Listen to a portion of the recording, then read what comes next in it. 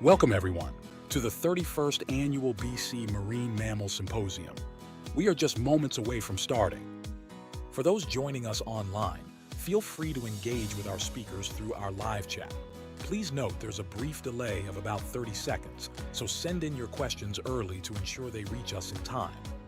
Live broadcasts can be unpredictable, and we appreciate your patience if we encounter any technical issues. To our guests here with us in the lecture theater, please find your seats and set your cell phones to silent mode if you haven't already. We welcome your questions for our speakers, but we kindly ask that you keep them concise to help us stick to our schedule. If you wish to delve deeper into any topics, our speakers will be available during the breaks for further discussion. Thank you for being a part of the 31st Annual BC Marine Mammal Symposium. We're thrilled to have you with us, and we hope you enjoy the event.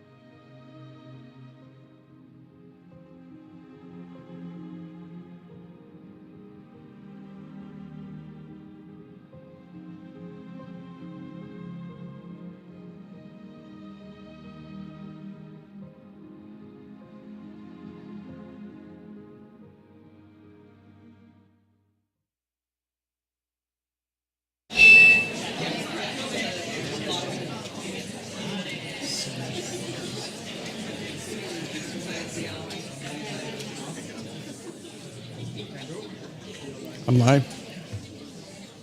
Good morning, everyone. Do I have audio? You can hear me? Very good. Welcome, everybody, to the 31st Annual BC Marine Mammal Symposium. For those online, welcome. We are live from the University of British Columbia, located on the traditional, ancestral, and unceded territories of the Musqueam people.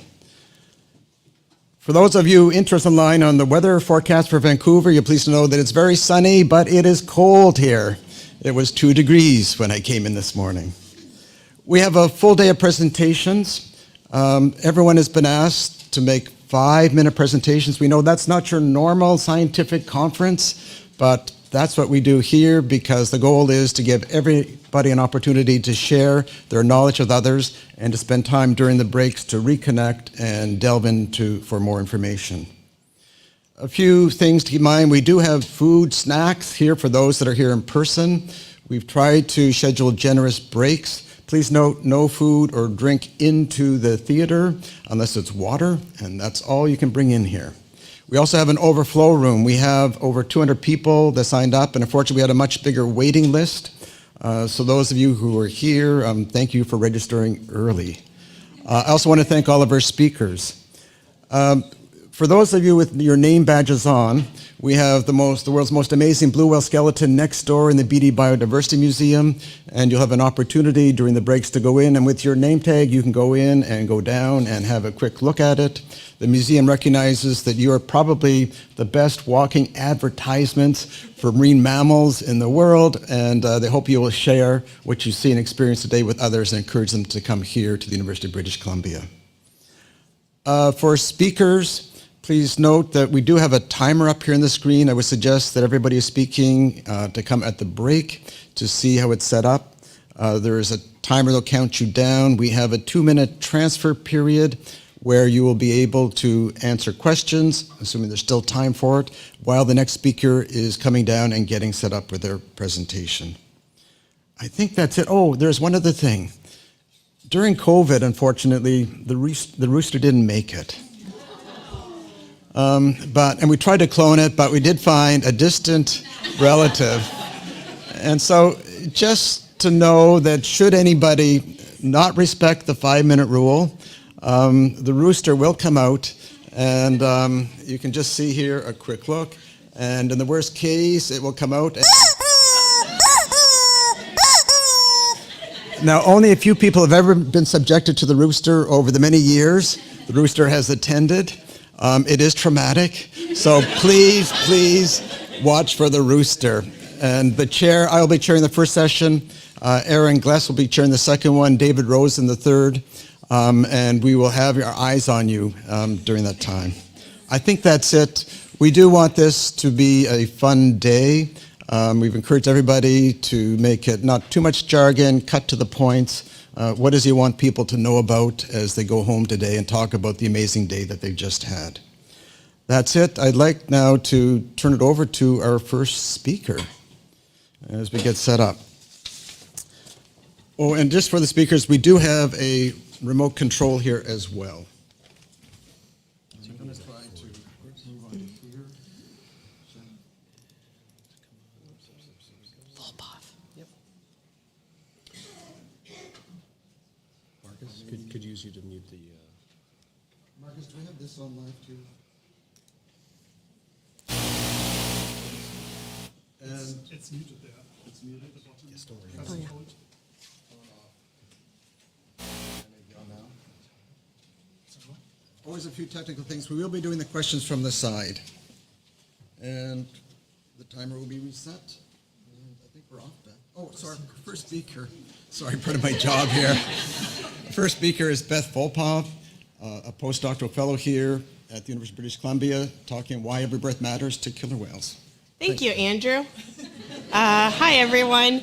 Today I'm going to be talking about a project where we are using blows or breaths from killer whales to investigate the energy requirements for these animals overall. The project I'm chatting with you about today is definitely a collaborative effort. I'd like to thank all my co-authors listed below, as well as those that contributed to data collection, many of you in the audience today as well. So what's the problem overall? We want to know energy expenditure, or you can think of this as metabolic rate. because ultimately all activities an animal does requires balancing the behavioral and physiological demands of energetic supply and demand. This is actually really important, but the problem is we can't measure metabolic rate directly in the field on a free-ranging animal. More specifically, the problem is we want activity-specific metabolic rate. Why? Whales, for example, use a different amount of energy per activity. All of you sitting here in the theater are using less energy resting than you would be if you were running to the grocery store to get food.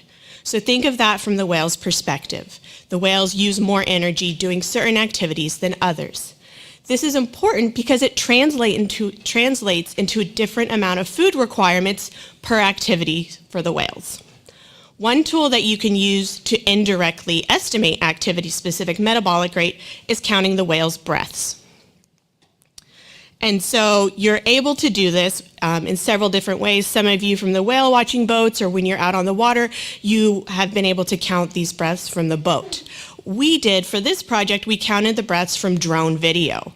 So the drones videotaped the animals from above as they were diving. And we classified the animals' behaviors from the drone video into resting, traveling, or foraging. And what's really cool about killer whales is actually for almost all of their behaviors, they only breathe once every time they surface in between dives. And this is important because it allows us to count the total number of surface intervals as a proxy for total number of breaths. In this species, there's a one-to-one relationship between surface intervals and breathing. And this is really cool because now all you need is a time depth recorder to count their breaths instead of actually observing all of the breaths from your boat.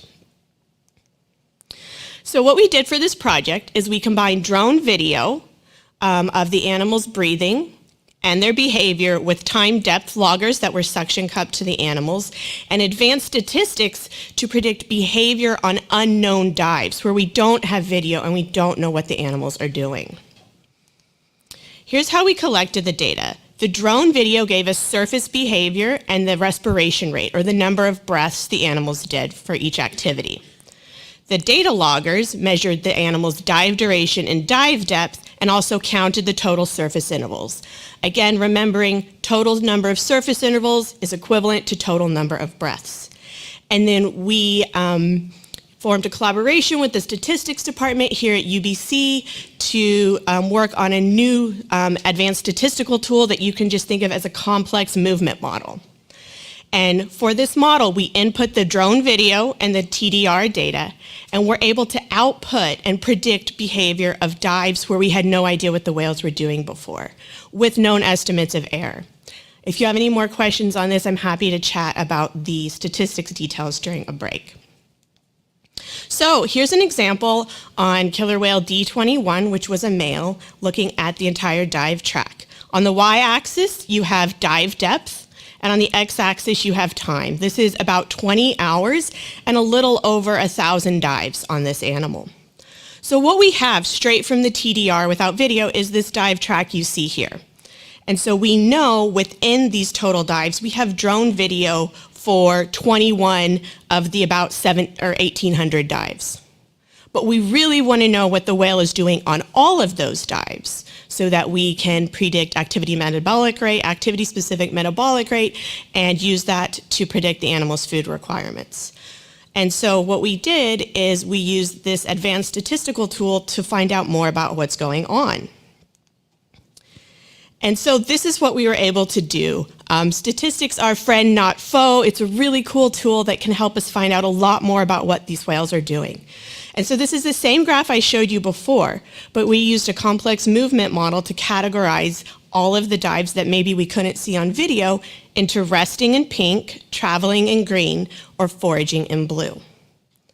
And so this is actually really cool because now, instead of just having known behavior on 21 dives, we're able to quantify this for all 1,800 dives for this whale overall. Why does this matter? Why does every breath matter to killer whales? So this new method is really cool because we're able to predict breathing rate on unobserved dives where we didn't have video with known estimates of error. These are predictions, but we're able to tell you how sure we are, is this animal resting or foraging? Again, keeping in mind the whales use different amounts of energy per activity, and this is going to feed into bioenergetic models like the talk coming up after me. So these breaths are able to be used to indirectly predict metabolic rate as well, and this process of combining video or boat observations, data loggers, and advanced statistical models can be applied to other species where you're only able to sample sort of a subsample of all of their dives, but you really want everything looking at it overall.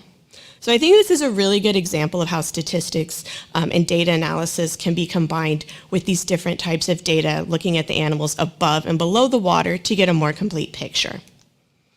I'd like to thank everybody that helped collect the data as well as our collaborators for this paper, and I'm happy to answer any questions. Thank you.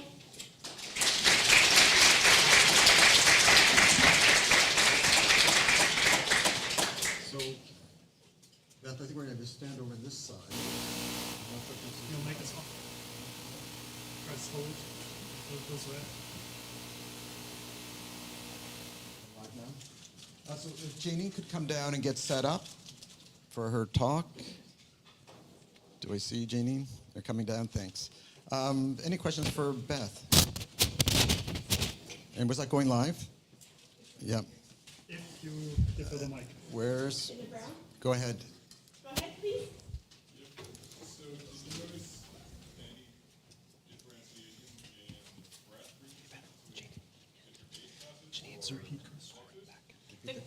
The question is, do I notice any difference in respiration rate or breath frequency by age classes and sex?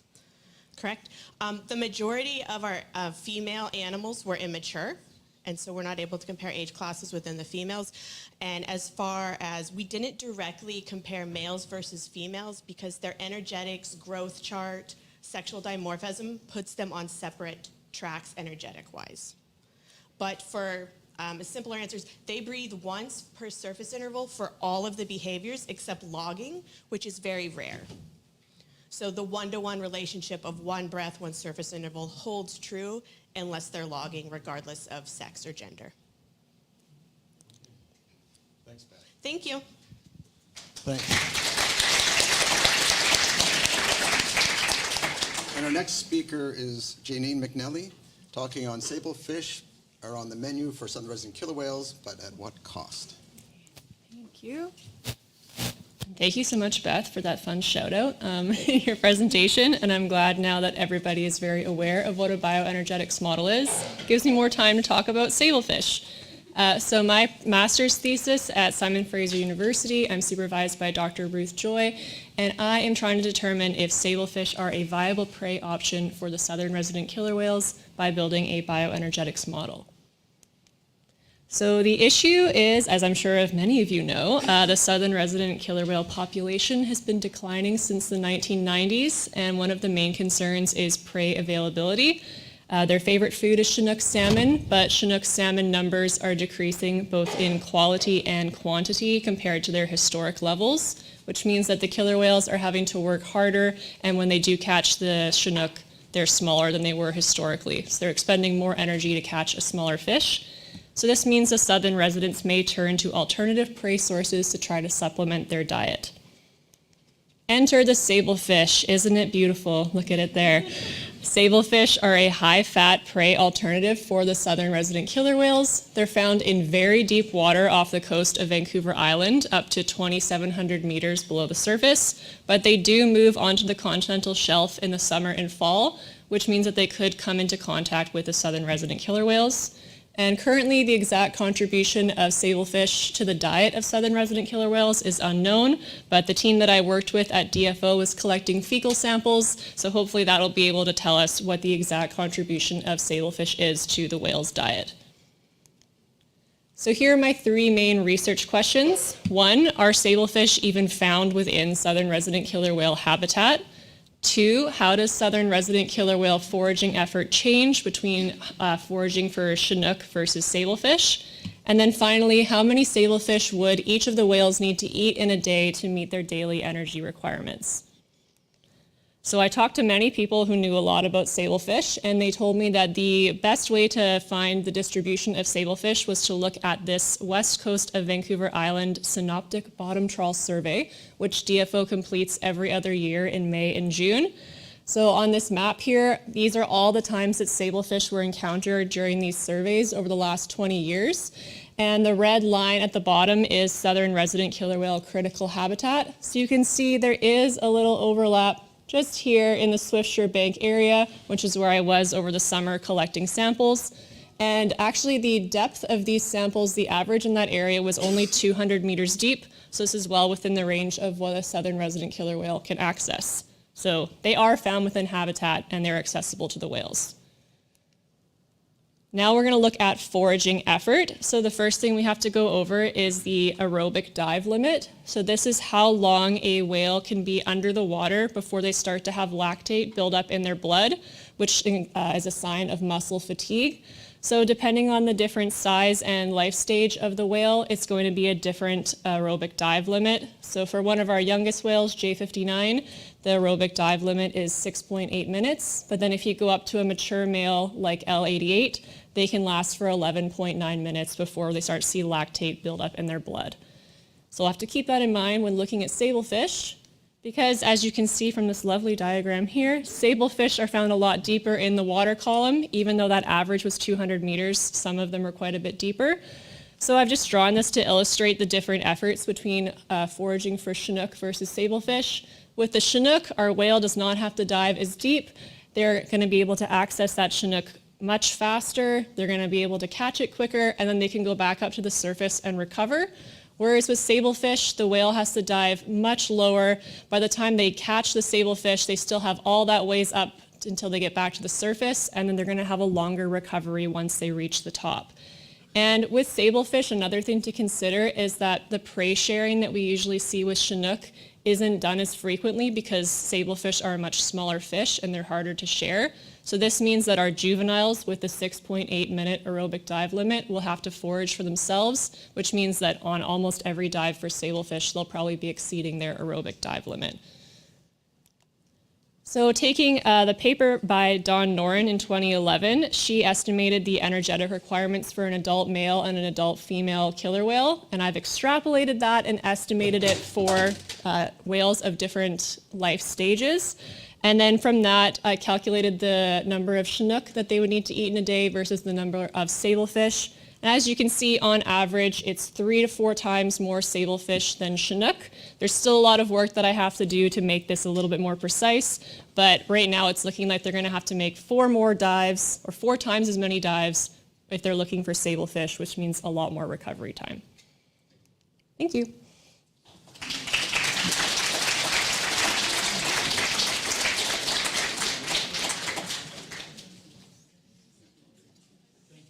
Do you have any questions? Go ahead. Yeah, just wondering, with sablefish kind of distribution in that broader range, are they as sort of like clumped as Chinook are, like moving in like kind of defined kind of channels between islands, or are they quite distributed? Okay, so the question was whether sablefish move like Chinook when they're going through these distinct channels, or if they're more broadly distributed. I would say the answer is, honestly, we don't really know. There's not a lot of information available on sablefish because they live so deep in the ocean. From what I understand, they're just very spread out. There's not a lot of movement throughout their life. They stay in one area for most of their life. But yeah, as far as how they move like together, I'm not really sure on the answer to that, unfortunately. One last question up here. I was just wondering if you could clarify if this was just for summer diet, because we know that they're elsewhere and that there is depredation sometimes happening on sablefish lines, especially in winter and early spring months as well. Yeah, there's a question of whether it's just for their summer diet. So far, the data that I have is just for their diet in May and June. I'm hoping to be able to make that go further in the year, but yeah, currently it's just the summer diet. Okay. Thank you so much.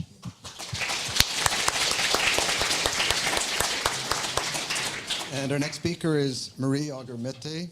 Understanding whale distribution using data collected on whale watch boats requires search effort information.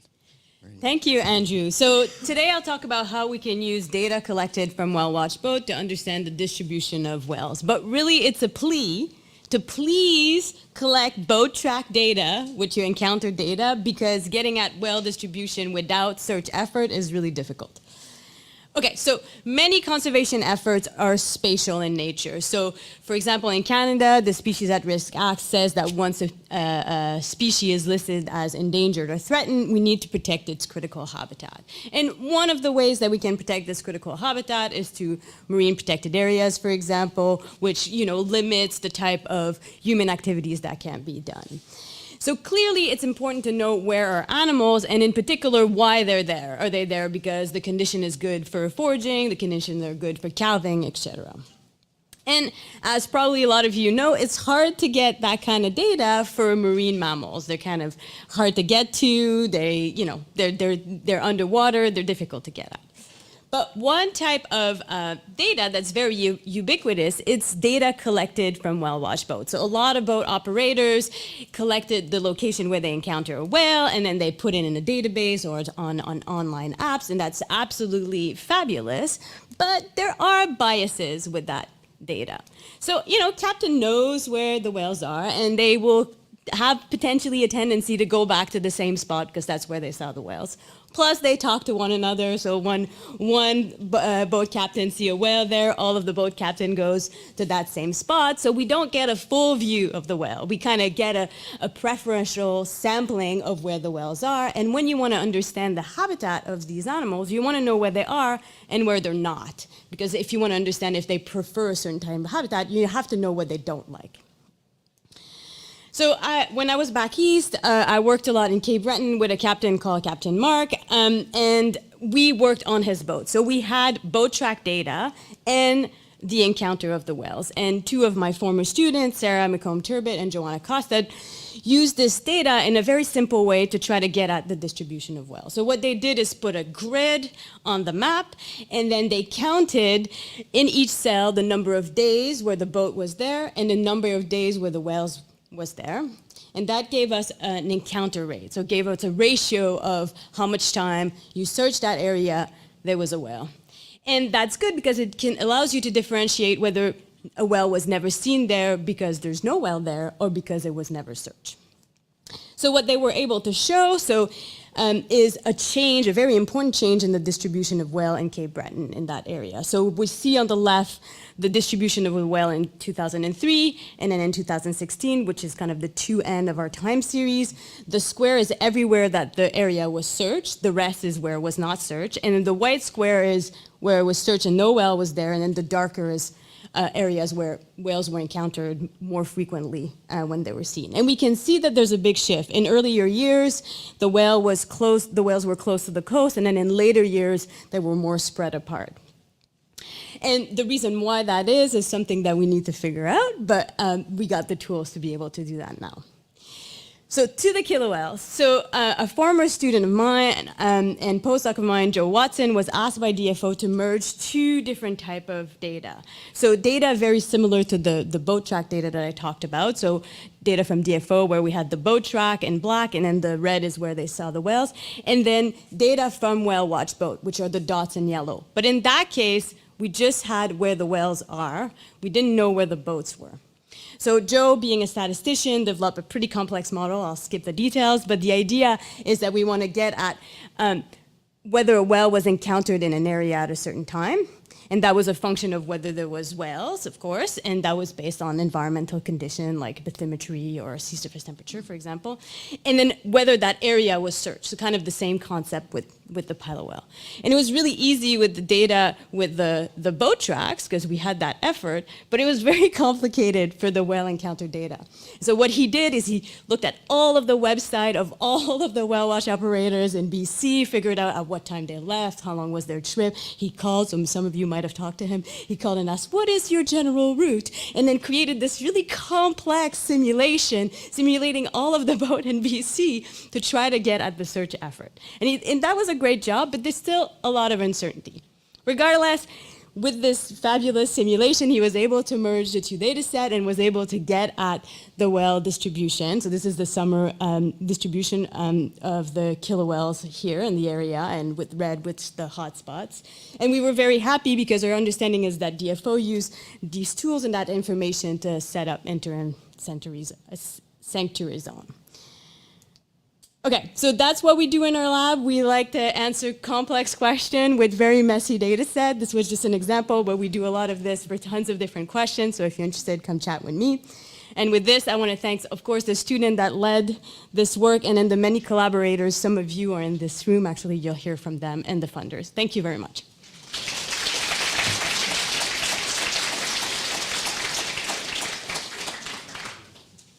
Any questions for Marie?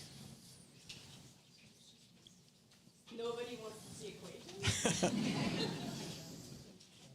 you want to talk about anything you're currently working on? Your top marine mammal on your list? My top. Well, so I work on narwhals a lot these days, and so one of the big questions that we're having is that in the area where the narwhals are, there's a big iron mine that has started where the shipping traffic is quite intense, and we're interested in how they react to the boat traffic. Okay. Thanks, Marie.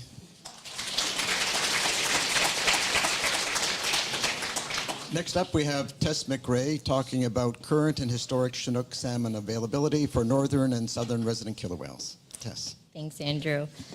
Hi, everyone. I'm a master's student with the Marine Mammal Research Unit, and yeah, today I'll be presenting to you my thesis topic. So, as many of us already know, both southern and northern resident killer whales preferably feed on Chinook salmon.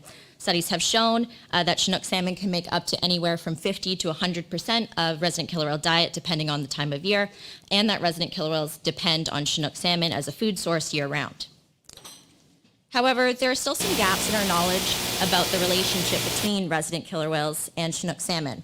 For one, we know very little about how much Chinook salmon is available to resident killer whales within their seasonal habitats. And this is especially true for their winter and spring habitats. We also know very little about how much Chinook salmon was available to Chinook salmon in the past. And when I'm talking about the past, I'm talking about the 1800s.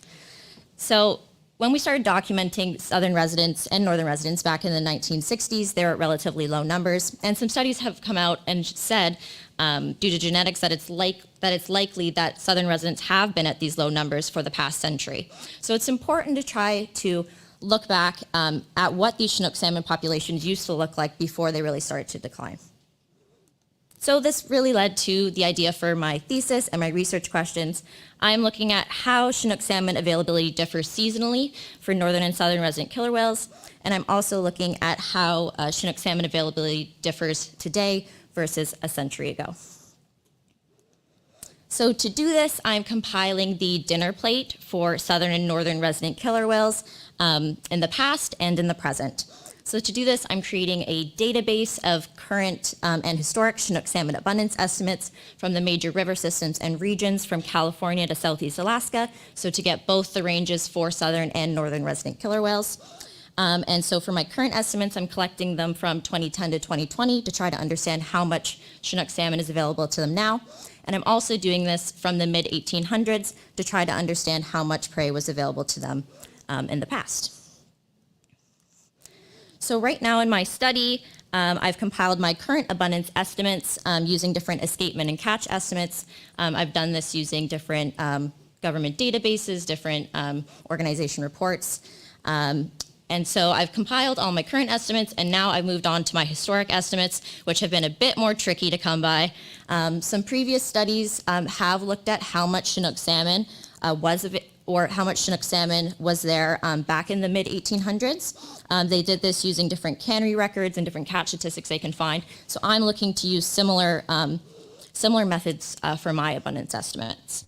And once I have my current and historic estimates all collected, I will be taking these estimates and comparing them between southern and northern resident killer whales seasonally and as well as over time. So although I don't have any data to present to you guys today, I do have some key takeaways as a marine mammal scientist trying to understand salmon. And what I can tell you is that it is very, very complex. In BC alone, we have over 900 Chinook salmon stocks that are migrating through our waters. And all of these Chinook salmon stocks can have different migration patterns. They can have different run timings for when they return to their natal spawning rivers. They can, the number of fish returning to each river can differ from year to year, and the size of the Chinook salmon can differ. So it's really important to try to weave through this complexity and understand how it affects resident killer whales, because many of these Chinook salmon stocks are in some state of decline. So we're hoping that this study will sort of shed some light on which areas southern resident killer whales may be prey limited, and also which specific Chinook salmon stocks are of importance for southern and northern resident killer whales. Thank you, and I'm happy to answer any questions you have.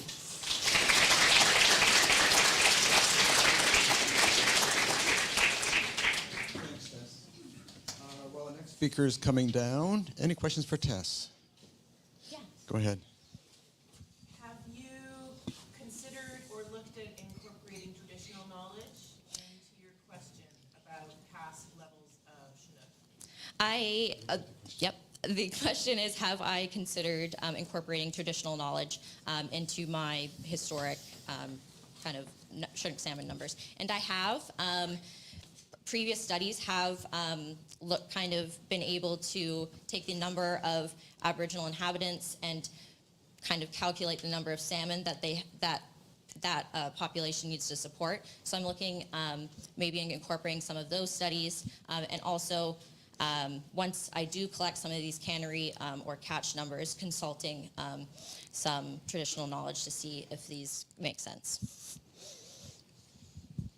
Tess, historically, I've read that at one point over half of all the Chinook salmon in the North Pacific used to come from California and Oregon. What happened to them? Well, thanks, Andrew. Basically, there used to be a lot of Chinook salmon down in California. They used to have a huge spring run. They also have a winter run. But basically what happened is all the Europeans moved in. They started mining, damming, logging, basically started altering the habitat and aggressively fishing for these canneries, and it really destroyed the Chinook salmon populations down there. Thanks, Tess. Thank you.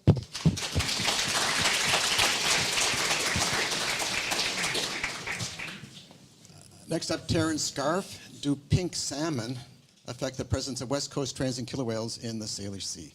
Thank you. I guess we have all these marine mammal scientists just moving into salmon today. So like Andrew said, my name's Terrence Scarf. I'm a master's student here at UBC in the Marine Mammal Research Unit, and I'm going to be talking to you today about transient killer whales. So if any of you have been to the symposium in past years, you may remember that my master's research project is looking at the abundance and distribution of transient killer whales in BC waters. So while they range from California to southeastern Alaska, my research project is only looking at a very small portion of this range, the inside waters of Vancouver Island, which is the area enclosed within that yellow circle on the map on the screen. Throughout the past several decades, transient killer whale, also known as Bigg's killer whales population, and their presence in this area has significantly increased. And all of these factors kind of led me to the question of really how important are the inside waters of Vancouver Island to the transient killer whale population. So to answer this, I collected sighting reports from 2016 to 2022 from various resources, and I then consolidated all of those sightings into occurrences. So if there were repeat sightings of the same group within one day, that would count as only one single occurrence. While my master's project as a whole looks at the inside waters, for my talk today, I'm only going to be focusing on data collected in the southern portion, the Salish Sea, which is in red, and includes the Strait of Georgia, the Strait of Juan de Fuca, and Puget Sound. So some preliminary results looking at the total number of occurrences or transient killer whale sightings in the Salish Sea from 2016 to 2022. There's about on average 600 occurrences per year. However, I do want to note that for 2021 and 2022, the numbers on the screen there are only from one data set. So the total number of occurrences are actually most likely higher than what I've shown here. Looking at the total number of occurrences monthly, we see that in the Salish Sea, transients start kind of increasing in the area in March, continue increasing through summer months, and then decrease in October. However, one thing that really stood out to me looking at this was July. Why do we have a dip happening in July? And there's such a large variability between all of the years. So I broke this down a little bit further and realized that there was an odd versus even year pattern happening. So looking at transient occurrences in odd years, we see that the occurrences increase in June and stay high through July, August, September. When we compare this to transient occurrences in even years, this is where we're seeing the drop in occurrences. Particularly in July. So in odd years, we're having over 100 transient occurrences in that month. In even years, we have just over 50 occurrences. So I looked at this a little bit further, looking at, is there just maybe fewer boats on the water? What's happening? So I compared it to the number of individuals present. Again, in odd years, we have stable numbers through summer months. And again, in July, we see that slight dip in even years of the number of individuals coming to the area. So this is what led me to the question of why. Why are we seeing this different in transient number of occurrences and the number of individuals coming to the area in July of odd versus even years? And so one of my main ideas was it could be potentially related to pink salmon. So pink salmon have a 2-year life cycle, meaning that they return to their natal rivers after 2 years out at the ocean, and they do have an odd versus even pattern. So in odd years, pink salmon will spawn in southern BC. This is when we're seeing that high number of occurrences and number of transient individuals in the Salish Sea, and we do have approximately 7 million pink salmon returning in an influx at one time during those odd years. In even years, this is when pink salmon will return to their natal rivers in northern BC and all the way up north towards Alaska. This is when we're seeing that drop in occurrences and number of individual present, and there's negligible numbers of individual pink salmon being recorded coming back to the Salish Sea. So one of my hypotheses is that because we have this influx of pink salmon in either the north or the south, this could be creating a large aggregation of pinnipeds and small cetaceans that are already in the area. We have so many pink salmon coming in that all of them crowd to one area, and it acts as a type of buffet for the transients. It's easy pickings, essentially. Second hypothesis is that there could be certain types of marine mammals, like Pacific white-sided dolphins, who follow the Pacific salmon run in these odd and even years and target the pink salmon in particular, and the transients may have caught on to this and will follow them as well.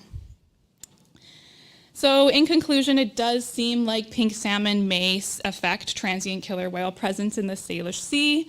But again, this is something that just came up through analysis, and I honestly don't really know a lot about pink salmon, so I'm very curious to hear other ideas. So from whale watchers and people who are out on the water, have you seen similar patterns in odd versus even years, particularly in July?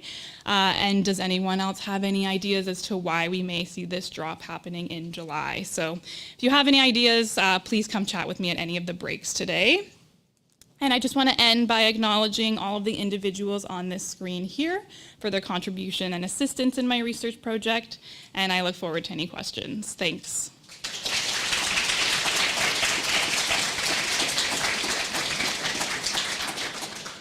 Thanks, Darren. Do you have any questions? Go ahead. I'm just wondering, for when you see the drop from like 100 to 50 average sightings of transients, are those sightings also happening in different parts of the Salish Sea, or is it just exactly the same areas, just half the ocean this amount? So the question is, is the drop happening throughout the Salish Sea, or is it just specific areas? That's a good question. For my data, it's just kind of compiled into Salish Sea specifically. So I haven't broken it down and looked at those patterns in the smaller, like Strait of Georgia, Strait of Juan de Fuca, and Puget Sound, but have not done that yet. Yeah. Any other questions? Okay.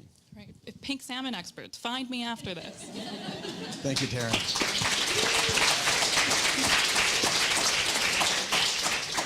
And next up, we have Josh McInnes talking about Oregon Coast Killer Whale Monitoring Program. Thank you, Andrew. My name is Josh. I am a graduate student here at the University of British Columbia. My research has been a little bit of a larger spatial scale. I'm looking at the presence of killer whales, and specifically transient killer whales in the California current ecosystem.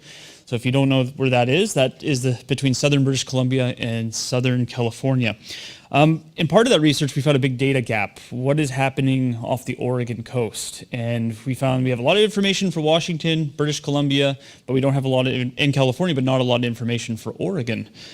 So in 2020, we developed a project where it was basically an initial census to try to go down and figure out what the historical information is, plus the current information on killer whales. So first, it was a baseline census to study killer whales off the Oregon coast. These are our goals, our objectives, to provide information on the ecology, behavior, and habitat requirements of transient killer whales within this region, and to provide a reliable network for reporting southern resident killer whale sightings, and also reaching out with the community and working to build an initiative and project down there. So far, though, it's been pretty amazing. We set up a social media group that's now over 10,000 members that are all Oregon locals. And we have volunteers now that up and down the coast have been reporting lots of sightings. We're collaborating with a lot of different groups like the Oregon Coast Aquarium and Oregon State University. And we've been able to compile quite a bit of data. So currently, from 2008 to 2021, we've been able to record 222 distinct killer whale observations with 118 photo identified.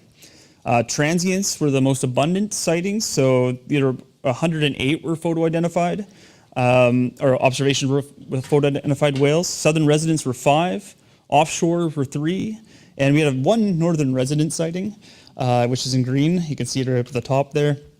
An oceanic sighting, and probable transient sightings, which were 104, which we couldn't ID all individuals in the group. What we're seeing, though, is that, and this is through the same effort from local sightings through whale watchers and the public, is that most encounters with transient killer whales seem to appear in the springtime. And these are groups that we believe appear during the harbor seal pupping season. We have a total of 102 photo-identified transient killer whales and 23 different matrilines. What's really interesting was what we discovered with Oregon is that the potentially different groups kind of come down from British Columbia. We see there. We also see groups from California, seems to be, and also from offshore that seem to mix and associate in this area. And we've observed prey species like harbor seals, stellar sea lions, California sea lions, harbor porpoise, and gray whales. And what's really interesting is gray whales. The last couple of years, we've had numerous sightings of killer whales attacking gray whales off the coast, 4 last year. Here's some footage from the Cape Perpetua Marine Reserve where a group of transients had killed a gray whale calf, and then the day before they killed another one, and then the next day they drove a mother and a calf onto the beach. Here's one of the calves that was our collaborators at the Oregon Coast Aquarium were able to photograph. We also have a Cuvier's beaked whale dorsal fin that was taken off. I apologize for these gruesome photos. That was found on the beach by James Rice, who's the OSU stranding coordinator. And through our sightings network down there, we've been able to build a great relationship with fishermen. And this is also the first entanglement of a killer whale that occurred off the Oregon coast. And through a collaboration with them, we were able to track the movements of the drifting carcass from northern Oregon to southern Oregon, and able to get a tissue sample to find out that it was actually a transient killer whale that was dead. It was actually enwrapped in a crab trap. Our future endeavors, though, since this is a pretty new initiative, next year we're starting up a dedicated land survey effort with a couple different organizations where we'll be working on along the coasts, trying to collect more information, and also boat surveys as well. We'll be doing focal follows and behavioral studies. I'd like to thank my colleagues, though. There's a lot of people that are involved, especially NOAA Fisheries, the Oregon State University, Cape Perpetua, the Oregon Ghost Aquarium, Seaside Aquarium, and Oregon Shores Conservation Coalition. And thank you.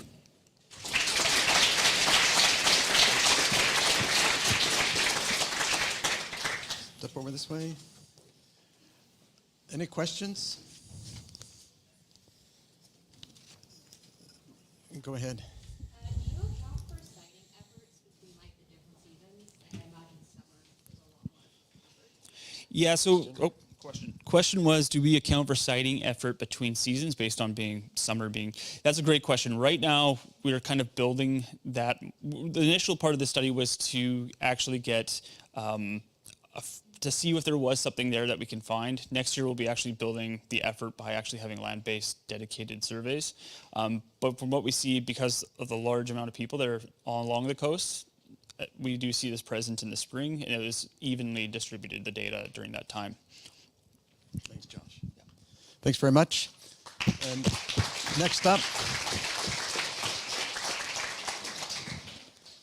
we have Juan Jose Alava talking about oil-contaminated killer whales in BC.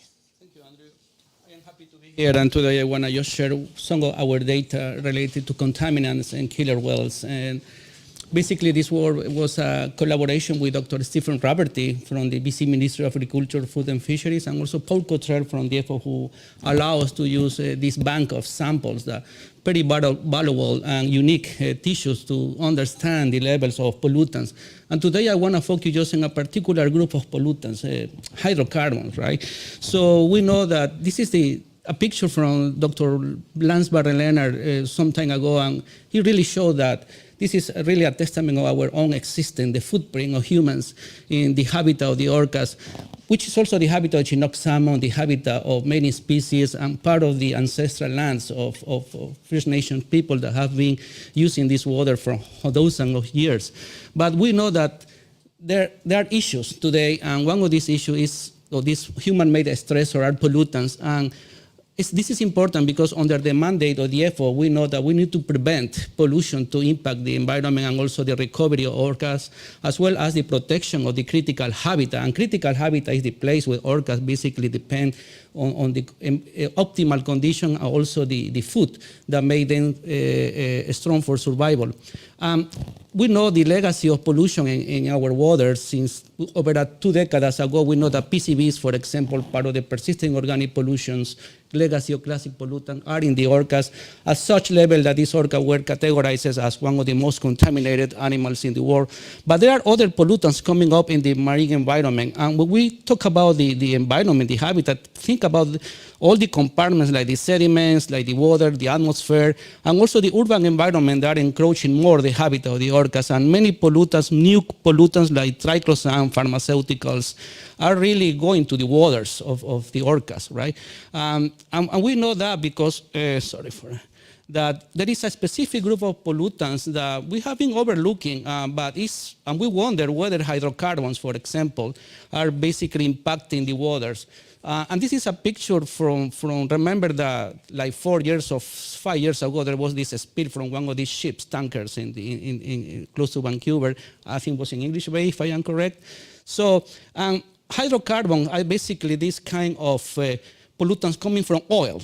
That's the truth. And some of them are also natural occurring, like coming from the earth crust and also from wildfires.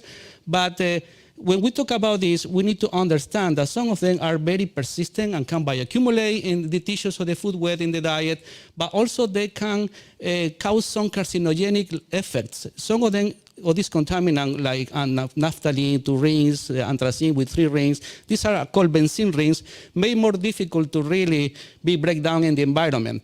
And some of them, when enter the organism, the tissue, there are some enzymes that are able really to break down, like benzo A-pyrene, but this derivative product actually is more toxic than the parental compound at some level that can cause some DNA adducts eDNA adducts in the cells. That's a primer for carcinogenesis. We look, for example, at the St. Lawrence belugas. We know that there are some kind of cancer like adenocarcinoma in the GI tract. So we wonder about whether these pollutants like petrogenic or pyrogenic are affecting our orcas. So we did a kind of study to understand, for example, in several individuals that were collected in our waters with the effort of the FO, basically 6 big killer whales and 6 other residents to try to elucidate what kind of contaminants are in the orcas. And that includes like J32 and J32 fetus. Here, apology for the insensitive photos, and also L90, Luna. Remember Luna, L98 was a little male that was around human environments and also remote areas. She's also part, she was basically killed by a propelled impact in 2006, if I remember correctly. So this is the jumping into the results. We can see here, for example, the distribution of all these 38 contaminants out of 76 hydrocarbons that were analyzed, and we see that basically there are a couple of, or 3 of them that are basically exhibiting the highest concentration, and these are basically low molecular weight contaminant, right? And the total average concentration basically is about 1,800 levels in the orcas. And here is just to show you the maternal transfer. We can see, for example, that these 3 first, like fluorine, then the benzothiophene and naphthalene, are making basically more than 90% of all the proportion from the mother to the fetus. This is a high proportion of transfer for this cocktail of contaminant in the fetus of J32. We have a pair. So, and also we try to explore the sources of these pollutants, as we thought, we said at the beginning, whether they are coming from petrogenic or oil basically sources, or whether they are coming from pyrogenic, using some ratio like low molecular weight to the high molecular weight. If this ratio low molecular weight to high molecular weight is higher than 1, it's petrogenic. If lower than 1, it's pyrogenic, coming from, for example, combustion of biomass. So, and we found this basically that most of the contaminant high molecular weight. It means they are more petrogenic versus the pyrogenic. And that happened basically across all the samples, right? Even bigs and also southern residents. To illustrate this better, these are a cross plotting. It's like a little puzzle that we can play around. But basically what it shows here is that most of the southern residents are more related to a petrogenic sources of contaminant, because the ratios are lower than 0.4, for example, for the horizontal axis for fluorine to fluorine pyrene. This is a ratio of isomers of hydrocarbon that can indicate basically whether it's more petrogenic, pyrogenic. The blue dots are basically the southern resident, and the green dots are these big killer whales. And we can see basically the differentiation between these 2 different kind of sources of pollutant. So maternal transfer is real for this contaminant. The littles in J32 was able to transfer a lot of this contaminant to the fetus. And we know that this has implications for the population. There is a high rate of mortality, 50% mortality, and the failure pregnancy rate is close to 70% actually. So at the end of the day, the implication of this work is to provide science to inform policy and make changes in the environment. Thank you. Whoa.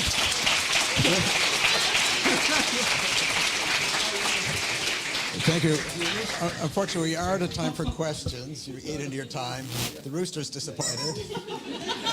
But please come up, Toma. So please catch Juan Jose at the break, and he'll be down here in front. Thank you, Juan Jose. This here? Yeah, that's right. And next up, we have Toma Doniel Velcroz talking about patterns of winter occurrence of 3 sympatric killer whale populations off BC. Thank you, Andrew. And good morning. Yeah, I kind of switched my title a little bit. It was going to be updates from DFO plural, but I realized I only had time to focus on one. So I decided it would be nice to showcase a paper that we published this summer with collaborators from 2 programs, 2 research programs at DFO, some of which are in a room right now. And I thought it would be nice to explain it to a broader audience, basically. And what Motivated this is, no, that was one too many. What motivated this is that, as we've heard before, there's some gaps in knowledge on the winter use of the area of the Salish Sea in particular by southern resident killer whales and other populations as well. If you think of some of the plots that we saw in the talks, for instance, in Terran's talk, you will remember that there wasn't a lot of sightings in the Salish Sea in the winter, and that's presumably because there's a lot less effort, but that doesn't mean they're not there. Similarly, for northern residents, we know their population has changed its distribution patterns in recent years, probably because of their growing numbers, and we don't really know how that has affected the use of the Salish Sea. But most importantly, this study was motivated by gaps in knowledge, as I said, for southern resident, important habitat. So what we did is we used some passive acoustics monitoring devices, but we deployed them in the northern Salish Sea and the northern Strait of Georgia, really, and we wanted to cover several sites. So instead of just putting one or two sites, we decided to deploy them over 5 sites over 3 winters. And so the first thing that we noticed and we were curious about, and you can see in the plot on the right where each color is a different time period or year, is that we were curious to see how much was gained, how much information was gained by having more than one site. And so you can see for southern residents in the middle, adding sites to the first one didn't make a huge difference. Maybe because they were using all the sites, or maybe because they were using only one site. But for other species, other ecotypes or populations, sorry, we gained information by adding additional sites. And we were curious about their habitat use, first, how much it varied across years and also across months. So if I start with the plot on the left, where each color is a different population, big killer whales, southern resident killer whales, and northern resident killer whales, you can see the first thing is that we detected each of those populations in each of the years, especially southern resident killer whales and big killer whales. You can also see that there's variability across years, especially for bigs, where the 2 last years in the study, we had a lot more detection days per unit effort. So basically, the axis, the y-axis means for instance, we detected them 20% of the days that we were listening. And then if you use the seasonal distribution, you can see that most of the populations were there in almost all the month of the winter, especially the big killer whales. For the southern residents, we did detect all 3 pods, but J pod was the most prevalent. It was there but twice as often as the other 2 pods. And for the northern residents, all of the detections were made of only just 1 pod, which is A05, which interestingly has been known to frequent the northern Strait of Georgia for over 50 years. Well, not necessarily the same whales, but members of that pod. And then I'm going to cut through the jargon, as Andrew said earlier, but we were interested in residency. And so for this, we realized it's difficult to estimate the duration of a killer whale encounter on an acoustic monitoring site, because you can just you hear when they're there or not, but you don't know if it's the same group that have how long they've been spending in the area. So we took a page from the methods that are usually used for social analysis, and we basically looked at if you hear whales, then what is the probability you're still hearing them after a certain time, an hour later, 2 hours later, or longer time lags. And what you see is it diminishes, but at some point it stabilizes, because presumably when some groups have left, and other groups have come in the area. And by fitting models to these, we basically we're able to estimate what we call the mean residency time in the area. So it's a data-driven technique, and I'm not going to spend time on the details. But if you look at the left part of the slide, so we first looked at the local scale. And local scale means a single site, if you listen only on the single site. And then you can see that this is an example for southern residents, the average time that we're spending around that site was a few hours. But then we wanted to take a look at the regional scale, which is, even if you lose them on one recorder, are they still around, and can you hear them on another recorder? And that's what I call the regional scale on the right side. And then suddenly those mean residency times are measured in days. So that gave us a very nice sense of how the whales are using, the different ecotypes or populations are using the area, and showing the importance of the area if they're going to spend a few days in the northern Strait of Georgia. So in conclusion, we found that all three populations use the northern Strait of Georgia in winter, especially so the big scale whales and the southern residents. And as I said, JPOD also has been documented too in that area for a long, long time. So this really corroborates what other sources of data and historical sources of data have been showing us. We believe this is linked to the winter presence of Chinook salmon in the area for the resident ecotype. And for the big scale whales, there's been big increases in the seal and sea lion populations in abundance, especially in the northern Strait of Georgia, and they have access to several haulouts there that are predictable and probably good places to hunt. It's also interesting that the only dial pattern that we found in the data was for big scale whales with more nighttime detection for that ecotype. It doesn't mean that they're not there in the day. It just means that they're more vocally active. But that does matches what we know about their hunting behavior, which seems to be sometimes more prevalent at dawn and dusk. And finally, I think some of the interesting parts of that paper is it shows the advantages of using multiple PAM sites in an array, basically, to characterize the regional use. And if anybody's curious about our data-driven method to estimate the duration of acoustic encounters, I can talk to them later. Thank you.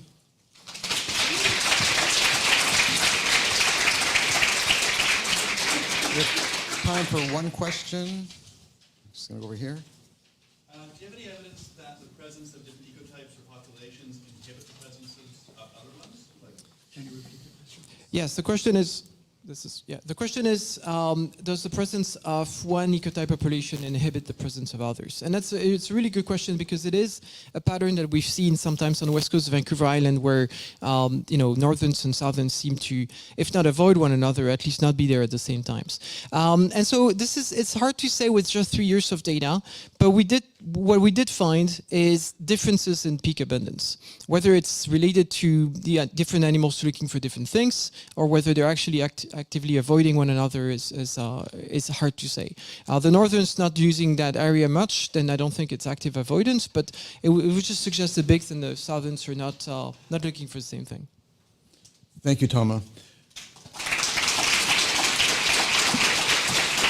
So that wraps up our first morning session. I want to thank all of our speakers for respecting the rooster. And I would also like to ask that all the speakers come down front so people who want to ask more about pink salmon, Chinook, whatever, you can find the speaker easily, so please come down to front. Note that we're going to start at the top of the hour, exactly an hour. We're talking about otters, seals, sea lions. You don't want to miss it. We'll see you back here at the top of the hour.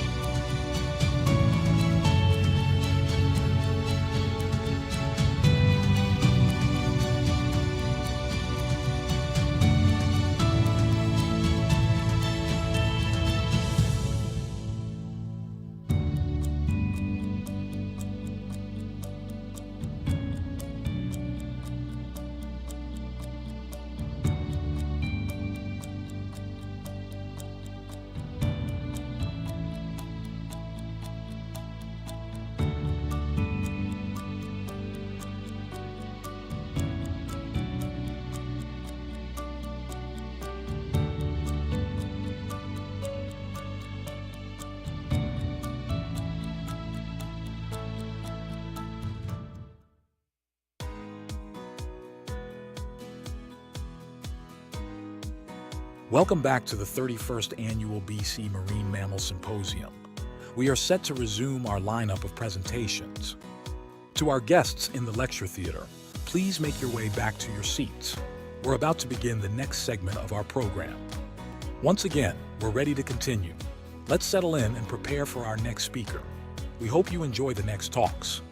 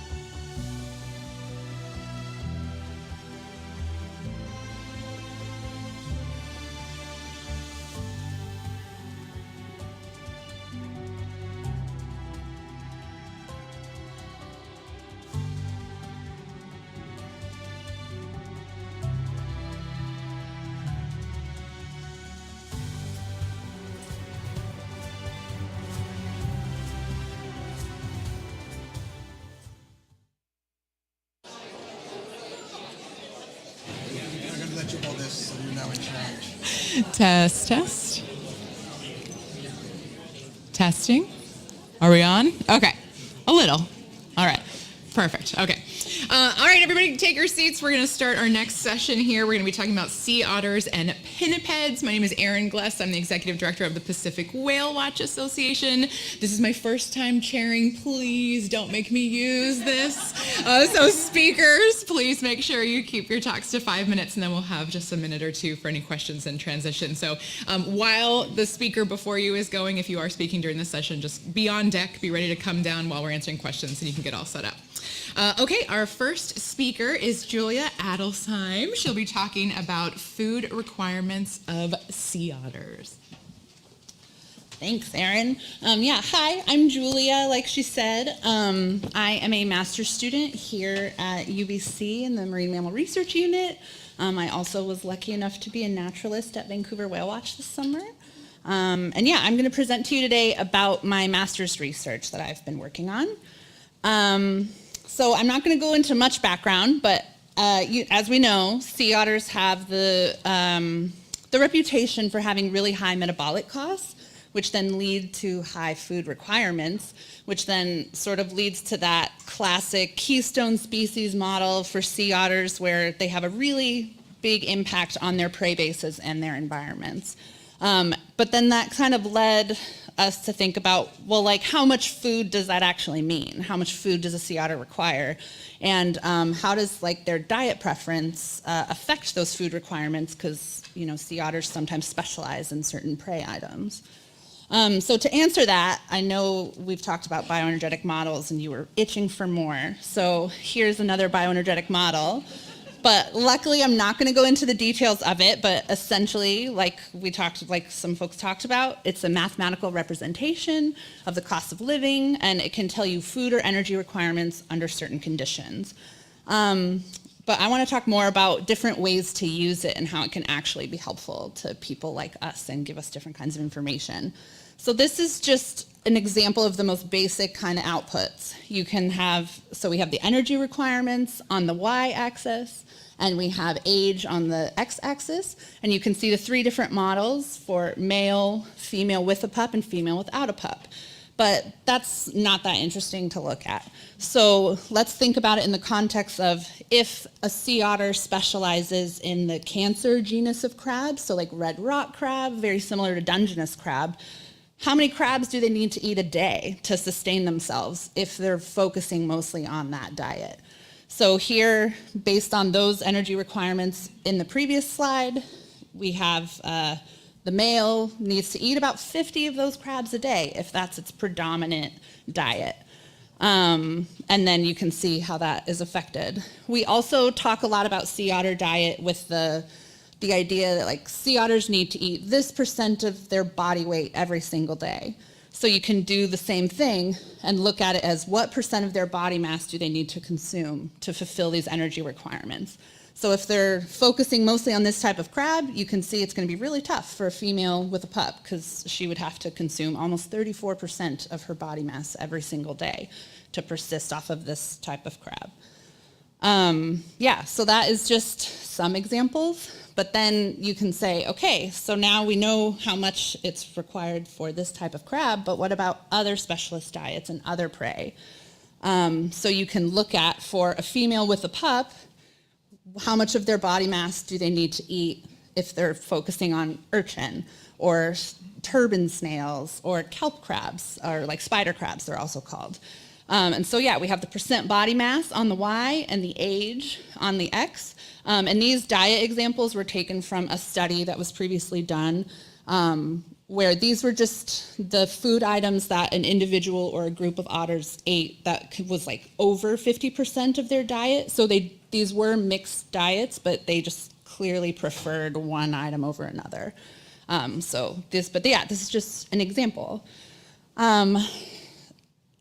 So it's kind of interesting to look at. Like, I always think of sea otters eating urchin, and that is a lot of their body mass to eat an urchin.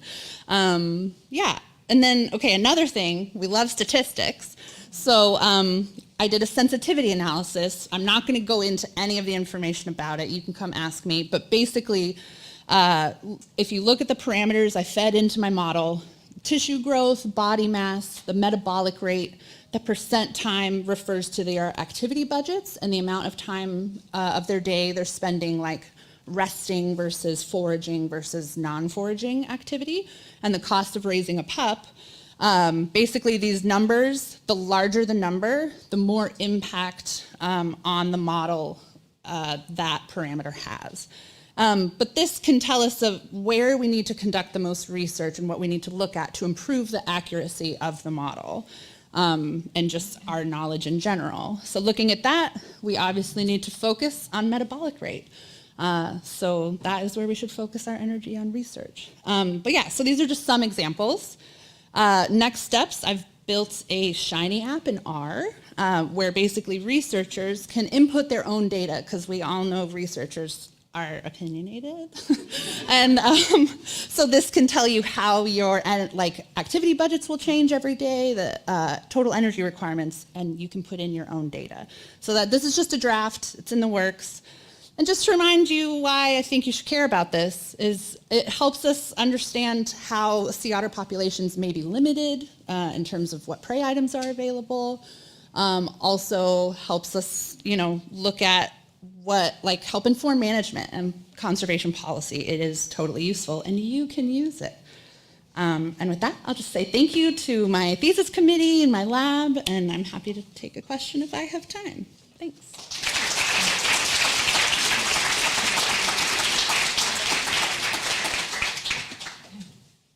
I was curious, do you think there's a way to also include the cost of foraging? I think we have Janice today that showed that it's not just the caloric content, it's also how easy it is to go get the prey. Yeah.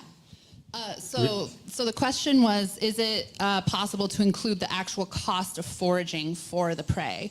And yes, I didn't have time to talk about it, but that actually is included. So all of those dietary things, that the cost of actually handling and foraging for those prey are included in that. But yeah, I can eventually, when I write my thesis, I will, which I'm totally doing. It'll be in there, but that is a whole thing we accounted for separate from the base model that I built. So yeah, thank you. All right, thank you very much, Julia.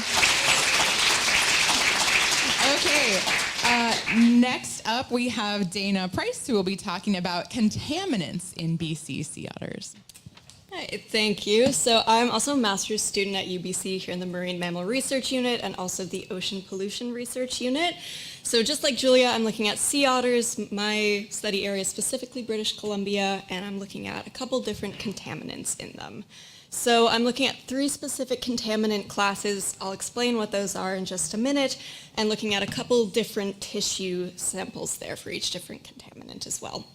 So I'm working with the government that when marine mammals are found dead, they go and figure out sort of what happened and why they've passed away and take a bunch of samples for a bunch of research, and luckily I have access to some of those. So the otters that I'm looking at have already been found dead along the BC coast.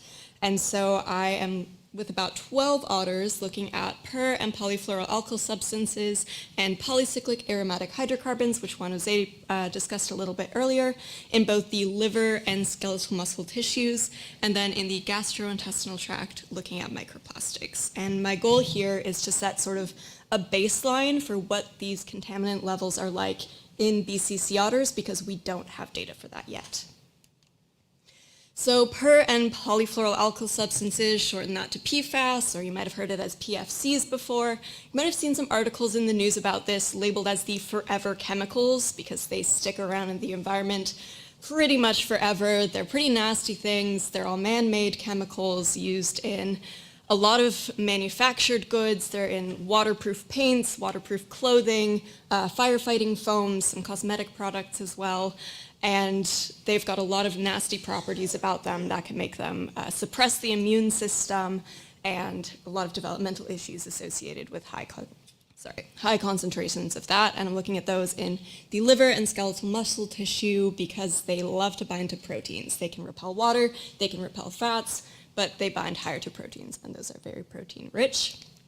Similarly, in both the liver and skeletal muscles, looking at those PAHs as well, and as Juan Jose explained, they can be sort of petrogenic and pyrogenic, so sources for that are going to be things like incomplete combustion, forest fires burning fossil fuels, and then also the oils as well. And so just to contextualize PAHs, if you're ever told when you're a little like, oh, don't eat the burnt parts of meat because it's going to give you cancer, that's in reference to the PAHs, that incomplete combustion, because PAHs are quite carcinogenic as well. Microplastics, you're probably all familiar with those. A lot of talk about that lately, but the technical definition is just a plastic particle that's under 5 millimeters in length. Lots of different sources for that. It can be a primary microplastic, something that's from the plastic production process that's getting out into the environment, but a lot of it is from the breakdown of plastic, so it can be from the wear of tires on roads, or you can get fibers from clothing, or things in cosmetic products as well, little micro beads. And so I'm looking at that in the gastrointestinal tract because that's the main intake into their bodies through their diet. And something super fun / not so fun, kind of scary, is that all 3 of these contaminants are kind of interconnected because plastics can absorb and they can also leach all the different chemicals into the environment and also into an animal if they're in their GI tract. So why sea otters? We care about all animals, we care about all marine mammals. Why bother sea otters? I'm sure a lot of you are aware of their past where they were sort of hunted out of the area, but now they're making a comeback. And as Julia explained just before me, that they eat a whole lot of food. So they have a whole lot of potential exposure to any sort of contaminant in their food. And we know there's a lot of contaminants that are in their known food sources. So they're eating a whole lot of things that have a lot of the contaminants in them as well. And sea otters in general are a great study animal when you're looking at contaminants because they live a long time and they don't really move that much. It's really hard to identify sources of contaminant if you're looking at a whale that's migrating across the whole globe, but sea otters don't tend to move too much. They stay in place, and so you can get a lot of really valuable information from them. So I'm not going to get too much into results, but just to leave you guys with something, PFAS were present in all of the samples, as were PAHs, and I'm still working through the microplastics, but I have seen those so far. And just to circle back to why do we care, it not only tells us about potential health risks to the sea otters here, but it's also setting sort of a threshold for policy. So we know what the baseline is at now, then in future years, people can look at it again and then sort of see if different regulations were effective or if we need to be doing more. So got a lot of people to thank, everyone here at UBC, at the Center for Comparative Medicine, SGS Axis for their help with the analysis, and just everyone who's been involved, Stephen and Paul Cottrell with the government, without whom we wouldn't get the samples. And I'm happy to take any questions now.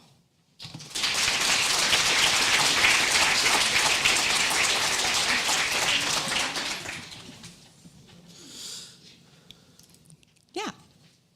The items you listed, is any one of them standard as being more of a prevalent cause? Okay, so the three that you listed, the three contaminants, is one of them more kind of the silver bullet as far as most popular for deaths that you're finding? So that's a great question and a bit of a complicated one because they sort of affect different aspects of their health. So if a sea otter dies of something like disease, if they have Toxoplasma gondii and that's what they've passed away from, well, PFAS are immune suppressing, so that sort of contributes and plays a role. And then there's the factor of, well, that might have been leached from the microplastics that they've consumed. So it's sort of layered, and obviously having a carcinogen of PAH is there as well. That also can cause cancer, but you don't know for sure that's what caused it. So it's a wonderful question, and I wish I knew the answer. Thank you. All right, next up we have Molly Cameron. Yeah, thanks, Dana.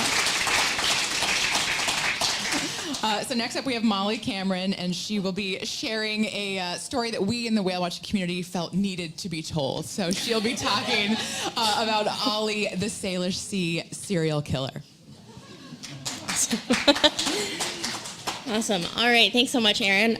So we're going to start at the scene of the crime here, which is Race Rock's Lighthouse and Ecological Reserve. All of the incidents that we've recorded have occurred there. We know that Ollie is a male because we've seen the goods. We don't really know how old he is, but we assume that he's around 11 and 12 or 12. He was first discovered in January of 2015, and due to his pretty blonde face, we assume that he was about 3 to 4 years old at that time. It's assumed based on behavior, location, and physical characteristics that it has been the same sea otter all along, but we can't, of course, say with 100% certainty. Since 2020, though, he's had a pretty distinct scar on his nose, so it makes him fairly easy to ID. The crime that he is accused of is serial ottercide, which is the murder and defiling of river otters. So the first known victim was in 2018, though there could have been earlier incidents that we may have missed. Since then, we've documented at least 20 cases of different victims over the years, but we believe that there more than likely have been many more. He's often observed in carrying the victims around like a teddy bear for days post-mortem. And he carries on as normal. He even eats when he has the victims, often draping them over his body. We've seen him lay them on nearby kelp while he dives, and it does not seem to slow him down while he's traveling. He'll even bring them up on shore, which is a behavior that we typically witness during the winter, just because the kelp has kind of died off, so he's more often on the rocks. We're not going to show the whole picture because it's pretty graphic, but most of the victims show visible signs of sexual trauma. We're not sure if this has happened before or after death. And what's the motive? Well, 2010 paper, detailed 19 incidents of at least 3 male sea otters having sexual encounters with young harbor seals in Monterey Bay, California between 2000 and 2002. In almost all of the cases observed, the interactions were fatal to the seals. The scientists believe that this was due to having too many males and not enough female sea otters in the area. Ollie doesn't have any female sea otters in the area, at least not in the immediate vicinity, so this may be his alternative. One female sea otter and her pup were observed in close proximity to Race Rocks this July, and there was concern of what may happen if Ollie crossed paths with them, but we'll never know. They were actually only seen once and then not observed again. And Ollie isn't alone. This behavior has been seen elsewhere in BC waters. It was earlier observed in the Johnstone Strait this summer. There was another case of similar behavior with one specific sea otter that was witnessed in Nootka Island in the early 2000s by some lighthouse operators up there. But all jokes aside, this seems to be pretty natural behavior. Even sea otters mating with other sea otters can be fatal, but we're lucky to have been able to observe this behavior so frequently over the years. So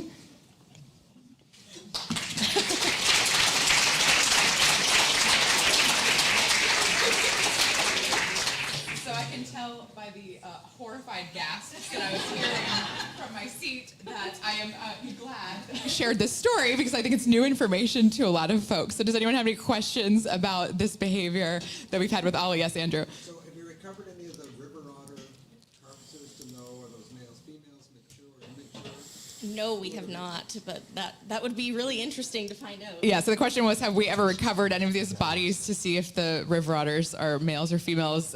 No, and actually I don't know if we're allowed to do that, Andrew, but as whale watchers, I think that we might not be able to do that. But yeah, like I said, we kind of censored one of those graphic images, but that one I think appeared to be a female, possibly, yeah, prior to being defiled. Yeah, question? Any feeding on the river otters?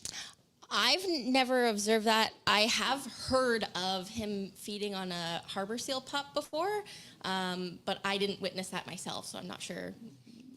I'm not 100% sure. Is Alexa here for our next speaker while I'm up here? Yeah, come on up and get set up. All right, and one more question, yeah? Just wondered if river otters live at race rocks or if those otters are being taken from main. All right, so where are these river otters coming from? Yeah, so we think that he's hunting along the shore of Vancouver Island. There have been sightings of river otters coming to Race Rocks on occasion, but usually when they're seen there, they're not seen again. So. All right, thank you very much, Molly, for sharing that gruesome tale. All right, so on to some more pleasant stuff, I think. Our next speaker is Alexa Aleka. She'll be talking about Moche marine mammals exploring pinniped remains as food and symbols on the north coast of Peru in the first millennium CE. Thanks. Thank you so much. My name is Alexa Aleka. I joined the Department of Anthropology this past year. I'm finishing my doctoral work just before that. So I'm really glad to join you today to share some of my findings in Moche context on the north coast of Peru within the first millennium CE, just to sort of shed some light on interactions between pinnipeds and humans in this phase, as well as some of the cultural significance of pinnipeds. So just to situate everyone, the Moche is a cultural phase that spans between about 100 to about 850, 900 CE on the north coast of Peru, of what is known as present-day Peru, between the Nepeña up into the Piura valleys, as you can see on the map here. This period of time is really important for changes in the way and the quality of material culture that people are producing, and you can see the extensive work that's been done on ceramic technologies and very finely crafted ceramic vessels. So that was kind of my initial entry point into this project. As an anthropological archaeologist that applies both material cultural evidence as well as archaeological techniques to understand the ways in which people are interacting with their environments. So I was really drawn into this specific material culture for the variability in animals depicted, and in particular pinnipeds, sea lions in particular, being depicted quite realistically. So you can see some of the examples here in interaction with human figures and specific examples of pinnipeds being used in ceremonial scenes, as you can see in the image in the top center. So I moved through reviewing the kind of broader iconographic record and then delved into more detail at a site that dates to the late Moche period, so between about 600 to about 850 CE. The site is called Huaca Colorada. It's found in the present-day valley known as the Jequetepeque region on the south side of the valley, and the site is important for, again, changes in sociopolitical interactions throughout this period and the diversity of species that are being used at the site. The quality of preservation is quite marked. You can can see both in the material culture depicting certain animal species, as well as the preservation of animal burials. In the center, you can see 3 camelid burials that are likely llamas. So this site was really important to explore these topics around human-animal interactions, and to my luck, the extensive use of various different species, and then to a smaller scale, specific use of pinnipeds. So this is specific material culture that's been found at the site, where you can see clearly indicated both in fine line and figurative form pinnipeds being depicted and used on particular material culture, specifically vessel handles, as well as on fine line jars. So I delved into to try to understand to what degree people were using pinnipeds at the site. So I undertook an archaeological analysis, drawing on the faunal remains that have been recovered from different excavation locations to understand the degree to which pinnipeds are being used. You can see in the general graphs that are shown here, pinnipeds don't form a large portion of the site, of the abundance of species at the site. They are under 10% of the abundance, but it does show, when you break down the data, the degree to which they're being used in specific ways. So this is just another iteration of that pattern, and you can see the llamas and alpacas, domesticated camelids are widely used, and then to a smaller degree, pinnipeds. Likely more often sea lions, but the potential at least for seals also being present. So my work looked at the broader skeletal distribution of the pinniped remains at the site, and I was able to track a common way in which the pinnipeds were being butchered, and at the site the communities living there were leaving behind oftentimes cranial elements, ribs, as well as extremities, so indicating a common way in which they were acquiring as well as butchering these animals. The age data that I was able to collect indicated that there was an overall focus on juvenile animals. This is likely related to the site being only about 12 kilometers away from the Pacific coast, and likely human communities stalking juvenile animals at rookeries while the females are away hunting for a day or two. There's also some really interesting examples of the ways in which pinniped remains can indicate how there might be non-discriminant and active interaction between human populations and these animals, and potentially instances that they might be being injured. One example that is displayed here indicates a specific bone deposition that's happening on the distal end of this extremity, which is showing that potentially an open wound closed for a long period of time, and potentially the wound being infected. Other lines of evidence that these data sets I was able to showcase was the ways in which butchery practices, again, are consistently impacting, as well as cooking practices, consistently impacting the extremities, as well as the distal and proximal ends of long bones. So again, roasting and other types of cooking activities were the main ways in which people were preparing pinniped remains for consumption, likely. Just to wrap up, this is just another reiteration of the way that understanding pinniped remains in archaeological context is really important, and again for various different species, but specifically with pinnipeds, and trying to creatively and actively connect that to the material culture for the societies in which they lived among. So this is just another broad showcasing of the material culture that does depict pinnipeds. And one really cool and interesting example is of a pinniped cranium that was found at the site of Wakakora at the base of a post hole that mirrors a lot of the ways in which pinniped heads are crafted at the ends of war clubs, as well as at the ends of posts. So the ways in which pinnipeds form not only important food sources for this period of time, at least subsidiary, but also symbolic, having symbolic importance. So I'd like to thank all of the directors and collaborators over the years, as well as UBC for making a new home for me here. So thank you for your attention. Oh man, thank you. Those are really interesting drawings. Any questions? Yeah.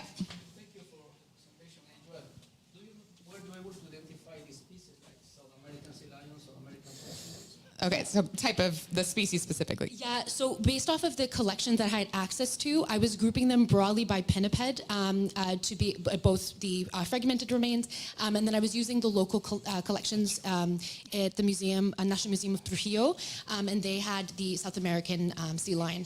And so that was where the majority of those specimens were coming from, and I didn't want to assume if I didn't have the reference collection. So there's the possibility of these other sea lions being present. I know with seals, their current range don't go as far far north, so it's the likelihood of the disarticulated and fragmented remains, a lot of them probably coming from sea lions as well.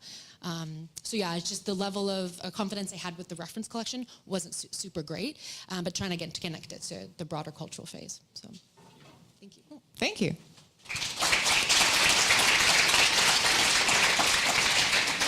All right, next up we have Kathleen Gill. She'll be talking about decoding open ocean navigation in southern elephant seals, insights from long distance movement patterns.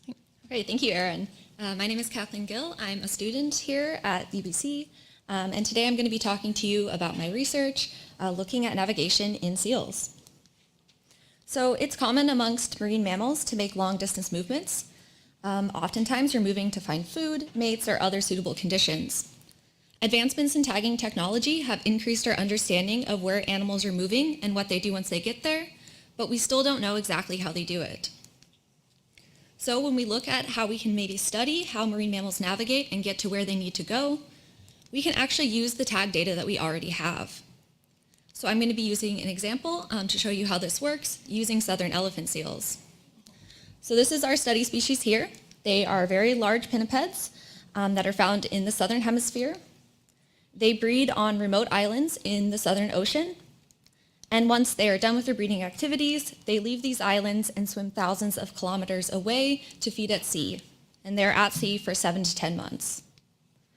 So actually plotting what tagging tracks look like, showing these movements, we have in this map, we have Antarctica in gray, and we have one of these remote breeding islands labeled with the yellow star.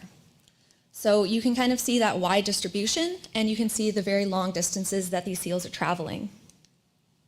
And specifically, these travel paths are very devoid of any landmarks. They also, because of their polar latitude, are experiencing very wide extremes in daylight throughout the year, and they also experience frequent inclement weather. However, despite this, all seals still find their way back to their breeding island successfully at the next breeding season.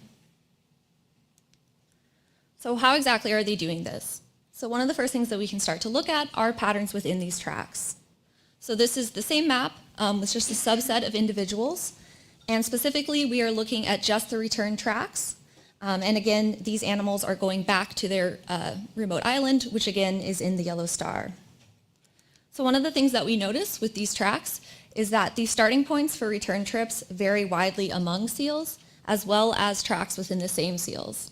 So individuals are not kind of returning along the same paths every single time they travel. We also find that seals return with a high degree of straightness. And at approximately 1,500 kilometers away from the island, seals are less than 30 degrees off from their target heading. So this means their movements are quite directed, and they seem to know exactly where they want to go, even from a far distance away. So how do these patterns lead into questions about navigation and what mechanisms they could be using? So the first mechanism that we wanted to explore was magnetism. And the reason for this is that many species of animals have been documented in the literature using the Earth's magnetic field and using this to navigate. So the thought process of this concept is similar to using a compass to orient yourself, except animals are doing it using the Earth's magnetic field. And there are 3 key parameters that make up this field: inclination, declination, and total intensity. And it's thought that animals use one or a combination of the 3 to be able to find out where they need to go. And one of the benefits to this is that since the magnetic field is everywhere, navigation can begin at any starting point. And specifically for our seals, we see that they are starting from a wide range of points, so this might be a mechanism that we want to explore.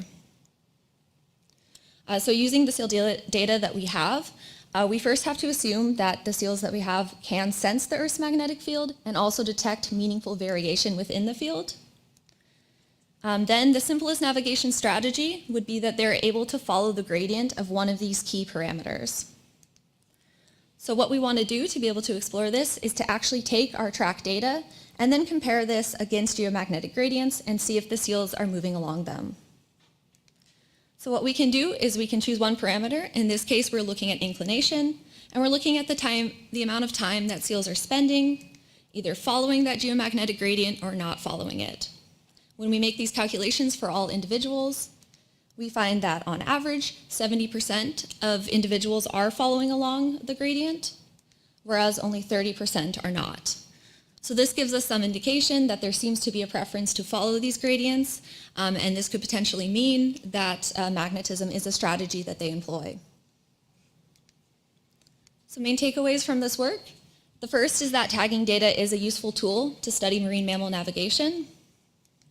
And specifically with southern elephant seals, we find that they are excellent navigators and they return home in a very directed manner. We also find that they seem to show a preference for following magnetic gradients, and this is something that should be further explored and examined. So thank you all for listening. I would like to thank the names and the organizations listed here, and if you'd like to learn more about magnetic navigation or other mechanisms not discussed here, please come see me. Thank you. All right. Thank you very much. Any questions for Kathleen? Yeah, in the back there.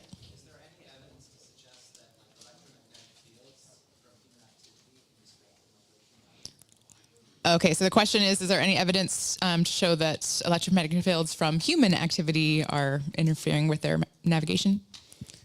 For seals, no, there's no evidence on that, but there has been some work that's been done on birds that has shown that.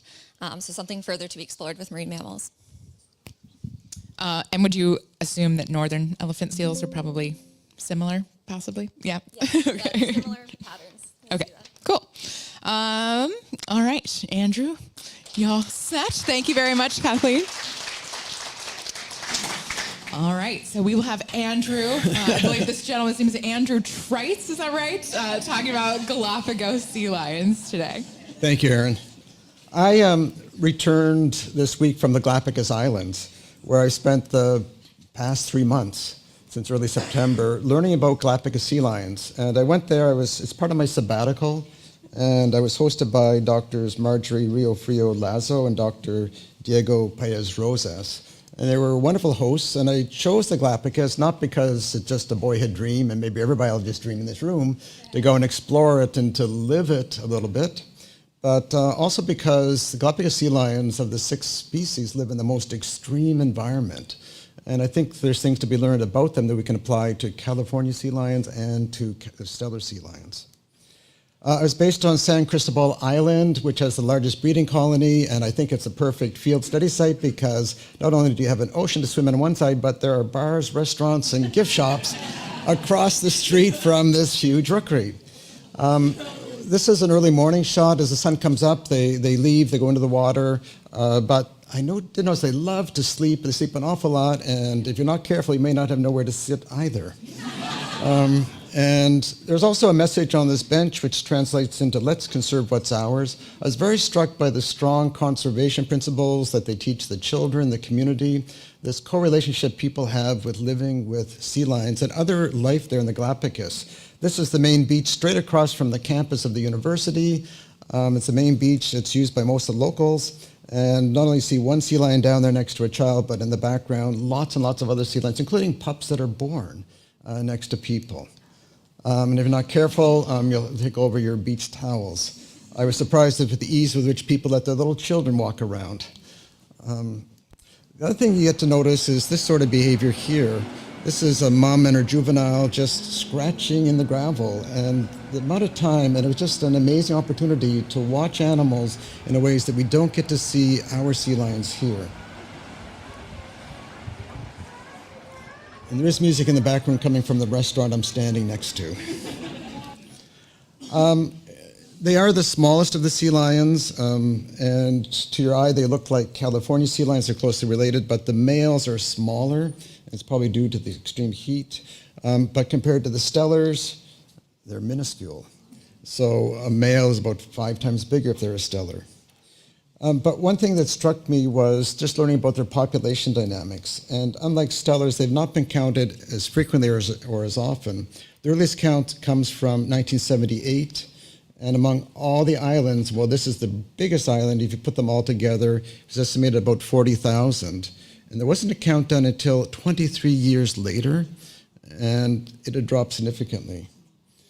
There are now more consistent counts here showing from 2014 to 2022.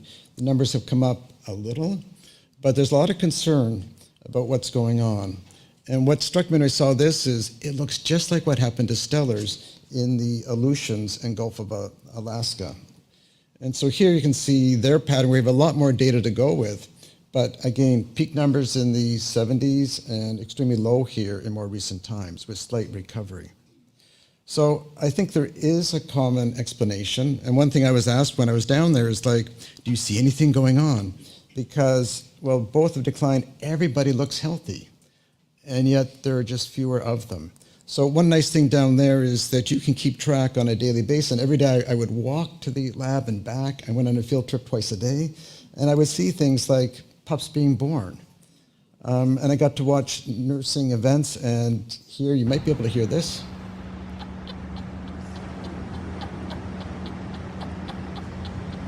And I'm right standing beside them. There we go. And there are 4 bottles here. What you might not pick up in this picture here, and here's where I think the common mechanism is. It's the reason why we don't see anybody in trouble, and the same with stellars, is that mums buffer it.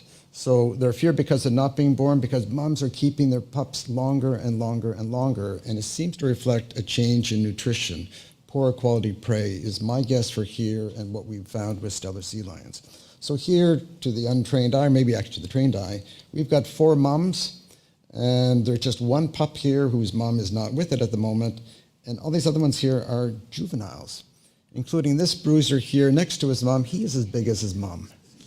It's an abusive relationship, unscientific, of course. So here in conclusion, I think that doing research, and I am interested in building collaborations with the Ecuadorians and the people from Galapagos going back, because I think we can gain insights from this such accessible, easy to study population, but it has bearing on the other 5 species. They all share this common thing of having this delayed age at weaning, and it does is one of these warning signs that if our sea lions get into trouble, we'd be the last to know, because mums can hide it, whether it's due to climate change or other effects.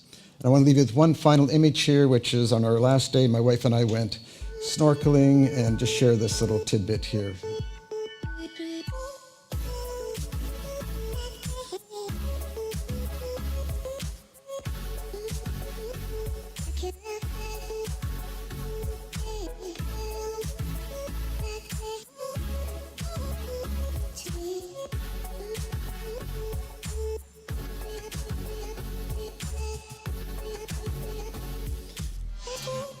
Quite a remarkable experience. Here's my contact if anyone would like to talk about sea lions or just the Galapagos. Gracias, thank you. Thank you very much. Yeah, thank you, and welcome back too. Quick question for Andrew, yeah. So the mechanism you're implying, wouldn't you see it in longer birthing intervals or calving intervals? That's what you would see, but it's a question of then monitoring and paying attention to that. So instead of just taking for granted this occurring, it's actually documenting, and here's a chance where you can get to know every animal. You can maybe put pit tags in and other things, so you can keep track and build up the most incredible life history, a database, and similar to what's been done with killer whales, for example.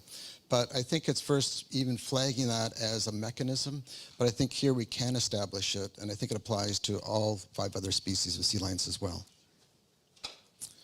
Yes? So here in the Salish Sea, we've had a couple of areas that we are starting to see more females nursing their pups, and I've noticed some larger pups nursing, maybe even juveniles. Are you interested in receiving those kinds of photos? It's interesting information. It's going to be part of a bigger database, and there's a big effort citing them, because once we know known ages and known individuals, but let's have a chat at the break. Thanks very much. Yeah. All right, thank you very much, Andrew.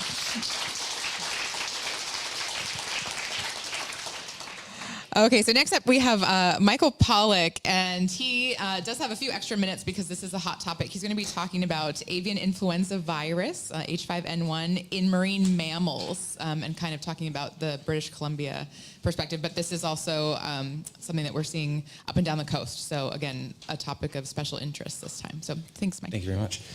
So yeah, this isn't my presentation. I'm presenting on behalf of Stephen Rafferty, and I was scheduled right after Andrew, so that's a lot of pressure. And the longest presentation. So, before I get into the meat of the presentation, just wanted to give a little background information for those who don't know too much about avian influenzas. So there are two main lineages of avian influenza which coincide with the major migration routes. So we have of wild birds. So we have the Eurasian lineage, and then we have the North American lineage. And so generally the virus kind of circulates within wild bird populations, and then we have spillover events into other species as the birds migrate. And so within the populations, we can have viral reassortments and such, and so that can create new subgroups of the virus, right? And so currently we're dealing with an H5N1 strain, right? And so what's unique about this particular subgroup is that not only is it a highly pathogenic subgroup, it's also rather persistent. So generally what happens is we have a seasonal outbreaks of a new subgroup, and then it fizzles away. This one's actually, it started, I think, in 2021, and it's being persistent, and so it's remained. And not only that, but it also shows a proclivity to affect a number of different species. And so there's the concern that it's going to, establish and cause havoc in a number of, vulnerable species and such. And so with that, I was just going to go over, so this is more of like a collaborative presentation, just showing the highlights of reported outbreaks and stuff. So starting with the Atlantic coast. So in 2022, in Maine, there was a mortality event involving 180 seals, mostly harbor and gray seals, between the months of June and July. And so they swabbed 33 of these seals and found 59% positive for highly pathogenic avian influenza, specifically H5N1 subgroup. And so they believe this was a spillover event from infected birds. And so if you look at the chart, kind of on the bottom right, you'll notice the, monthly mortality and stranding compared to the historical average. So in 2022, which is in orange, and then in blue is the historical average. So you can see that massive spike. And so, interestingly, we can do genetic sequencing on the isolates to kind of map out the transmission pattern. And so we identified two spillover events. So one was associated with eiders and gulls. So that would be in the light blue on the top, which spilled over into harbor seals. And then another spillover event from terns to harbor seals. So that would be the light green on the bottom. And so thus far, there's no genetic evidence to say that it's jumping from seal to seal. Always spillover from bird to marine mammal. As far as clinical signs and pathology, they had both respiratory and neurologic signs, which is more typical of the highly pathogenic subgroups. And so that was observed in the live seals that were infected. They also did pathological studies to see the lesions in the mortalities. And so respiratory lesions typically included necrotizing bronchiolitis and bronchitis, as well as a bronchointerstitial pneumonia, which is classic for influenza viruses. As for neurologic signs, or for neurologic lesions, meningeal congestion, so that would be just blood pooling kind of in the outer layers of the brain, and then inflammation of the outer layers of the brain and inflammation of the spinal cord. So here's a study from presumably Quebec. Mortalité estivale de phoques, pardon the French. So again, you see a massive spike in mortalities in 2022 in June and July compared to the historical average in light blue. And then, so when they actually mapped out the H5N1 detections in the stranded seals throughout the St. Lawrence, this is what we got. And so naturally, you're going to get an overrepresentation of areas that are easily accessible and with higher human presence, just because they find the carcasses to submit them. So don't pay attention to that. So then in Washington, there was also a very recent H5N1 outbreak. So that was in 2023 in northern Puget Sound. And so between the months of July and September, 16 harbor seals were found dead. They swabbed all 16 and found 31% were positive for highly pathogenic avian influenza. And they suspected this was another spillover event from terns and gulls, largely due to the fact that there was 1,500 dead birds littering the rookery. So one of the interesting things about this outbreak was they didn't find any live animals with clinical signs, just mortalities. So interestingly also, in addition to doing the swabs, they tested actual tissues, and they found that they had positive detections in brain tissue where the swabs were negative. And so that sort of shows the limitations of swabbing. You may not be getting the accurate representation of what's going on. So here's a map of reported cases of avian influenza in wild birds and wild mammals throughout the Fraser Valley. So you can see a fairly even distribution here. Fortunately, no marine mammal detections yet. So if we break down which species were most affected, so birds vastly overrepresented. So 94% of positive detections were in birds, 6% in mammals. Of the mammals, skunks were overrepresented for whatever reason. There's ongoing studies to figure out why. Most people avoid skunks, so it can't be a sampling bias. So as for the top 10 species of bird, you can see an overrepresentation of both waterfowl and shorebirds, though there are some raptors in there as well, which is interesting. So one that'll stick out is obviously the American crow. So this could be sampling bias, because obviously crows are in urban areas, so people are more likely to notice when a dead crow, lands on their yard. Also, there could be something to do with scavenging. Crows have a tendency to pick at dead bodies. If something recently died from avian influenza, that's another route of exposure. We did have an avian influenza detection in a harbor seal that stranded in 2021 on Canada Day. However, it was not H5N1. So a little bit of history. It was found in Tofino Beach, stranded. They were rushing it off to a rehabilitation center. It died en route. Postmortem exam, it was well conditioned, which means the virus hit it hard and fast, and so it didn't even have time to lose its body condition. Microscopically, they found classic lesions associated with influenza infections, so necrosis and inflammation of the airways and bronchointerstitial pneumonia, so deeper in the lungs. So on the right, you'll find a histological image of a section of the airways, and you'll notice there's a lot of gunk and gradu in the airways. So that's, anytime you get sick, you cough out that brownish phlegm, that's the dead cells that are sloughing off into your airways. The brown pigment that you see there is actually an immunohistochemical stain, which is specifically targeting viral particles, so just to highlight that the virus is there, and that's what's causing the lesion. And so laboratory findings. So once we sequenced it, we identified it as an H10N7, and interestingly, it is a cross between the North American and Eurasian lineage, right? And so this is similar to the H5N1 strain that we see right now, which is also a cross between the North American and Eurasian lineage. And it's believed, again, to be a spillover event from wild migratory birds. So the current status, other than the cluster of H5N1 that was identified in Washington State, we haven't had any marine mammal case detections in the area, including British Columbia. However, there are ongoing efforts to monitor dead and live stranded animals, particularly in rehabilitation centers, so Vancouver Aquarium is very important in that regard. We had recent submissions from 3 harbor seals that were found dead. In June of 2023, we sent them out for whole genome sequencing, but they were negative for H5. So with that, I would like to thank all the collaborators, so First Nations communities and stranding responders, Department of Fisheries and Oceans, Vancouver Aquarium, in particular Marty Helena, and the rehabilitation staff, led by Lindsay Ackerst, and the Animal Health Center. So if you have any questions, which I'm sure you have many.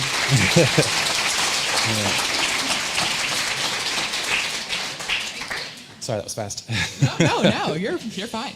I do have a question, and then it looks like we have others too. So I live near that Washington site, and I know there was a lot of concern because we had big killer whales hunting that same week right off of that island. And is there any concern about them consuming seals that are? That would be the main concern of the transients. So, obviously, environmental contamination. Like I said, most of the birds they concentrate on rookeries, and And so through defecation, et cetera, they can contaminate the environment as well as the water around it. From what I understand, the virus can actually survive like up to a week in the water.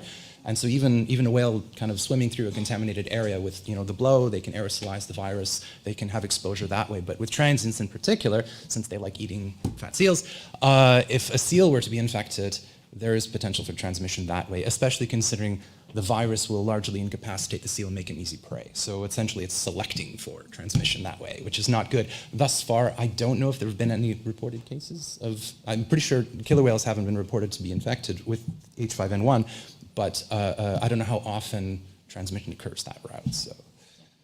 Yeah, okay. Yes, right here. I have a couple of questions. One is, how are we testing for these? Like, is it just generic influenza tests, or like? Yes, PCR testing. Okay, so.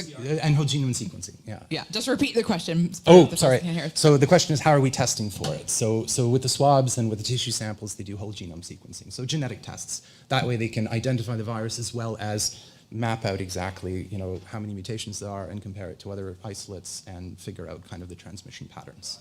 Yeah. A little follow-up there is like, you also mentioned there's no evidence of seal-to-seal transmission. How do you know? Well, that's the thing. There's no evidence of it, so we don't know. Right? It could be happening for sure, and it's known that mammals can transmit, though it's very inefficient, as far as I know, and so it generally fizzles out. And most of the transmissions have been from birds to mammals. But there is concern. So for example, I'm sure you guys have all heard of the mortality event in Chile, South America, with the South American sea lion. There was a mass mortality event involving, I think 3,500 of those. And so that is probably evidence, potentially, speculation, of marine mammal to marine mammal transmission. But I don't know how much of a risk that single event would pose to our marine mammals, because obviously they have their limited range. I don't see a caravan of South American sea lions migrating up here, so. Yeah, we'll let David set up, and then I think I see one more question if you want to come over here. Did I see your hands? No? Any more questions? Oh, yeah, go ahead, in the blue. Okay, so transmission from mom to pup. Oh, totally. I mean, if the mother's infected, then yes, it would be transmitted through, direct contact and such. So yes, that is a risk. Okay, and another quick question. Did I see a hand in the, white?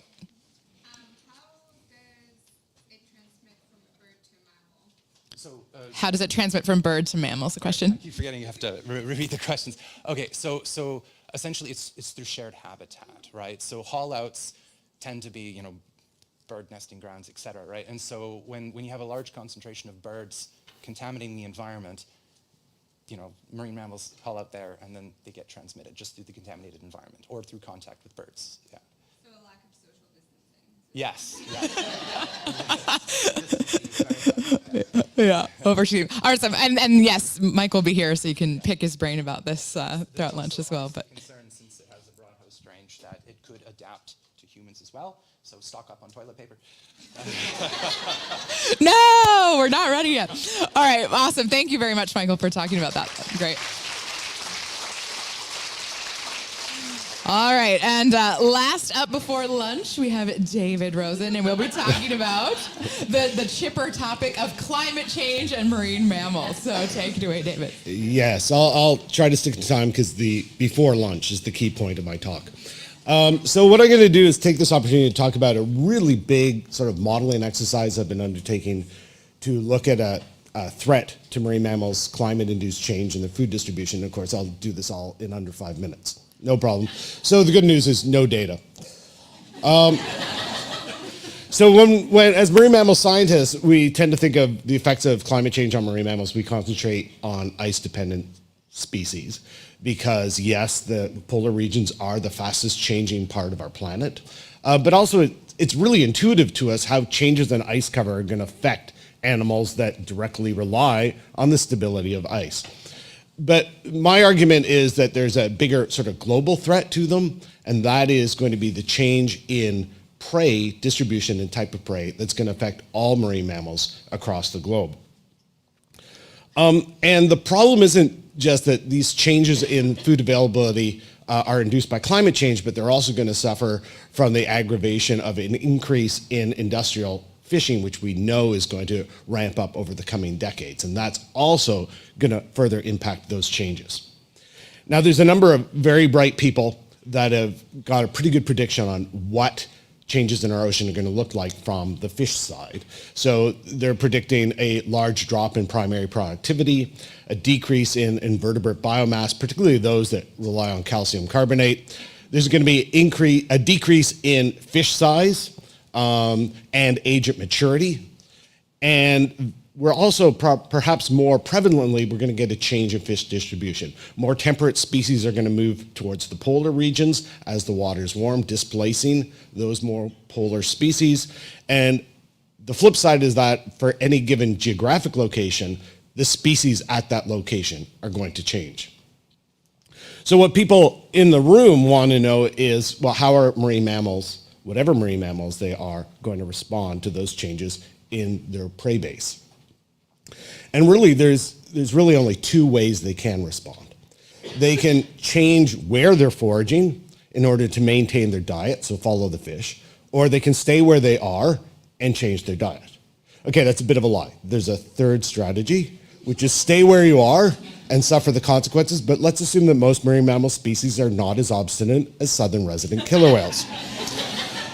There's problems with both of these strategies, and I'm only going to outline some of the main ones. So if you move to maintain the type of prey that you're consuming, the problem is, for a lot of cases, you're changing the distance between where you're foraging and where you're doing other things. And whether that's at a local level, such as harbor seals, or at a longer range, such as migrating cetaceans, that's going to have a real energetic impact, which obviously impacts the amount of food that you have to eat. But maybe more prevalently, there's things like you're moving into a new ecosystem. You're not the only one there, new competition, and there's no new dangers in that ecosystem. And we've actually seen that happening with the northward migration of Florida manatees and North Atlantic right whales as they've moved northwards in their range to keep up with their food. They're suffering higher human-caused mortality rates because the humans aren't used to having them there. Okay, so that's not going to work so great. What about changing your diet? Stay where you are, just change your diet with whatever food is ability. That's got some problems too. First of all, let's assume they can catch whatever the new species are there. Okay, as a nutritionist, I can go, well, that's only half the problem because all fish are not created equal. And so they could have real difficulties meeting their nutritional requirements for a couple of reasons. One, as more temperate species are replacing more polar species, they're going to have a lower lipid content generally, which means they have less energy. The fish are likely to be smaller, and that means you have to catch more fish to get the same energy that you need, as we've seen from these bioenergetic models that have been so well presented today, in order to meet those requirements. But life is not just energy. You also have specific nutritional requirements, and that may be missing from the new prey items in your location, particularly if they're related to lipids, so essential fatty acids and lipid-soluble vitamins may not be in the prey in sufficient levels. So that might be a problem. So I sort of presented that what we're really interested in some ways, what's the response of marine mammals to these changing ocean conditions? But actually that's a lie. What we're really interested in is what is the effect of whatever they're doing on marine mammals, individuals and populations. And that's where things get really tough because we got some really big unknowns on what the effect is going to be. So here's just some of the examples. We have no clear understanding of why an animal chooses one strategy or the other. And so from that, it's really hard to predict what the effects are. We have a poor understanding of how individual marine mammals select prey. We throw away around terms like generalists, assuming they just eat everything in the environment, but we know that's not true. We have a frighteningly low knowledge base of marine mammal nutrition, so what is in food that animals need. And we even have not a great body of knowledge of the energetic consequences of changing in foraging patterns or foraging location. But we really need answers to these big questions, which is going to require a huge research effort, because without them, we really can't make any management or conservation decisions of how marine mammals are going to respond to their place in a rapidly changing environment and accounting for everything else that's happening in their ecosystem. And that's all I want to say.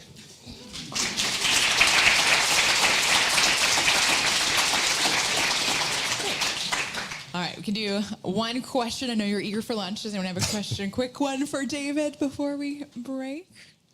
No? Okay. So a couple of things before lunch. If you are one of the speakers from this session, if you can sacrifice a few minutes and hang out here down in the front so folks can come up and ask any follow-up questions, that'd be awesome. And then Julia has some important announcements about lunch she wants to go over. Yeah, so if you are like vegetarian or vegan, your food is gonna be like far down. Like outside or, no, I'm just kidding. It's the lawn. We just wanted to like make sure it was like put in a space where it wouldn't be the first thing people went for. So there's vegetarian food at the far table, and then I think there's a couple of gluten-free eaters, and that's on a separate table as well. Also, if you've been mulling over whether you want to stay for pizza afterwards, we will be selling tickets for pizza. It's $10 for like as much pizza as you want to eat, and then soda, like a soft drink as well. So there'll be a table out there, and that's all. And last thing for lunch, you may want to go and see Big Blue next door. Please be back here at the top of the hour. An important message, one last one. Go ahead. Yeah.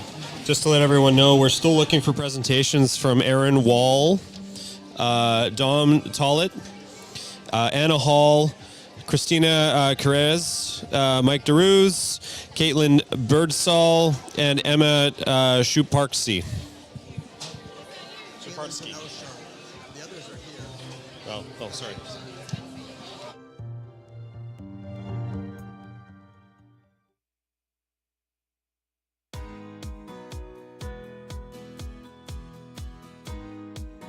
To all speakers who have not yet provided their presentations, we kindly ask you to come to the podium at your earliest convenience. Our team is available to help with uploading your presentation and ensuring it's ready for your talk. Once again, for speakers who are yet to provide us with their presentations, please make your way to the podium. We are here to help ensure your presentation is set up and ready to go. Thank you.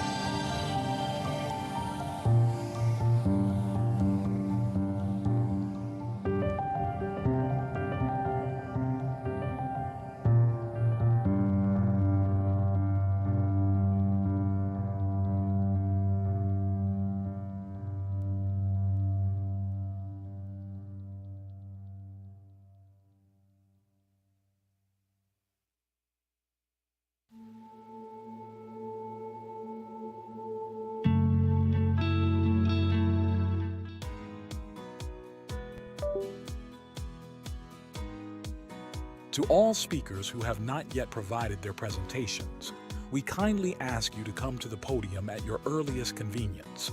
Our team is available to help with uploading your presentation and ensuring it's ready for your talk.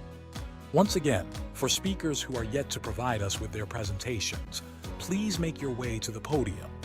We are here to help ensure your presentation is set up and ready to go. Thank you.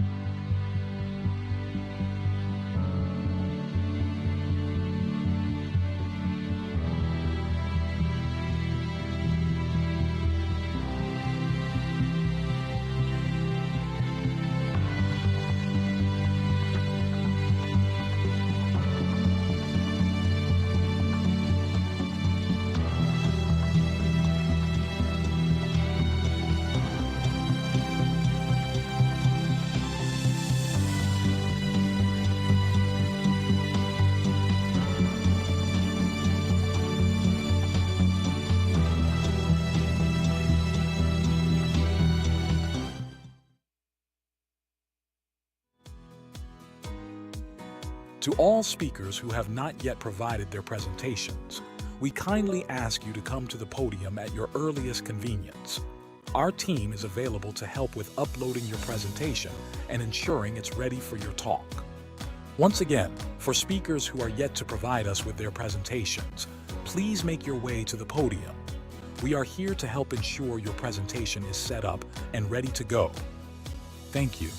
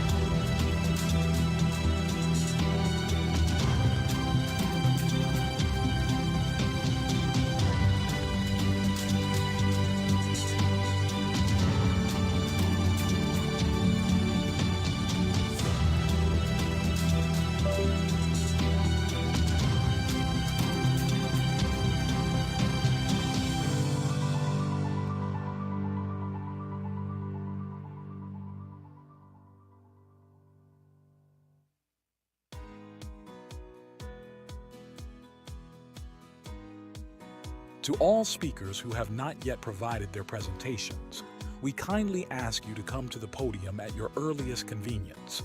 Our team is available to help with uploading your presentation and ensuring it's ready for your talk.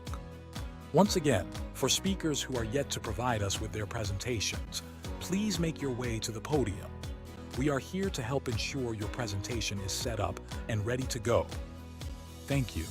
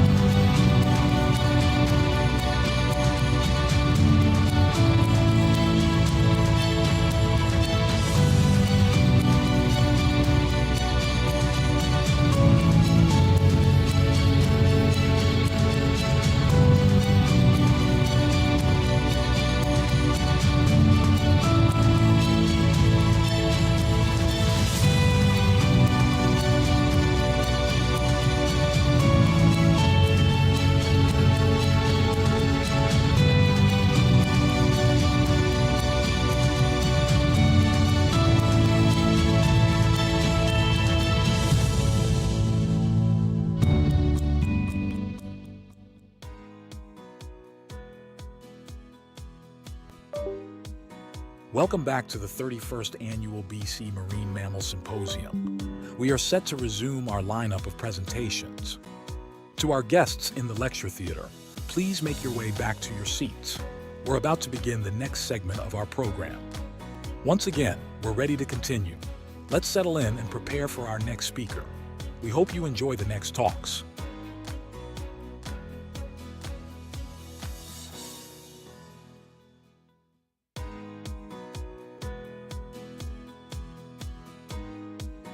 To all speakers who have not yet provided their presentations, we kindly ask you to come to the podium at your earliest convenience. Our team is available to help with uploading your presentation and ensuring it's ready for your talk. Once again, for speakers who are yet to provide us with their presentations, please make your way to the podium. We are here to help ensure your presentation is set up and ready to go. Thank you.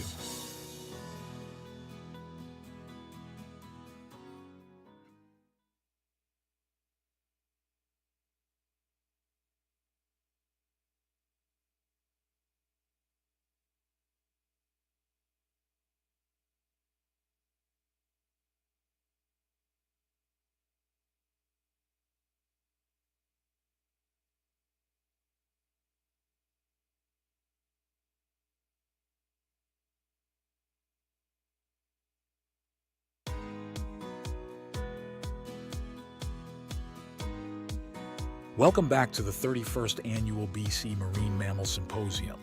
We are set to resume our lineup of presentations. To our guests in the lecture theater, please make your way back to your seats. We're about to begin the next segment of our program. Once again, we're ready to continue. Let's settle in and prepare for our next speaker. We hope you enjoy the next talks.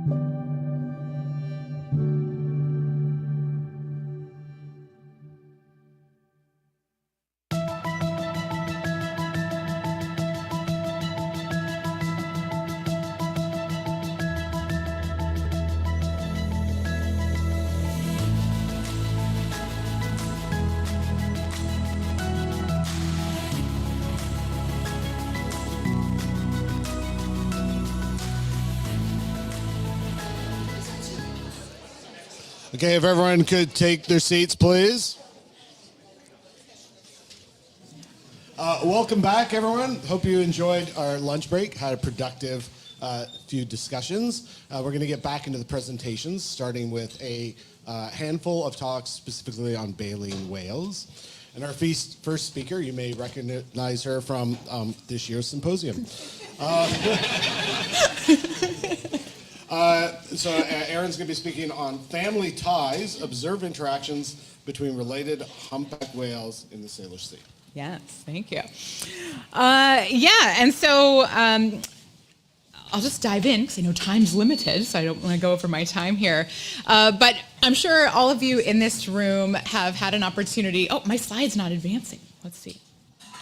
There we go. So I'm sure many of you in this room are well familiar with humpback whales, but you've probably read and always heard that unlike many types of toothed whales, like orcas, for example, baleen whales, like humpback whales, don't have strong family ties.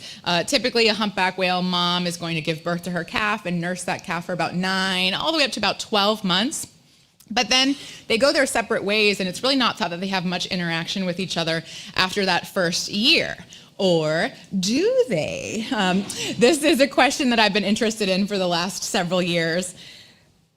And the Salish Sea is a really important place and great place to study this type of interaction because of a few reasons. One is that the Salish Sea is a very confined area with only 2 entrances. And so it's a nice contained space where we can make these behavioral observations. Another reason the Salish Sea is great is because we do have lots of professional whale watchers, researchers, shore-based observers. Everybody's out there taking photographs, sharing their sightings. So we've got a lot of information coming in. And then finally, as horrible as commercial whaling was, because we essentially wiped out humpback whales from the Salish Sea a century ago, we started from ground zero. And so every new whale that's recruited into this feeding area or their calves are really well documented. And what that means is that we now know the family trees of many Salish Sea humpback whales. For example, up here on the left, you can see the family tree of a whale known as Big Mama. I'm sure many of you have heard of her. This is put together by the humpback whales of the Salish Sea catalog. But with this knowledge of kind of who is related to who, we as whale watchers have noticed that there's actually a lot more interactions between related individuals than we might anticipate. So, for example, we'll get started talking about moms with offspring from previous seasons. So we're, again, not talking about with calves during their first year. We're talking about years later after they've already separated from mom. One example is a whale known as Split Fluke. She had a calf called Valiant in 2017. They went their separate ways, but we saw them traveling together in the summer of 2020, so when Valiant was 3 years old. Another example happened just this past season. We had Big Mama traveling with her calf Splitfin, who was born in 2006, and they were seen together on multiple occasions spanning several weeks. And so that calf is 17 years old now, so obviously very old.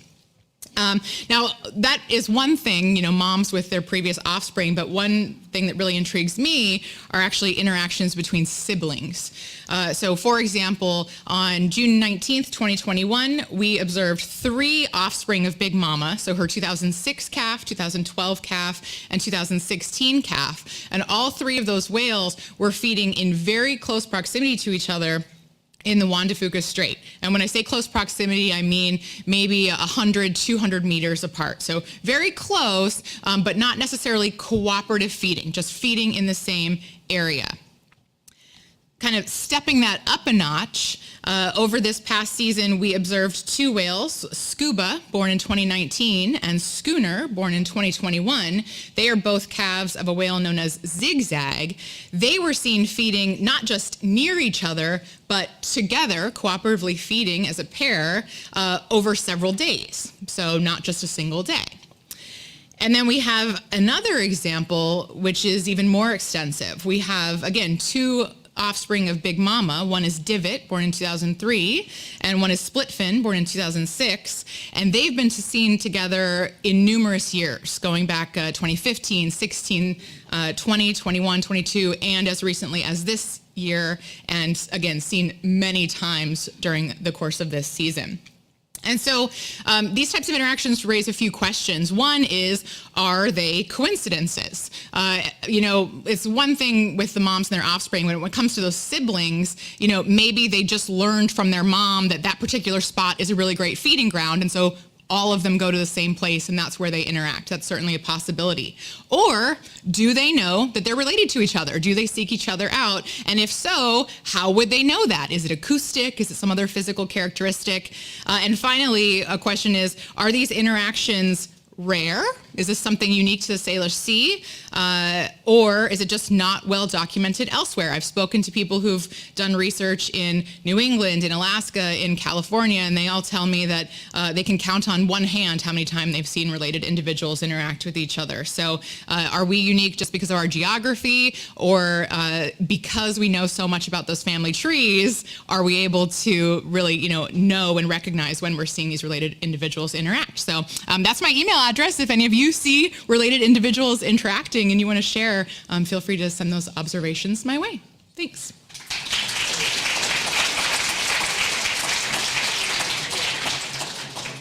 I think we have time for one quick question. Yeah. So you're talking about humpback whales. Is this semi-serious with other whales, or is it related species?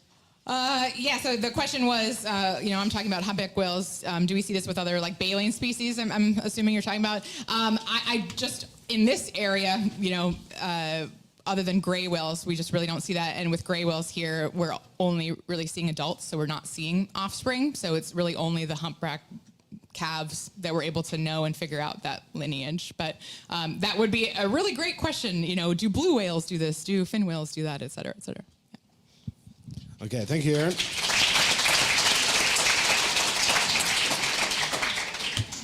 Our next speaker, also speaking about humpback whales, is Joan Moreau, who's going to be talking about humpback whale diet composition in the Strait of Georgia. Hi, everyone.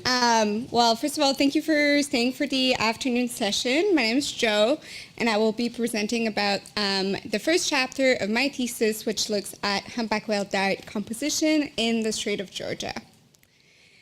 So, around Vancouver Island, there are many hotspots, foraging hotspots for humpback whales, including the Queen Charlotte Strait, the Strait of Georgia, the Juan de Fuca Strait, and many places around West Coast Vancouver Island. But for the purpose of this project solely, we'll be looking at the northern part of the Strait of Georgia. And as you may know, these are humpbacks are large baleen cetaceans, and to sustain their big body size, they will need to eat a lot of food. In fact, it has been estimated that humpback whales eat 5 to 30% of their body weight in prey per day. And for a whale that weighs approximately 30,000 kilograms, that's a lot of food.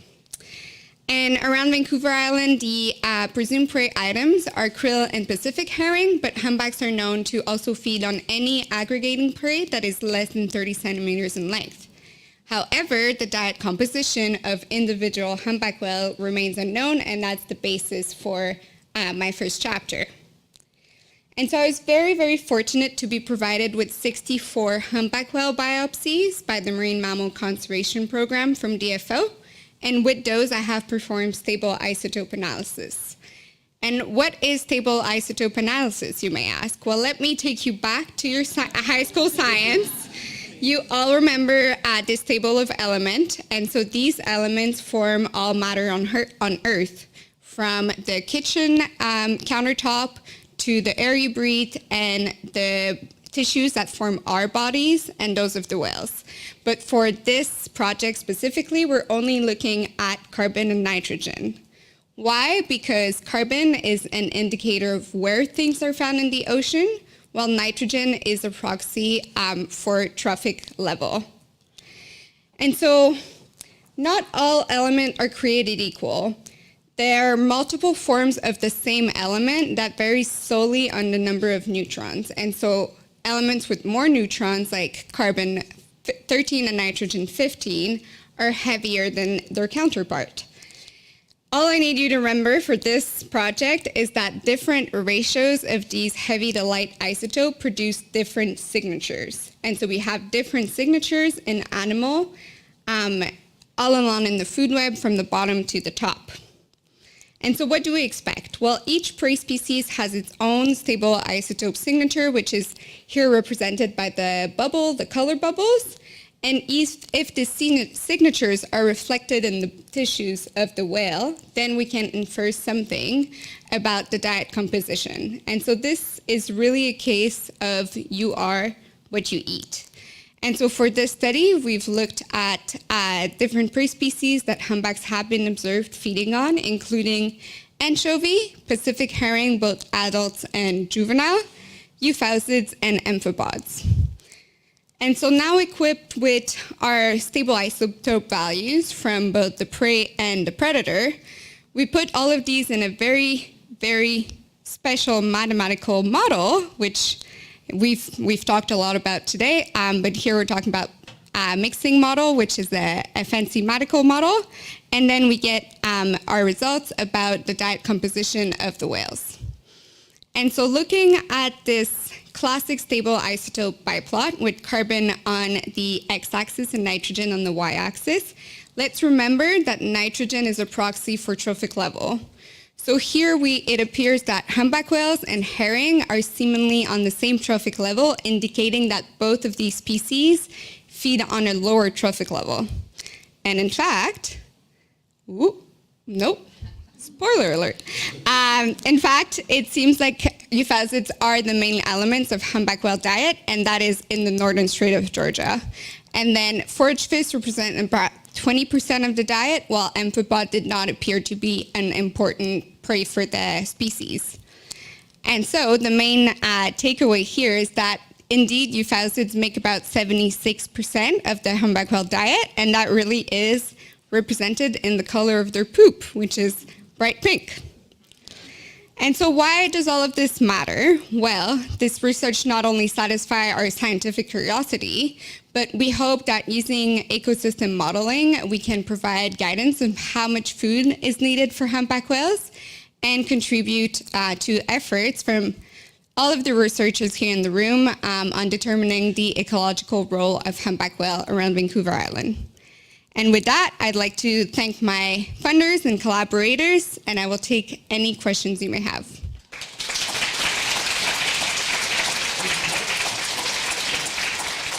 We have time for a quick question in the back there. Thanks. So with all of these new humpbacks returning to the northern Strait of Georgia, what are the implications to the continuation of both the herring fishery in the Strait of Georgia and the krill fishery in the So the question is, with the new humpbacks or the increase of humpback whales returning to the northern Strait of Georgia, what are the implications for the herring and the euphosid fisheries? Well, this is my second chapter, so we will learn a bit. But yes, I am doing, using EcoPath with EcoSim, I am doing an ecosystem model with an increasing humpback whale population to see what are the effects on these lower trophic levels. So maybe next year. One other quick one. Nice presentation. If you byplot with nitrogen and carbon, I think I saw two carbon sources in the food web, like more near coast and offshore coast. Is that the case? In your diet, it seems that there are two carbon sources. So the question is, we see two different sources of carbon in the food web. One was more like if I'm not mistaken, the euphausids, and the other one was more of the fish. It would make sense because ecologically, some fish species are found more like in the middle of the Strait of Georgia, while others are found closer to the coast. But I haven't explored this further yet. Okay, thank you, Joan. Our next speaker is Janet Mossman. Janet is going to be speaking to us on DFO Science Line Transect Cetacean Surveys to estimate seasonal abundance and distribution on the north coast of British Columbia. Okay, hi everybody. Thanks for coming back for the afternoon session. So my name is Janet Mossman. I'm a biologist with DFO Science at PBS in Nanaimo. And I'm going to introduce a series of cetacean surveys that DFO has started in the north coast of BC. So these surveys are a collaboration between myself, so I'm co-leading with Christy McMillan, who you guys have probably heard of. We're also working with Oceanwise in Prince Rupert, so Karina Draycott, maybe a familiar name to many people. Okay, so I like to start off with why. So why are we doing these surveys? So while there has been quite a bit of systematic survey effort in the north coast of BC over the past 10 to 20 years, there still is an existing data gap for year-round or seasonal coverage. And so this limits our ability to estimate cetacean abundance, density, and distribution, which then further impacts our ability to assess and mitigate anthropogenic threats, so threats such as ship strike risk. Okay, so again, survey objectives. Over 3 years, we're hoping to be able to get season-specific estimates of cetacean abundance, density, and distribution for as many species as we can. We are doing this through a series of vessel-based line transect surveys. So again, occurring from 2023 to 2025. We're aiming to do 3 surveys each year. We've already done 3 surveys so far this year, so we're well underway. And before I move on, I wanted to draw attention to the picture of the humpback that you'll see on the slide here. So this is a survivor of a previous ship strike, commonly known as Raza. And I just wanted to bring attention to this because seeing animals like this in the field, we encountered this animal in Work Channel in June of this year. It just really does drive home the need for this kind of baseline data in order to assess those kind of threats. Okay, so you'll see we are covering a fairly large area.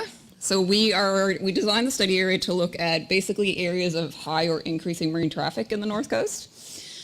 So that is covering all the way, so the waters north of Kitimat Fjord system all the way to the Alaska-Canada border. So that's going to include Port au Prince Rupert, Chatham Sound, Eastern Dixon Entrance and Hecate Strait, and some of the major channels in the area. So that's Principe and Granville.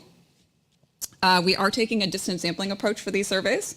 So that basically covers everything from survey design and analysis to also the field, the data collection protocols that we're using in the field. So thus far, as I said, we have done 3 surveys so far. We were able to do our pilot survey in January of 2023, and that was aboard the Coast Guard vessel Franklin. And then we did our June and October surveys on the Arctic Research Foundation Tiriarnak, which is a bit smaller. It's 19.2 meters, but it still is able to go out into Hecate Strait pretty well.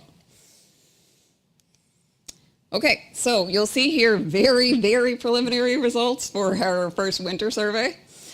You'll see survey effort or transects denoted in the solid black lines, and so our sightings are denoted by species in either differently colored symbols or just different symbols themselves. And then group size is indicated by the size of the symbol. So this survey, we didn't actually, our most abundant species that we saw were humpback whales, Dall's porpoise, and Pacific white-sided dolphins. We didn't actually document any harbor porpoise for the survey, but that could just be down to like the more inclement conditions that we encountered.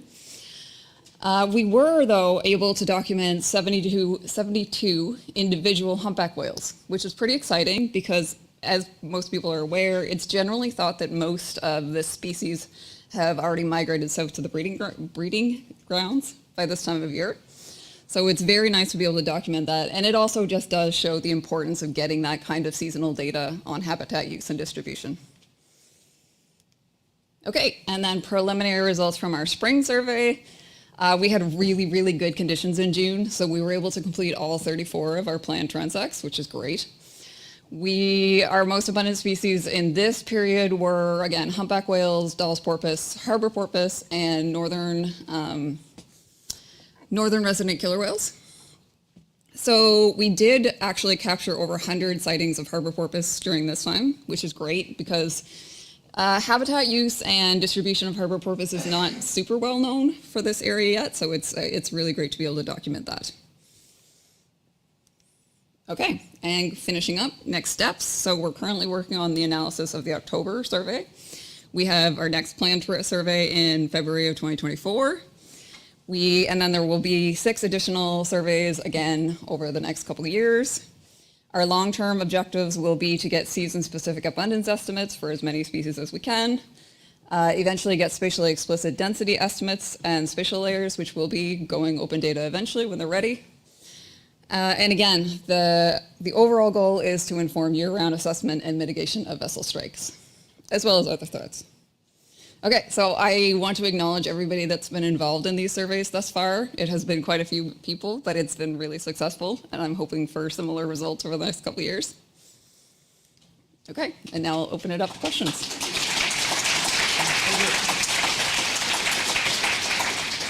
Some questions? Oh, we got one right off the bat, the front. Yeah, I'm wondering if we'd be able to photo ID the humpbacks to get a sense of demographic data, like who is using the offshore area? Yeah, so So the question was, are we doing photo identification of like particularly humpback whales and other species at the same time? So I only had time to cover the primary goals of these surveys, but that is definitely a secondary goal. And as you know, Christy McMillan is kind of an expert on humpback whales. So we are also doing photo identification when time allows. The transects are our primary goal, but when we have time, we do photo ID for sure. And we're also doing biopsy and some section cap tagging. Okay, thank you very much.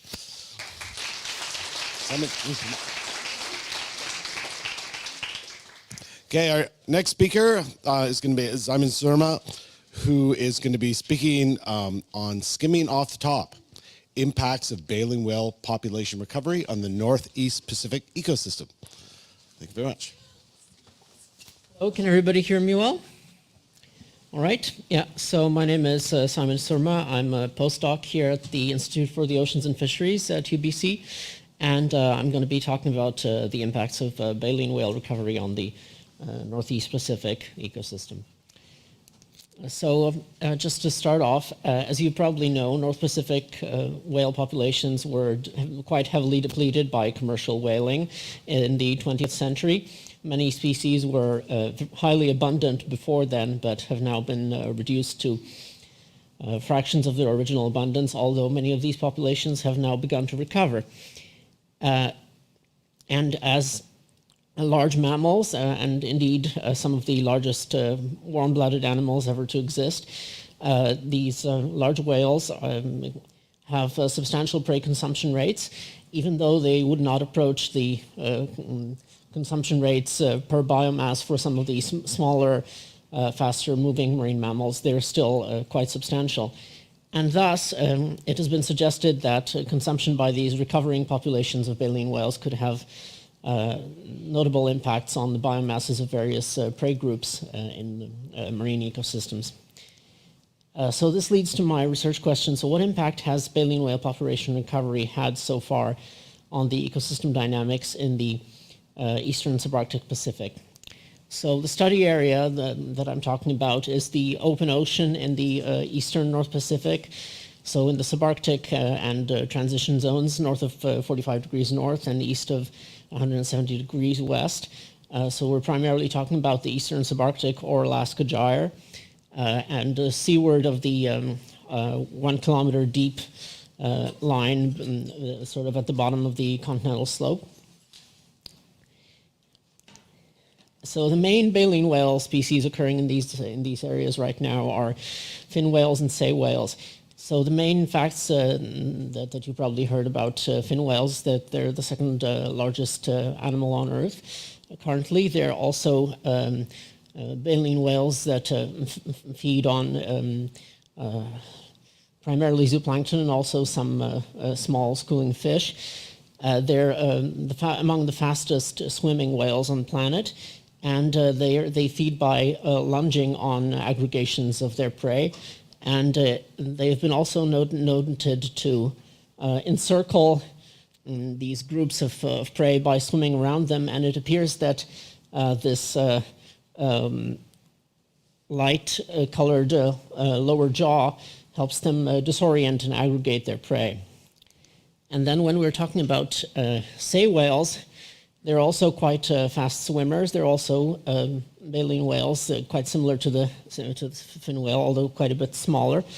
But the main interesting fact about them is that they have this unique feeding strategy. They can lunge feed on this prey such as krill and small fish, the way fin whales do. But they can also skim feed for copepods, which are smaller crustaceans that exist in the open ocean. So they can switch between these two strategies based on which prey is more abundant. So I've approached this question using some ecosystem models in EcoPath with EcoSym, which you've probably heard of. It's one of the most commonly used ecosystem modeling frameworks. So this is a pretty messy looking diagram of the eastern North Pacific food web. So the group on the far left are the baleen whales, and so including the fin and sei whales. And as you can see, they feed primarily on krill and the copepods, and also some other groups of zooplankton and a few groups of small schooling fish and some small squid. And their only predators are killer whales. So in these ecosystem models, I ran some simulations starting out in the early 90s and then moving up until the present day, looking at trends in the biomasses of various groups in the food web. And I drove the biomass of baleen whales according to a surplus production model that basically predicts the pace of recovery of the fin whale and sei whale populations based on their carrying capacity or original biomass, their observed population rate of increase, et cetera, et cetera. And based on that, what we have seen is that the recovery of these two baleen whale populations has had some effects on the biomass trends of other groups. So what I did was I compared the trends in biomasses for these other groups in the absence of baleen whale recovery to the situation where baleen whales were driven to recover in the model.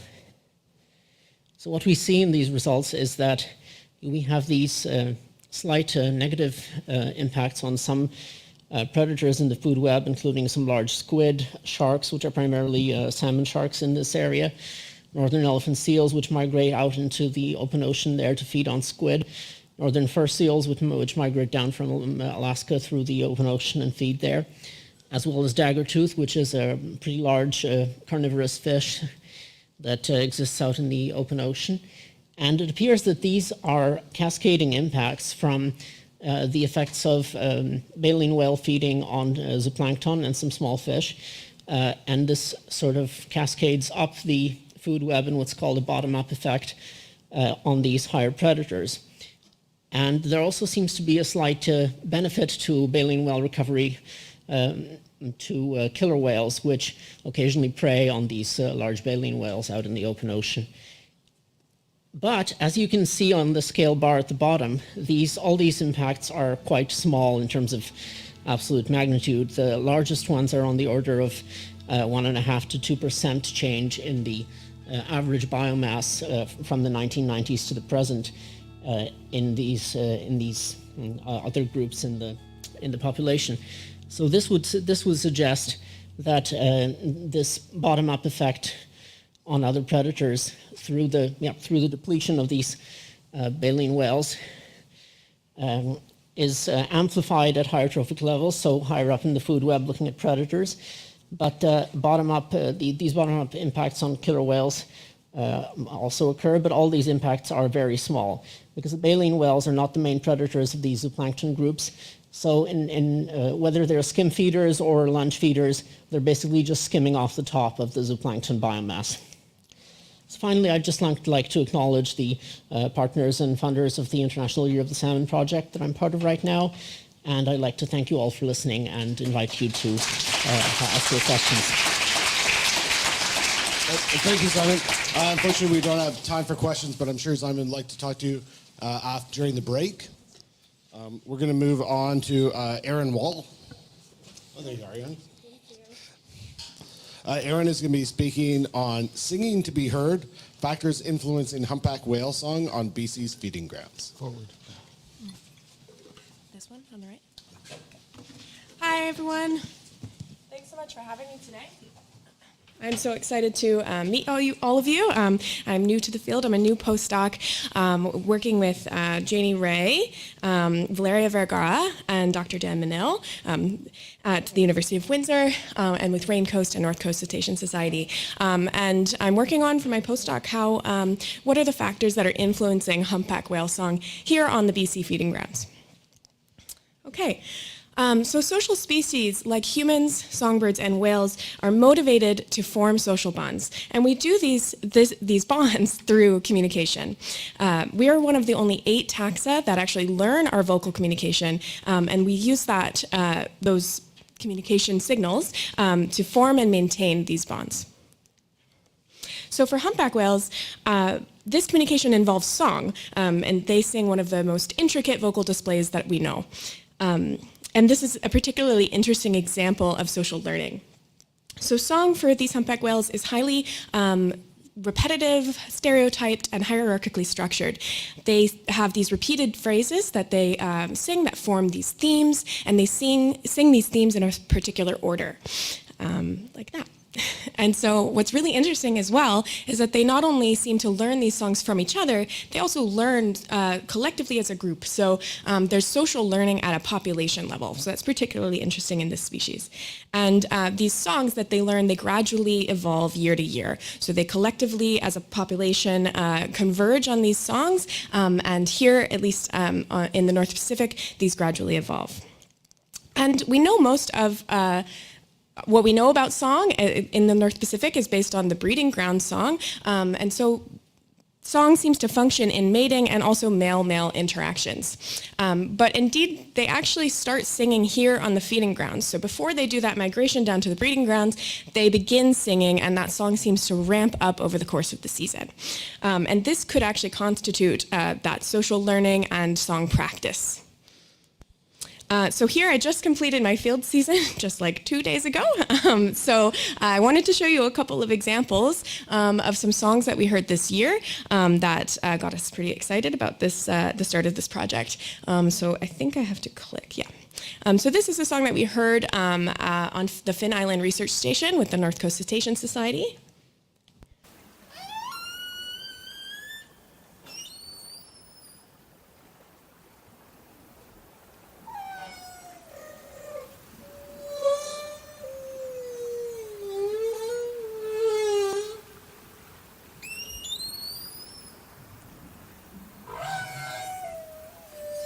Okay, I won't play the whole thing. But this is another example that we actually heard at Orca Lab within the last month. So that first one was in October, and this one's in November.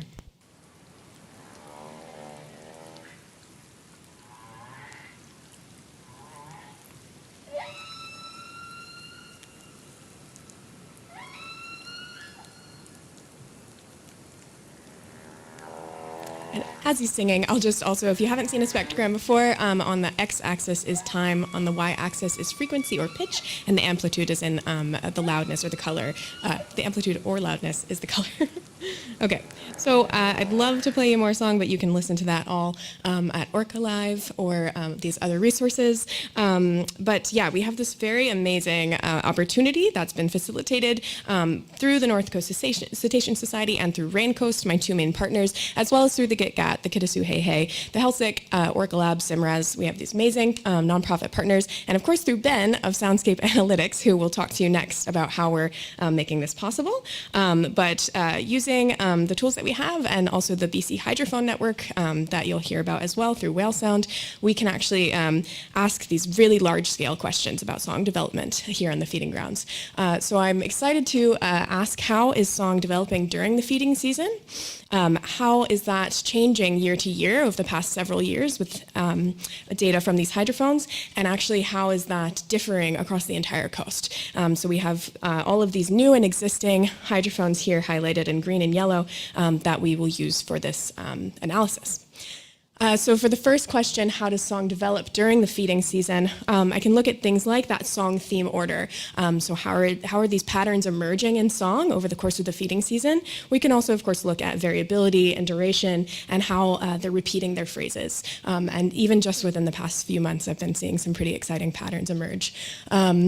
Oh yeah, okay. And then this great question of, okay, this is social learning, so how are social interactions impacting and shaping song display? When one whale is singing and it's joined by another whale, do they phrase match? Do the thematic elements of their song begin to overlap? And do they switch phrase types more often? And this is also facilitated by Ben at the Finn Island Station. We can actually localize where these whales are when they're singing. So we can see, is there approach or distance meandering during these social interactions. And of course, the question many of us are interested in, how does vessel noise impact song display?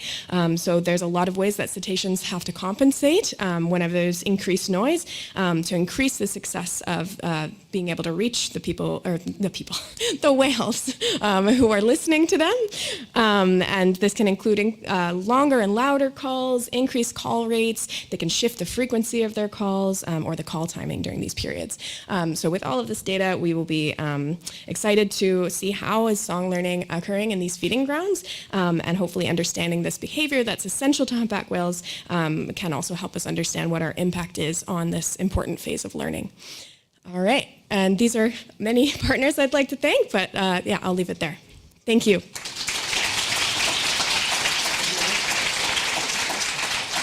We've got maybe one really quick question for Aaron. Get the back. Yep.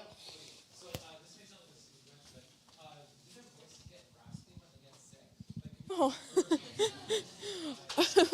There's definitely some really entropic or raspy calls that I've heard, but I have unfortunately no way of knowing if they're sick.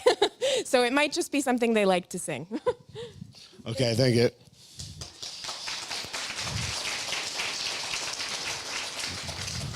Even though we're technically moving on to a new section, we're going to start off with Ben talking about sound signals as starting off our detecting marine mammals. So you've had a lot of introduction from Aaron. So that's right. Over to you, Ben.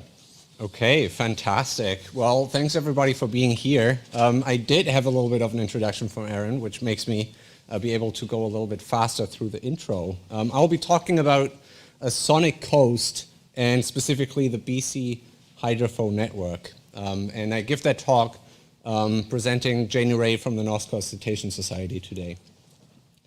I recognized over the past talks that surprisingly, not all of you actually work with sound in the oceans. So I really want to start by pointing out that the ocean is a world that is often defined by sound.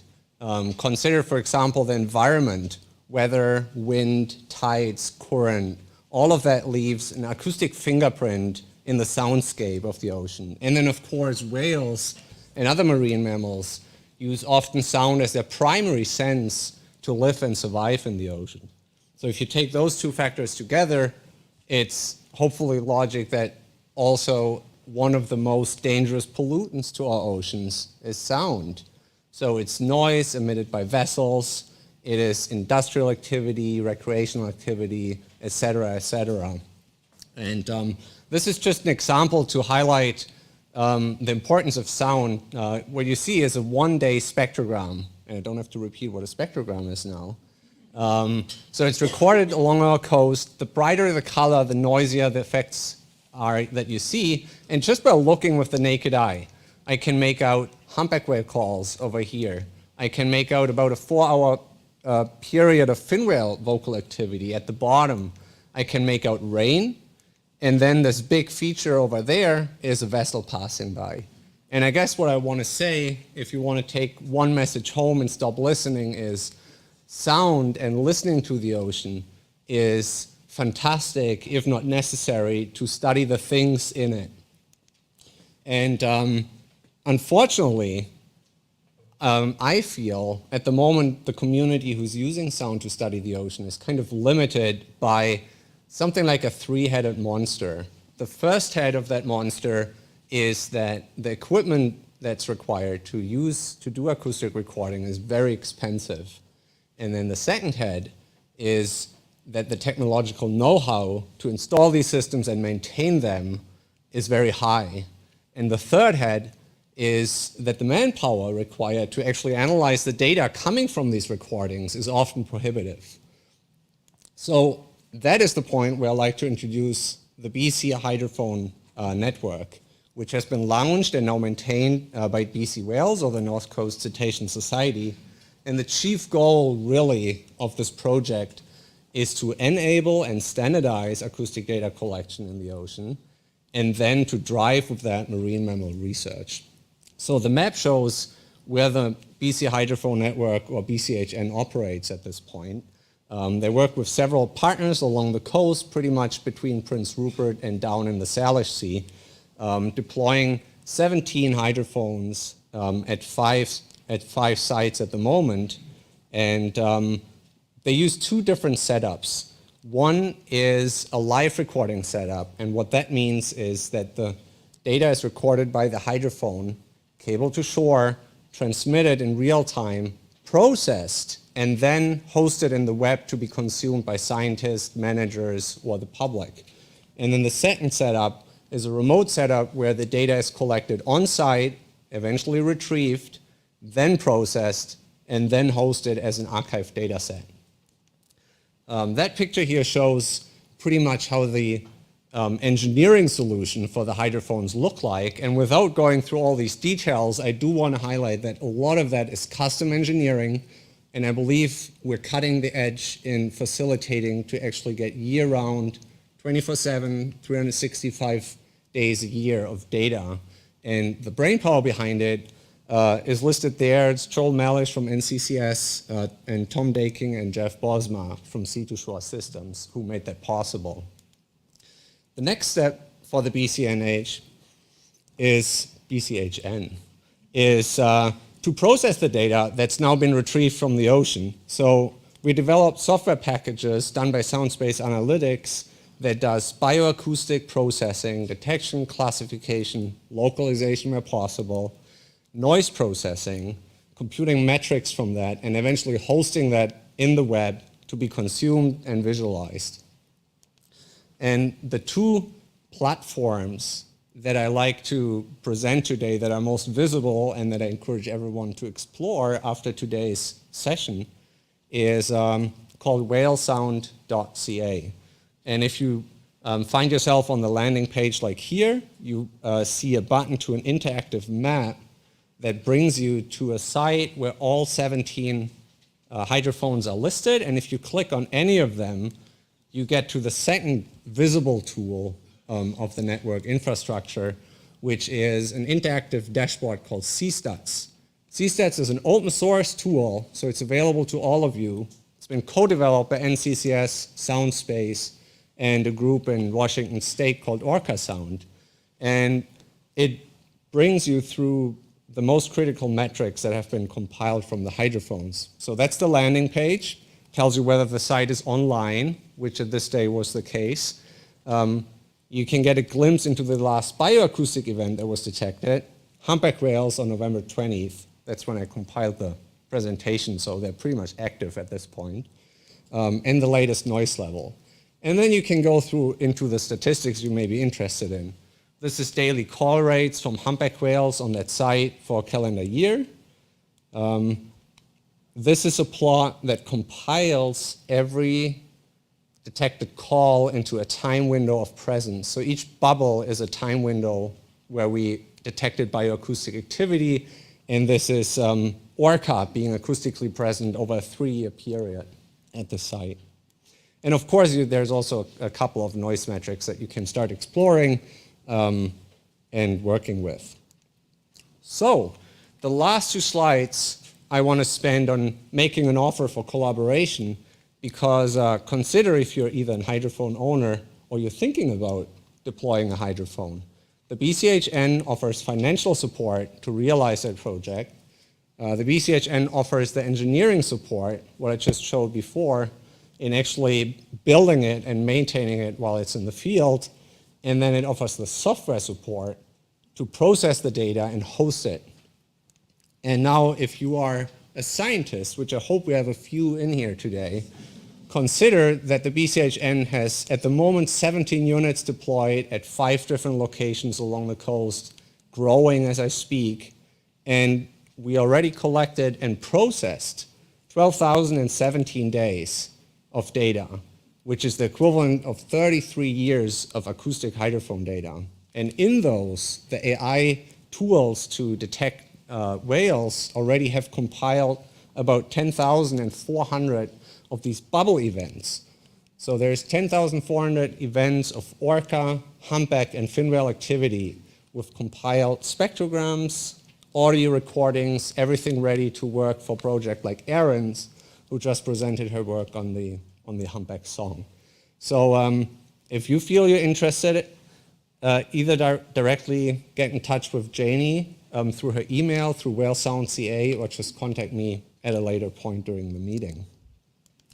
And with this, I'd like to thank you for listening, and I'd like to give a special thanks to the partners of that organization who actually own those hydrophone data and responsible for it being collected and being able to use, because I believe it's really the first step where we start to see one coast being connected through acoustics. Whoops. And with this, I'm open for questions. Thank you. Very interested. I'll give you the microphone. Yes. Questions for Ben? We have some time for questions. Just curious how you chose your site placements for those hydrophones. I know sound transmission can be extremely dynamic underwater, so was there modeling involved with your site placements, or was it kind of a hit or miss? You were just trying somehow to see what worked and what didn't? Yes. Okay. So the question was how we choose the hydrophone sites and what went into the decision to go to specific locations or not. I think it's a good point on a very small scale where exactly we go has mostly something to do with how robust we can make the installation, securing it for storms and waves and all this. If you take the bigger picture along the coast, we go by the partners that the BCHN operates with. So if there's an indigenous community or a government organization, anyone who says we want to manage our waters, we want to gain knowledge and ocean intelligence from this spot, this is where we would consider going, and then we would have an engineering team being in the field, surveying the coastline, finding where the right spots are. And just adding to the answer, in some cases there's also anecdotal knowledge or traditional knowledge about where whales have been or are, and then this would be a targeted spot as well. Is there any, or is it possible to use the ONC hydrophone network that's Galapagos? Is that, or is it not possible? Right. So the question is, if the ONC hydrophone data, is it possible to use that? Well, it's as a scientist, it's I think open. So it's definitely open for every scientist to use it. And for the BCHN, it would be a question of how that would be incorporated and shared within two different platforms. But yeah, from my own perspective, on a technical level, there's no reason not to. Any other questions for Ben? Usually you soundscape the three-headed monster with the seismic wind farms and ship emissions. And I wonder, you show also pingers. Pingers are acoustic alarm to deter marine mammal from getting entangled. Compared to the three-headed monster, how the impact is lower, high, or can we use pinger in reality without affecting marine mammal cetaceans? Right. I'll give you a very quick answer to that, because as soon as I hear the word impact, this is the hot topic. Excuse me? Tell them you're talking. The question was about pingers, the effect of pingers. Sorry, I repeat the question. Yes. So the question was about how well it is known how pingers or other effects from human activity actually impact whales. So I started my answer with saying impact is the buzzword at the moment. So it's the most interesting topic to look at, and in many respects it's the most difficult to actually come to conclusions. So I can't give you a good answer in terms of the effect, but it's the question that always comes up, and I hope that in the future more and more bright minds will work on it. Thank you very much, Ben, for your talk. Very interesting, very impressive network. We're going to move to another type of detection. Amy Mignot is going to, I know I probably didn't get that right, is going to talk to us about using environmental DNA, and I just want to point out the pun at the beginning of our title, which I fully appreciate. Thank you. That's a very tough act to follow. So we're going to switch gears. I'm going to tell you about using environmental DNA to study cetaceans. So to start off with some background knowledge, if people aren't aware, environmental DNA or eDNA is basically the genetic material that all animals slough off into their environment. So that can be skin cells, feces, saliva, all sorts of things. But we collect that using water samples. So using eDNA to study cetaceans is actually still quite new. So we wanted to create a study where we collected eDNA at 15 marine mammal hotspots, which you'll see in this map here in Chatham Sound, north near Prince Rupert. And in these marine mammal hotspots, you'll often find humpback whales, killer whales, Dall's porpoise, and harbor porpoise. So we had some study aims for this project. So number one, we wanted to design and or validate qPCR assays for cetaceans. So basically, I'm just going to click through all of these. The first step of that is to create a primer, which basically means creating a section of DNA that will match to only the species that you're trying to study. And secondly, we wanted to try and test the detectability of DNA in low volume transect samples. We also wanted to test the preservatives. So usually people use ethanol. If you've ever tried to ship ethanol, you know that's a very difficult task. So antifreeze is another option that we wanted to look into to see if it was viable. And lastly, we wanted to compare cetacean detection rates using eDNA, acoustics, and visual surveying.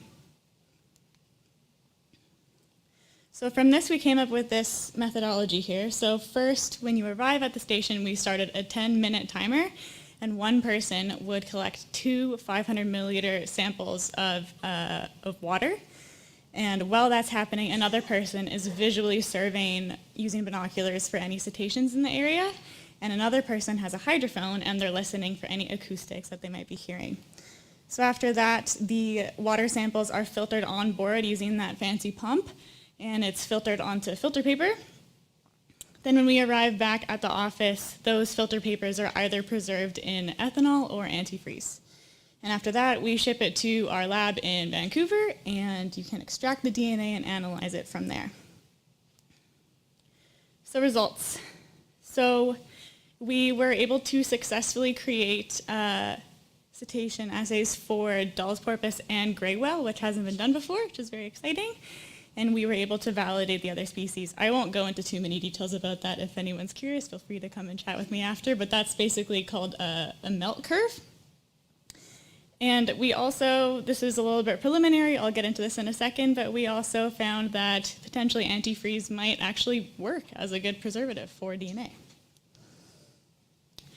So results for our cetacean detections. From the surveys, we conducted 60 sampling events, and we got 120 eDNA samples. Of those, at one station, we got a positive detection for humpback whale. At 15% of the stations, we were able to visually detect a cetacean, and then at 3%, we were able to acoustically record that. There's one thing to note, though. Our positive detection was in an area where we like to refer to as whale soup.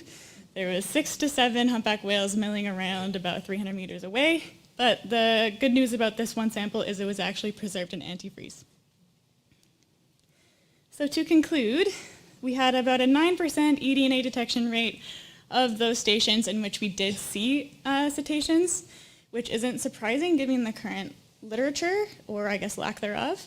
And it is good to note that in the future, we definitely recommend increasing the volume of water that is collected. We definitely attribute that to be probably the main reason for our lack of detections, and also to note that we weren't targeting for sampling. It was, we collected water sample whether a cetacean was there or not. And obviously further testing is needed for determining whether antifreeze is a valid preservative, but it's still exciting nonetheless. And currently we're gonna be working on collecting more research to understand how eDNA interacts with the marine environment and how best to collect it. So yeah, this has actually been recently published in Environmental DNA. If anyone's interested in more of the details that I can't squeeze into 5 minutes, the QR code is right there. Also wanted to say a special thanks to the Coastal Environmental Baseline Program for partially funding this, and to Ashley Backert and Sally Best, Sally's right there, for their assistance with collecting the data, and to my fellow co-authors for all of their help. So thank you. Thank you. Questions for Amy? When you took your samples, did you take grab samples with your 500 milliliters, or did you keep the pump in the water for the 10 minutes it took to get a liter of water? Good question. So the question was, did we take a grab sample or did we keep the pump in the water as we collected it? We actually took 500 milliliter bottles and we attached them to a nabber pole and collected at 1 meter depth. And then we brought it up and we filtered it on the boat with the portable pump, but just on the vessel. Another question, maybe. Good. I'm going to use my prerogative. No, you're going to ask it. Okay. Last question in the microphone. Do we have any idea how long? I mean, there's an area effect which you're obviously looking into, but do we know how long, if you plunk some cetacean DNA into the water, how long it remains viable for that you could detect it? It's a great question, and I can't give you a solid answer. That's something that we're currently working on.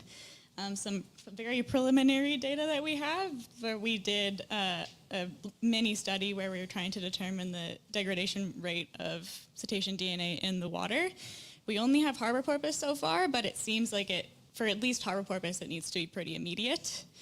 I'm not sure exactly what happens after that point. There's a lot of factors, obviously, with the ocean in terms of currents and temperature and all that jazz, so it's a complex question.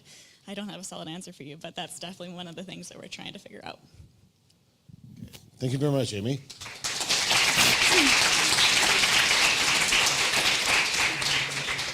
we're now going to be following up with two studies talking about some work being done around Saturna Island. The first one, Rachel Fairfield is going to be giving a talk entitled Multi-Year Marine Mammal Observations in and Around the Saturna Island Interim Sanctuary Zone. Rachel. Hi, everyone. So, yes, my name is Rachel Fairfield Checo. I'm going to talk to you today about some research that has come out of the Dr. Ruth Joy lab at Simon Fraser University through the Faculty of Environment, where I am a graduate student, about marine mammal observations in and around the Saturna Island Interim Sanctuary Zone. Before I begin, I'd like to take a moment to acknowledge that the Southern Gulf Islands, where Saturna Island is located, is on the traditional territories of the Hulkaminam Treaty Group as well as the Wasanic First Nations. And like I said, Saturna is on the Southern Gulf Islands. It's located off the southeastern coast of Vancouver Island near Victoria and the western coast of southern BC and northern Washington. And in 2019, the Saturna Island Interim Sanctuary Zone was implemented as a management measure to protect southern resident killer whales. And our observation point is the star on this figure. The ISZ is outlined in black here. And we do land-based observations from the most eastern point on Saturna Island, which is called East Point. And this is located on the Southern Gulf Islands National Parks Reserve. And from our observation point, we're able to have a field of view of not only the interim sanctuary zone, but also the international shipping lanes, as well as Canadian and American waters. So we have the opportunity to study marine mammals, primarily large cetaceans, under a variety of different management measures. And on Saturna Island, we are partnered with the Saturna Island Marine Research and Education Society, and we work with the Southern Gulf Islands Whale Sightings Network. So if we see a whale that's headed toward someone else on the island or on a different Gulf island, we can give them the heads up if they'd like the opportunity to observe that whale from land, and they can also give us a heads up if there is a whale on the way towards us. We also work with the ECHO program through the Port of Vancouver, and we provide them with annual reports about whale activity in and around the shipping lanes, as well as how trends are varying from year to year. And the large cetaceans that we study primarily are the southern resident killer whales, Biggs killer whales, humpback whales, and occasionally from time to time our researchers have had the opportunity to observe minke whales and gray whales. And almost daily we get to hang out with the harbor porpoise off of East Point. We don't track these small cetaceans because there are dedicated researchers from the Porpoise Conservation Society that are also based out of East Point. But like I said, we are lucky enough to see them almost daily. And there is a haul out in the interim sanctuary zone where there are a large number of harbor seals that we get to see through pupping season, as well as Steller and California sea lions that we see early in the season, and then watch them head off to their rookeries, and if we're there late in the season, then we get to see them return. And I'm not going to get too deep into our methods, but all of our observations are done from land. We photograph, identify, and track whales in the area. And what this has allowed us to accomplish is to create a very comprehensive data set of whales' activities in and around the Saturna Island Interim Sanctuary Zone since the second year that it was implemented. And our study period, our observation period, begins in June, and it goes through until at least the end of August every year. And occasionally we are there into November, depending on the season.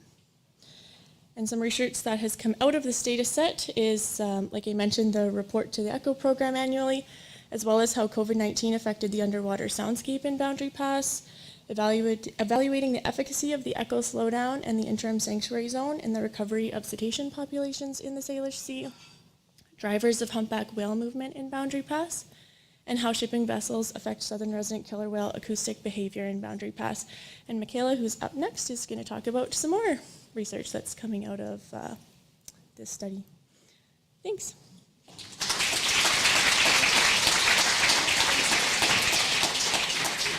Thanks very much, Rachel. Questions for Rachel, please.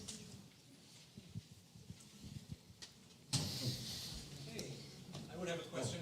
Okay, Ben, go first. Just a quick one. Do you measure distance to the sightings? The question was, do we measure distance to the sightings? And our methods have remained very similar from year to year, but recently we've had the opportunity to implement a theodolite into our methods. So with the use of that, we can accurately measure distance, and previously the distance is estimated by the researcher. Ben. Thank you. So I would be curious about if you observe feeding behavior from humpback whales from land. The question was if we observe feeding behavior from humpback whales from land, and I personally have never, but there are about 8 members of our lab who are here today, and you can come in and talk to us at the break, and we can share if anyone else has observed that behavior. Any further questions? Okay, thank you very much.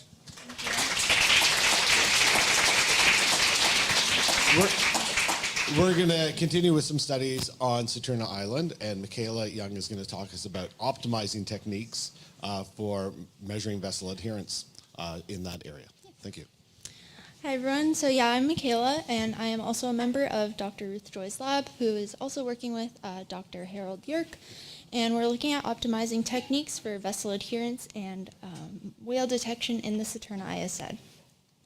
So the Salish Sea is one of the world's busiest shipping routes, and Boundary Pass is a 23-kilometer section of the shipping route where 3 whale species at risk frequently live, forage, and travel. So these would be the southern resident killer whales who are endangered, Biggs killer whales who are threatened, and humpback whales who are species of special concern.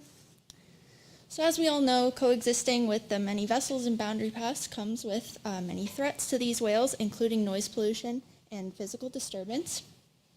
And in 2019, the Government of Canada implemented interim sanctuary zones to help mitigate some of these threats.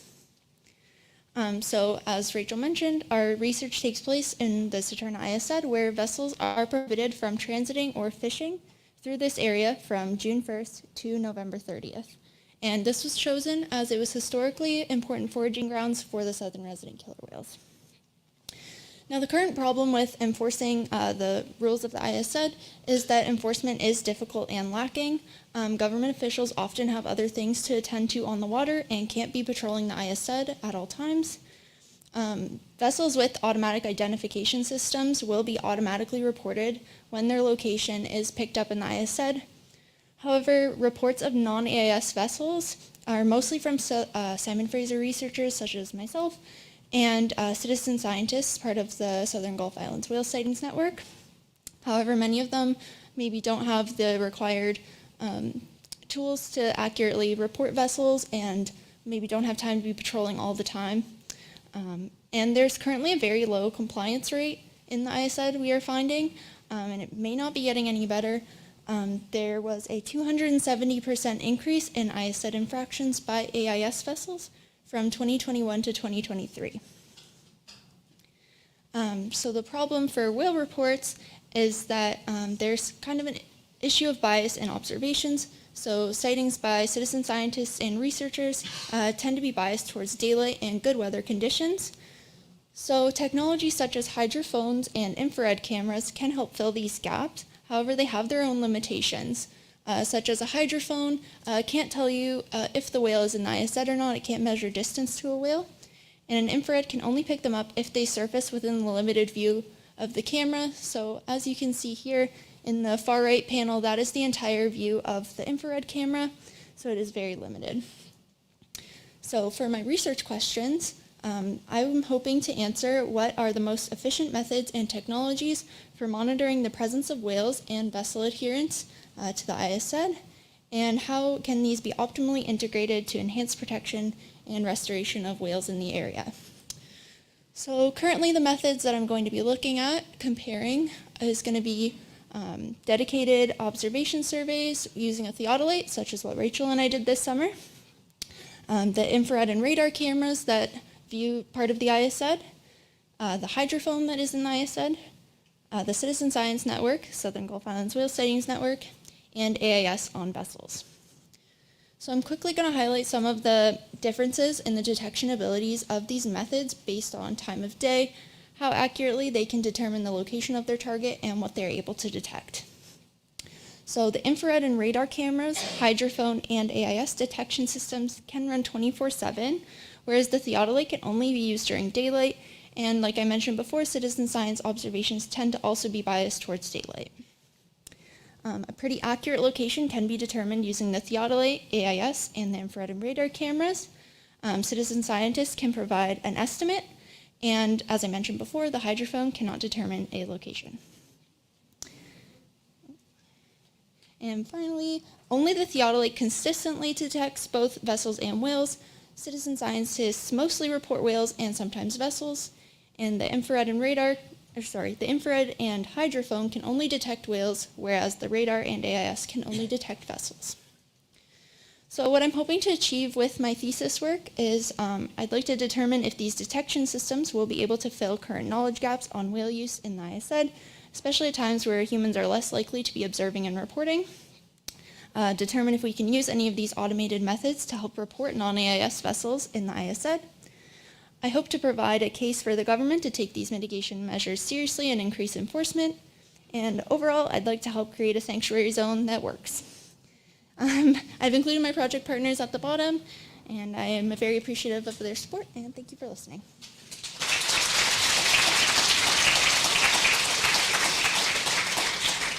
Very much, Michaela. Sounds like a very interesting project. Questions for Michaela?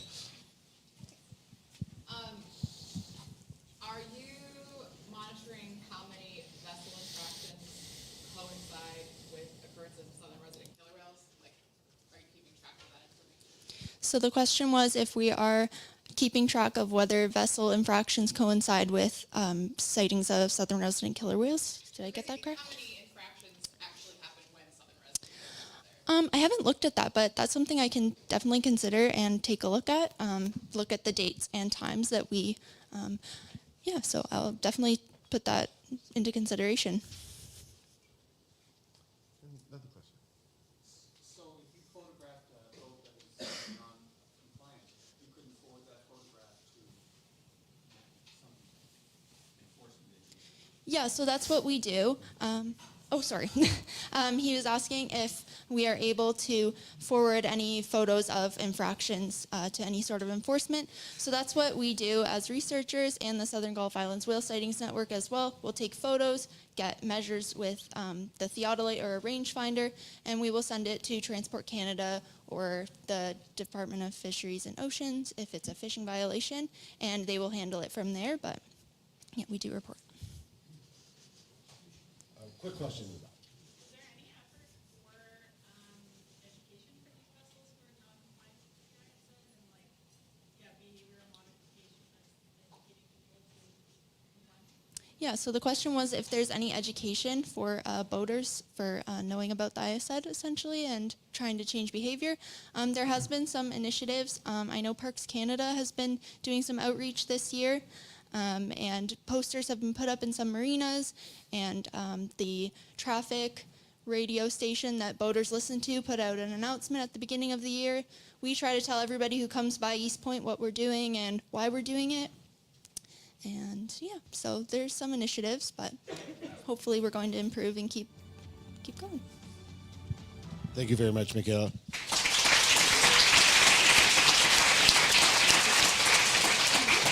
Our next speaker is Alex Mitchell, and Alex is going to be talking about the Whale Report Alert System.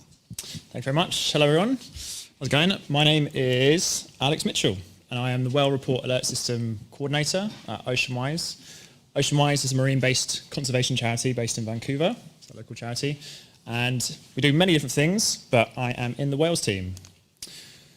Again, many different things happen in the whales team. You just heard Amy talk about her eDNA work. We do stuff like photogrammetry, outreach and education, so helping boaters know what to do. And we also translate all the research that we do into what I like to call active conservation. So we have two tools, which are active conservation. We have the Whale Report Alert System, and we also have the Whale Report app. I'll talk about these in a little more detail in a bit. But firstly, I want to kind of highlight the issue and why these things actually exist in the first place. And that is shipping. So currently 80% of our goods are transported by sea all over the world. This represents about 11 billion tons of cargo per year, which is already crazy. This number is set to triple to 33 billion tons per year, which is still crazy. So more ships, more cargo equals more global vessel movements. This is projected to rise by 1,200% by 2050 compared to 2014 levels. More moving ships, more ships equals more noise. And this could be up to 8 times today's level.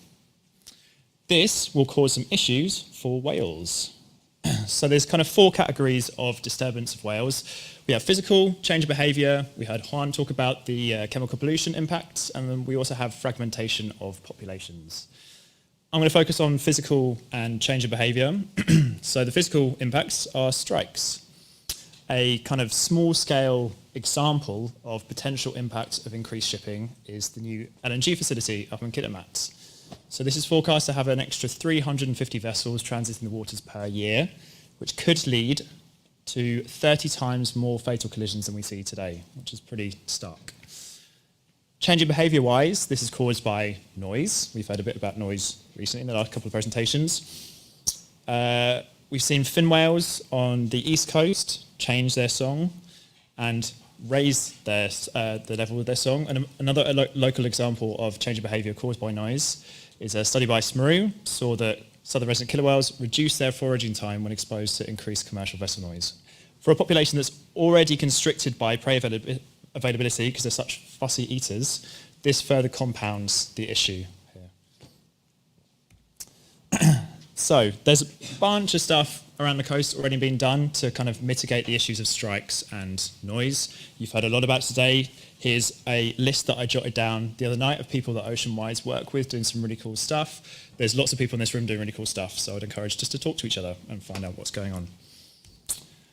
OceanWise's kind of semi-solution to reduce impacts from noise and strikes is the Whale Report Alert System, or RAS for short. So the Whale Report Alert System is a mobile or desktop application which alerts commercial mariners to the presence of marine mammals when they're within 10 nautical miles. It sends it by text or by desktop app. How does this work in practice? So if a whale is spotted, it can be spotted one of 3 ways.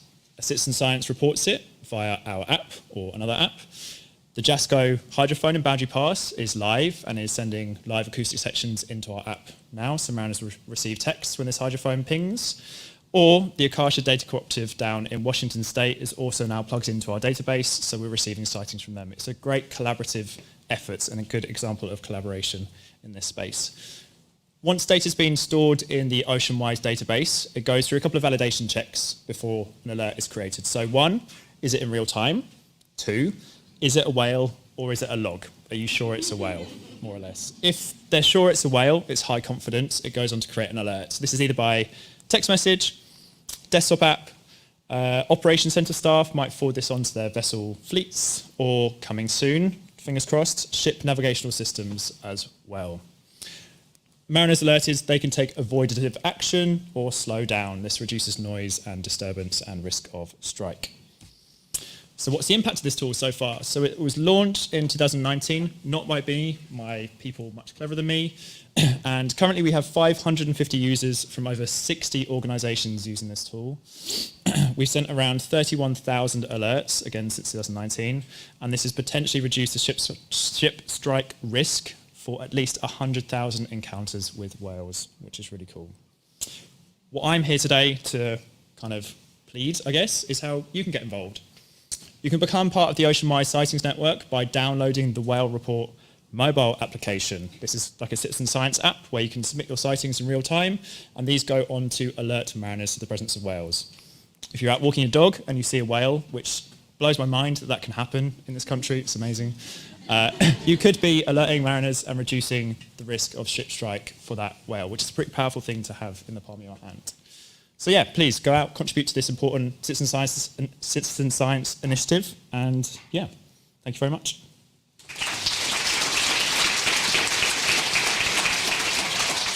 Thank you very much, Alex. Interesting program. A couple of quick questions. How long does it take for a report to create an alert? Because the whale Yes. So the question was, how long does it take for a report to be made and get to a mariner? It's basically instant. It just depends whenever a person submits it, really. It takes around about a minute to go from the app to the mariner. Even with the validation, yeah, it's automated. So there's no people going yes or no to each submitted sighting. All right. I was just curious, is there any, I know this is provided for mariners, is there any consideration for providing it to industry, like the actual port terminals? I'm just thinking too from a perspective of whether it's maintenance or things like that, if they're doing works, to alert them that the rail's in the area? Yeah, so we do that. We work with the Port Vancouver Echo Program, Port Prince Rupert, Port Seattle as well, and also consultancies as well. So if consultants are working on environmental projects such as, I don't know, putting in a new pipeline, let's say, they can have access to the RAS to understand when whales come in the area and shut down operations whilst they're working. So yes, and if anyone's in industry and they want to get in touch about this, please do just reach out to me or ras@ocean.org. Okay, I know there's more questions for Alex, and I know he'll be around, particularly at the end of the session, to answer your questions about this. We're going to move on. Unfortunately, your program, you have. Thank you, Alex.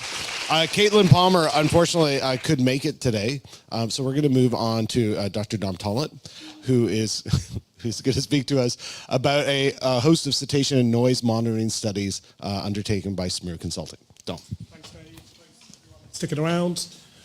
If you don't know, Smear Consulting is a commercial offshoot of the University of St Andrews. In the last year, we've had 3 new team members join the office in Vancouver, Maeve Quinn, Faith Wilder, and Dr. Tash Hardy. We've been working on a number of long-term monitoring studies, many of which are actually funded by the Port of Vancouver Echo Program. I'm going to be talking about some of those. The first one at Lime Kiln on Salmon Island, we've got a cabled hydrophone. We've been monitoring noise for the last 10 years and monitoring the Echo Program slowdowns that have been going on for the last 7 years. I'm afraid it's been another low year for southern residents in the summer in Harrow Strait, and that seems to be the new normal. On the bright side, next year, I'm hoping we're going to be pushing those cetacean detections into the RAS. One of the interesting things we've found in the last few years at Lime Kiln is this decreasing noise level. As you can see, it's about a 5 dB decrease in the last 4 years. And we haven't actually got to the bottom of this, whether it's slow steaming for lower emissions, whether it's less small boats in the vicinity, but that's on our to-do list. Next, I'm going to be talking about the work, again, for the Echo Program and the Sabertooth, where we're monitoring at 2 to 5 locations for the last 5 years in Burrard Inlet and English Bay. You can see the locations here. We've been getting killer whale detections 12 to 15 times a year. And as you heard from Thomas this morning, I think there's now justification with James Pilkington's new paper, some NOAA satellite tagging to call for the extension of southern resident critical habitat into northern Strait of Georgia. And at these sites, we're also looking at seasonal or causes of seasonal and between year trends in noise levels. We're using a tool called the Coastal Acoustic Buoy that we've developed for monitoring the quiet sound slowdown that's occurring right now in Puget Sound. Again, focused on southern residents as they head into Puget Sound to hit the chum salmon. We had notable presence at the start of the season. The slowdown's October to January. Last year, we had southern residents in 45% of days of the slowdown, 70% participation in the slowdown, and we assessed about a 45% reduction in noise intensity over that period due to the slowdown. The Echo Program has been running 3 on-water initiatives, 2 slowdowns, one in Harrow Strait and Boundary Pass, one on Swiftsure Bank, as well as a lateral displacement of tugs through Wonderfuka Strait. As you can see, the pilot reported participation rates are high. It's a voluntary program, but we're around 90%, even better for the tugs. And you can see there some large reductions in sound intensity due to that slowdown. In total, since 2017, there's been 20,000 ships slowed down or move due to the ECHO program. And I'm hoping next year we'll be reducing the speeds of the faster vessels. A lot of people ask, do these longer transit times of slower vessels negate their lower noise levels? And the answer is no, absolutely not. And I'm hoping these two images taken from Charlotte Finlayson's recent paper illustrate that as you slow down, you reduce your source level, less cavitation, the footprint of noise reduces. And the image on the right there just shows you how all the noise levels drop down, and the arrows are denoting the sort of time above ambient. So as you decrease noise levels, you're decreasing your time of exposure as well as the total amount of noise. Check out that paper if you're interested for more. I'm not going to be talking about the work we're doing with the Pachidat and the ECHO program, because Christina from CV Marine, working with Anna Hall and the Pachidat, are doing systematic surveys on Swiftshore Bank. So stick around for that presentation. But I want to end with some of the initiatives that are going on this sort of acoustic horizon. Firstly, Transport Canada are definitely leading globally on both funding quiet vessels, and obviously that's the future. If we can just make vessels quieter, that's a win everywhere all the time. And they've been leading on developing new underwater noise reduction guidelines at the IMO. BC Ferries have been really proactive in developing a plan to reduce noise emissions. They're aiming for a 50% reduction in the Strait of Georgia, and they've already spent cash on bringing in new hybrid quieter vessels, and they plan to continue to do. Somewhat sadly, we all own a pipeline. In next year, in January, we're going to start getting more tankers. Eventually, that will be building up to a 10% increase in calls of commercial vessels into Port of Vancouver, and that's going to be a 6-fold increase in tanker traffic or oil spill risk. And I just wanted to remind everyone that the DFO are monitoring noise in at least 11 different locations at the moment, and they're currently evaluating, which is a tough thing to do, the minister's, I think it was Minister LeBlanc's commitment to manage or more than mitigate noise from TMX, and they're using a 2016 baseline to assess that. So look out for that next year. And also look out for that commitment for a world-class oil spill response. One thing I've been working with as the technical advisor to the ECHO program is a regional noise target. So we're looking to develop methods and approaches to cap regional noise in the Salish Sea. So again, that's got a focus on southern residents. And again, that's something that hopefully you'll be hearing about in the next year or so. Whilst reducing noise is clearly a threat win for southern residents, there's no doubt in my mind that the priority is to recover Chinook stocks, particularly for Canada, the Fraser River. I'm not sure if you picked up on NOAA there were various groups trying to force NOAA to stop the troll fishery in southeast Alaska. That would be one solution. Raincoast have been proposing turning the Chinook fishery into more of a terminal fishery. In the UK, we actually bought fishing licenses as a way of reducing fisheries. So we do have solutions.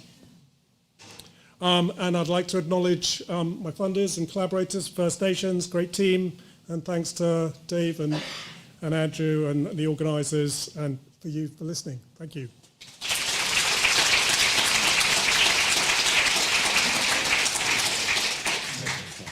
Yeah, I sadly didn't get to use the chicken on you, but we do have a bit of extra time for some questions. So if you have a question for Dom on one of the many projects, I think people are looking forward to caffeine. Yeah. So before we get to caffeine, I've got a couple of announcements. First of all, I'd like to thank all the speakers in the afternoon session, and as a bonus round, if they'd like to come to the front, as everyone else is going to the back, to be available for additional questions so that it's easier to find them maybe than at the coffee per se.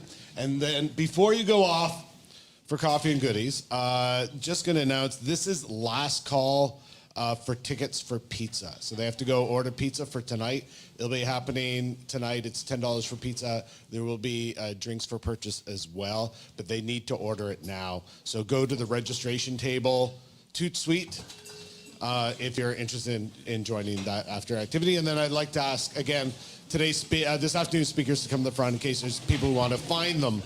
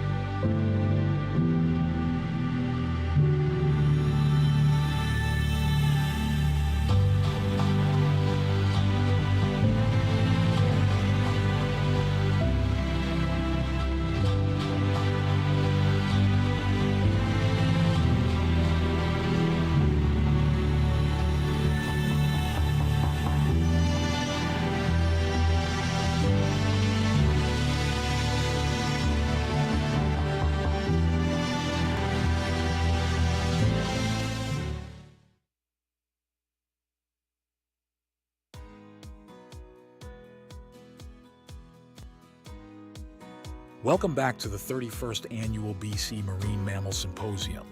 We are set to resume our lineup of presentations. To our guests in the lecture theater, please make your way back to your seats. We're about to begin the next segment of our program. Once again, we're ready to continue. Let's settle in and prepare for our next speaker. We hope you enjoy the next talks.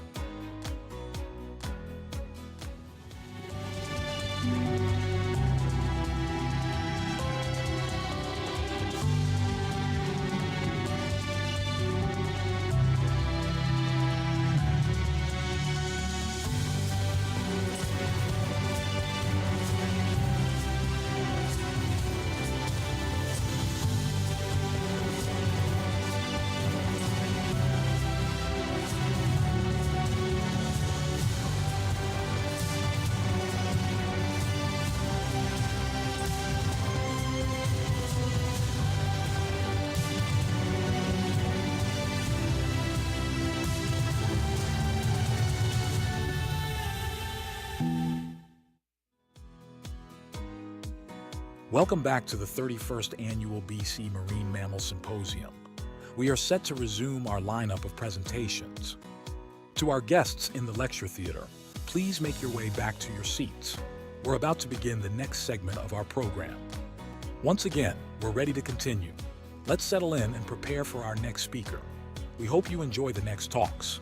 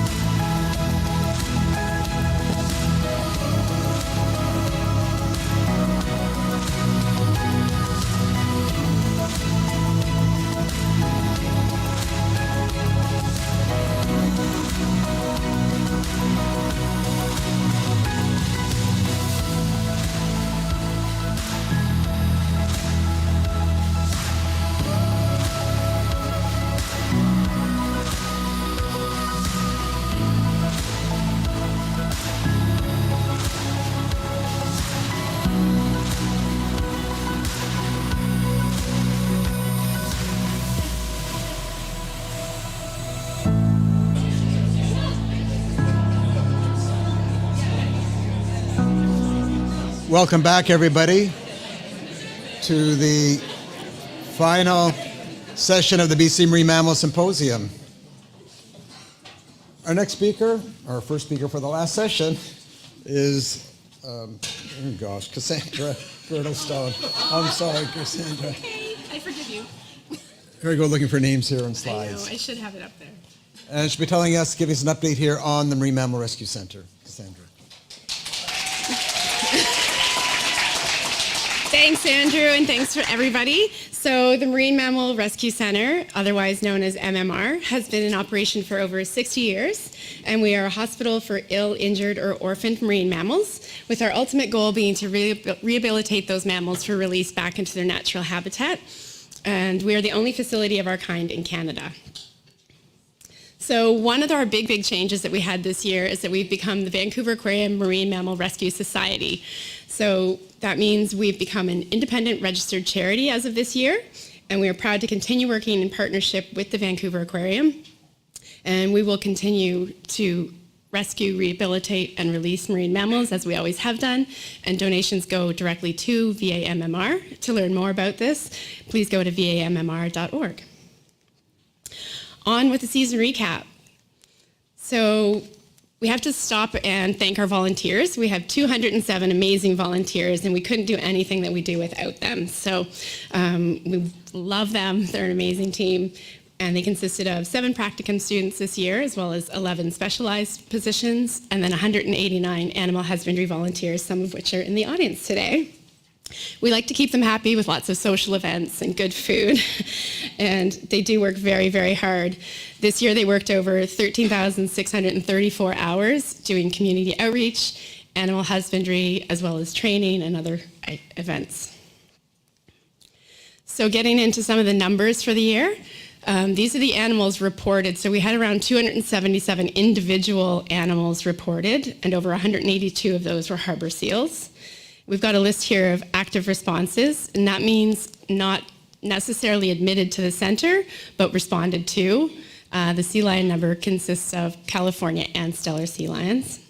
And then as far as animals admitted, our main patient is the harbor seal. So we had 1 adult harbor seal and 66 pups, 42 of which have already been released, and 14 are still currently on site. So some of our fun little stats here for our patients from 2023. It was a bit of a weird year. Normally we have between 100 and 200 seals admitted. This year we only had 66. So I'm not sure what that holds for the future, but that's what we had. So our average time at MMR this year was 87 days.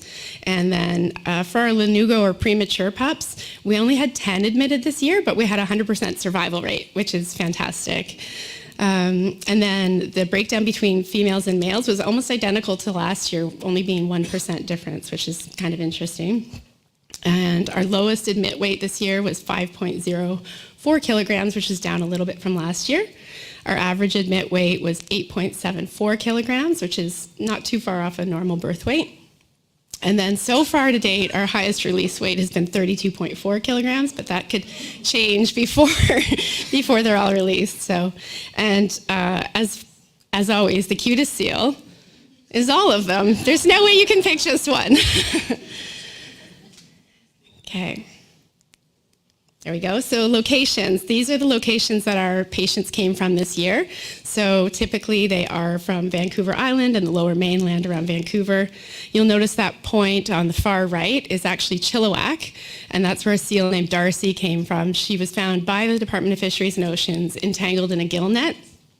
As they were seizing it, they found her, and somehow she survived the whole ordeal and made it back to the rescue center where she was stabilized. She made it through the rehabilitation process and was successfully released just a couple of weeks ago. So some of the things we've been working on over the past year include continuing to increase our capacity for oil spill response, as well as increased volunteer recruiting and training. And we've brought back our outreach events. So we've been all over the mainland at different festivals and so on, as well as doing outreach events at veterinary clinics and sailing clubs to increase awareness about what we do and how to help and what to look for when you're out on the water. We've also done some disentanglement and animal survey trips and some projects that I'll tell you about. So disentanglement trips, these were 3 that we had active boats on the water. There are a lot of factors going into disentanglements, and weather is a big one, as well as the mobility of the animal. So even if we're on the water, we can still be thwarted if the weather changes suddenly or if the animal moves on. And then we did do some animal survey excursions, including one along the west coast of Vancouver Island, and that's looking at numbers for sea lions as well as seals. So it's our 10-year anniversary of our disentanglement program. So big shout out to Wendy Stanislow, who was instrumental in getting this program off the ground, and it continues today in conjunction with DFO as well as other groups and individuals. And you can see here, most of the entanglement materials that we've pulled off of animals in the last 10 years have been packing straps. So if you've got them on newspapers or boxes, make sure you lose the loop or cut those before you dispose of them so they don't become as much of an issue. And of course, fishing gear is a big one as well. So one of our slightly novel patients that we had this year was Dorothy Island. So she is a harbor seal, but she's an adult harbor seal, and we don't get too many of those guys in. She was admitted from English Bay Beach. She was about half the weight she should have been when we found her. She was so severely emaciated, had a lot of neurological issues, couldn't use her hind end. So we stabilized her, gave her lots of fluids, did lots of diagnostics, gave her medication, and before too long she was eating fish again.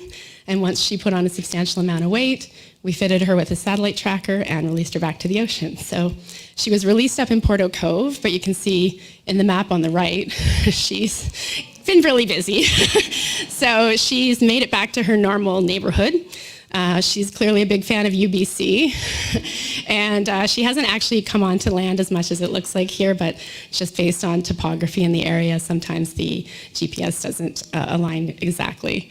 But she's a busy girl. This is something else we started this year, is the heart hat tag. So I'd like you to look at the photo, the right side of the photo in a minute. So looking at these seals, some of them look a little different. There's a lot of gray, they're spotty, and I need to give a medication to one of them. And they're all moving around, they're carrying on. How am I gonna figure out which one? Well, this little one has a little white heart hat. So makes it really easy to identify. So again, here's another pool, and 3 of these guys have them on. So it helps us when we're trying to do weighing. We don't have to touch them, so it reduces their stress a little bit when we're trying to pick out which one gets weighed next. As far as when they're in the pool and getting vitamins and meds, that helps as well. And it's easily administered. We restrain the seal, and you glue it on with super glue, so there's no sedation for the animal, and it's pretty quick and easy. And then we have cute seals. So we've picked the heart shape for a few reasons. Number one, it's wide enough to properly display the full number of the patient. It's also streamlined, so it creates less drag when they're swimming around. And it's got the cute factor, of course. So different places have been trying these and using different shapes, but so far we are the only ones with hearts. And they are made of PLA, a biodegradable material using potato starch, and they will be molted off when the seal molts during the coming year. And microchipping has made a comeback for us this year also. So we stopped microchipping in 2020 just because it was costly and we weren't really getting a lot of return of information back. And then in December, we received an email kind of out of the blue from the Pacific Salmon Foundation and British Columbia Conservation Foundation. And they have a project employing pit tag telemetry to understand stage-specific survival of salmon in the Salish Sea. And they contacted us saying, we've got these 3 mystery microchips. And it turned out to be 3 of our former patients that were released 5 and 6 years ago. So we started microchipping our patients again this year. And these are the 3 that we're pinging. Shoral on the right there, number 8 from from the year 2018. He was a particularly interesting case. The night he was admitted, we didn't think he was going to make it overnight. He was in really poor condition, and then he did survive that night, and he just kept going, and he was rehabilitated and released back in 2018, and 5 years later, he's still ticking along, living his best life out there. So it's nice to get that kind of feedback. And as we heard earlier, we've been doing some of the sampling for avian influenza. So in conjunction with BC Ministry of Agriculture Animal Health Center. So we've done it for the last 2 years. And we sampled all of the seals that have been passing through MMR. And our update is that, there we go, no positive cases have been detected from our submissions to date. So that confirms what we heard earlier, I'd say. And then, because I can never get enough cute seal pictures in these presentations, I'd like to direct you to go check out mmrpatients.org, so hopefully you can get your fix there. Special thank you to all of these groups that help us do what we do. And thank you for listening. And any questions?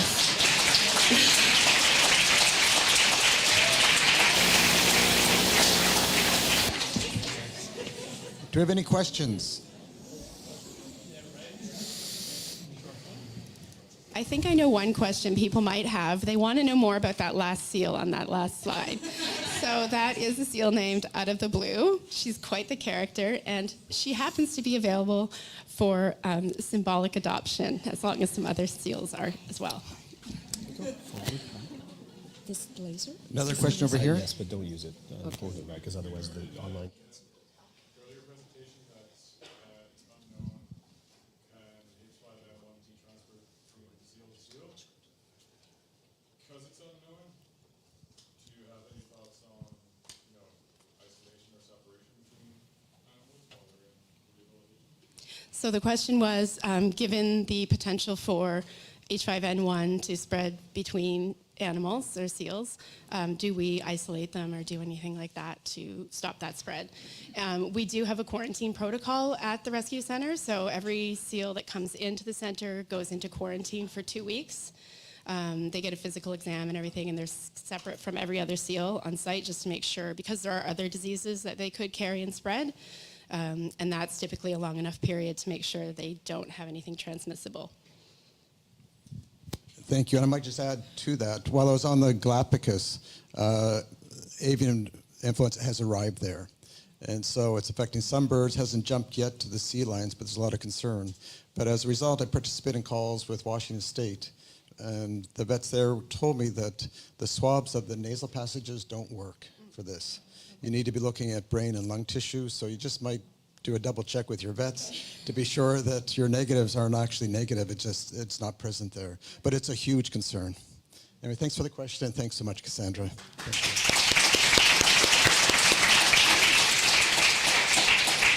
And our next speaker is Carol Moraes.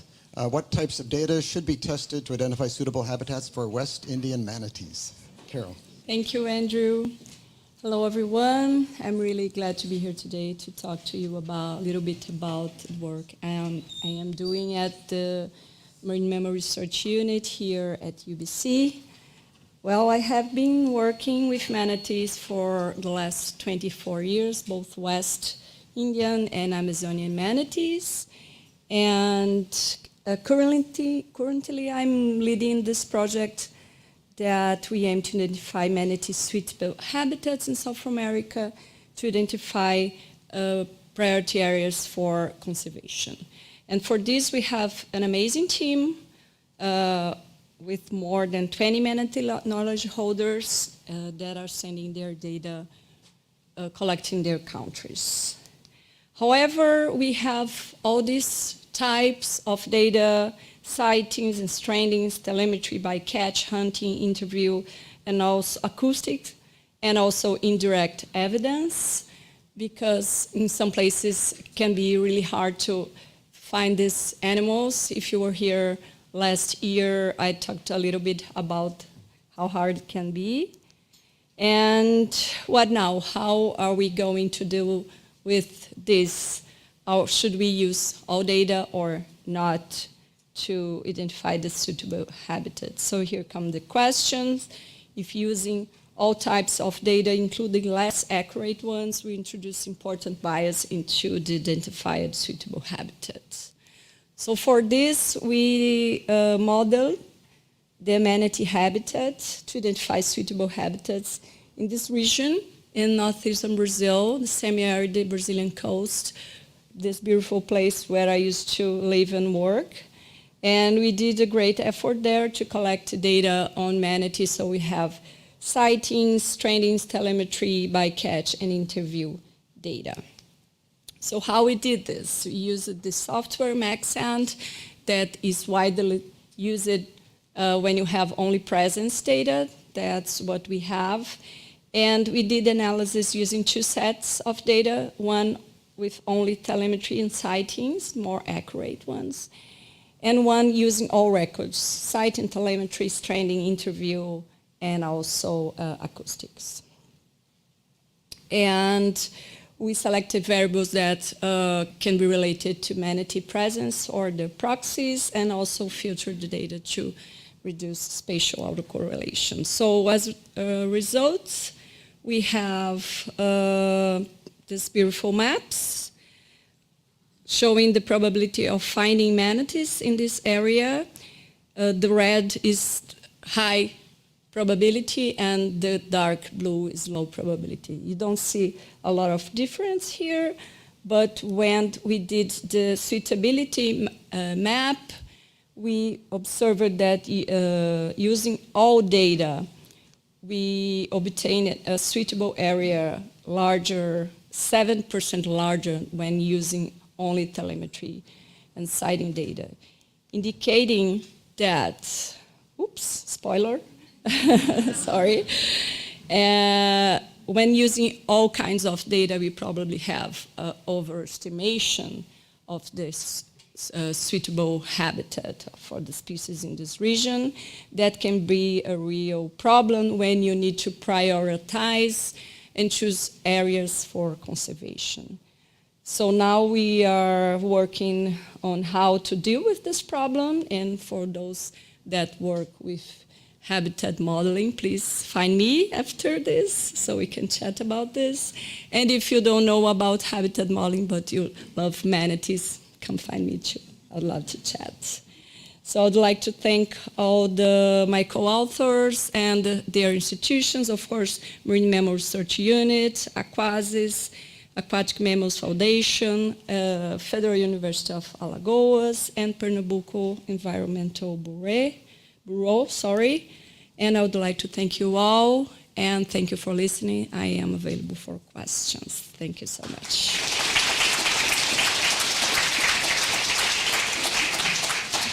Thank you, Carol. Do you have any questions? Question here. How do you know that it is overestimating opposite to underestimating? So is the question, how do you know if it's overestimating or underestimating? Like the habitat suitability, how do you know that the second one you showed is not more accurate? That's a really good question. We noticed that there are a lot of strandings in an area where you don't see manatees, and in the western portion of the study area. So probably the strandings are leading to this overestimation.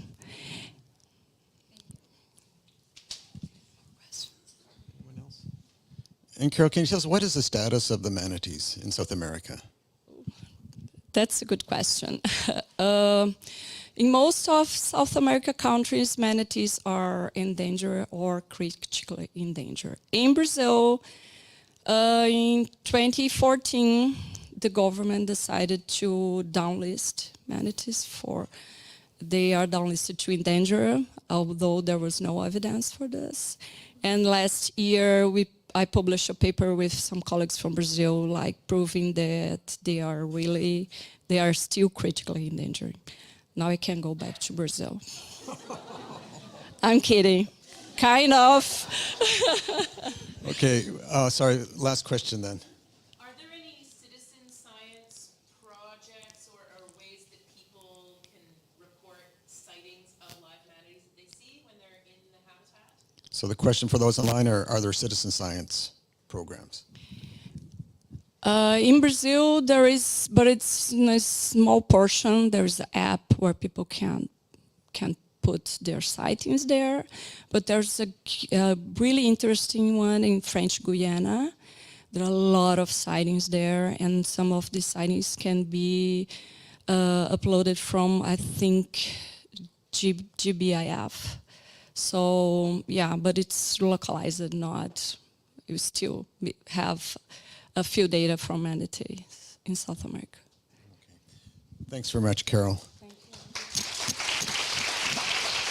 you. And looking for Anna Hall. So Anna will be speaking about vaquita and other super cool small cetaceans. Right. Thanks, Andrew.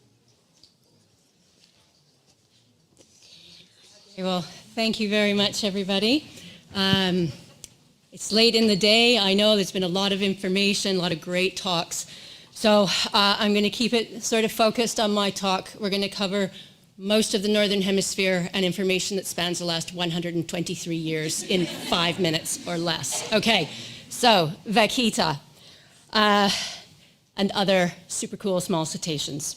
So the vaquita, as you know, are found only in the Sea of Cortez, and it is lovely and warm there, just like it is in here. But before we get to that, I need to bring you back to blustery British Columbia, because that's where it all began with my relentless pursuit of porpoise. And I want you to just take a moment, because one of the key things about being a porpoise researcher is you need to have an incredibly good search image. So you get about 2 seconds right now. Good, we're done. We're going to move on. One of the other programs that I have been involved with because of my search image for harbor porpoise, I have had the pleasure of helping develop the marine mammal monitoring program for the Department of National Defense. We work, Seaview, a company I work with, we work at 5 different sites. And just to give you an indication of the amount of effort that we put out, last year we did about 1,100 nautical miles at sea in pursuit of porpoise and other cetaceans as well. You know, southern residents. And this year we're only halfway through, or just over halfway through, and we're almost at 700 nautical miles of effort within these localized areas. This is great because it takes me to places where porpoise are. And as you know, here again is another one for your search image. Take note of the size of the gull. And Marcus, I've just realized that our logo is actually life-size. Okay, so these really are super small cetaceans. They are incredibly difficult to find, as you know. But every now and again, my work takes me to fantastic places where we get to see high-density social aggregations. And Andrew, I'm so pleased to tell you that this was a PhD study site. I still get to go there. They're still there. And look at those fantastic features in the water that these animals are using. So during monitoring work for other applications, keeping animals safe during military operations, I also, on the side, collect data on what these animals are doing. And we were able, thanks to the Department of National Defense, to extract some of our porpoise sightings data. And it was actually published in a collaborative study throughout the Salish Sea on what these harbor porpoise are doing in these high-density aggregations. Our study with Porpoise Conservation Society continues. We have 2 land-based sites, Queen Charlotte Channel and Boundary Pass. Again, huge amount of effort. You can see here thousands and thousands of volunteer hours sitting, watching porpoise.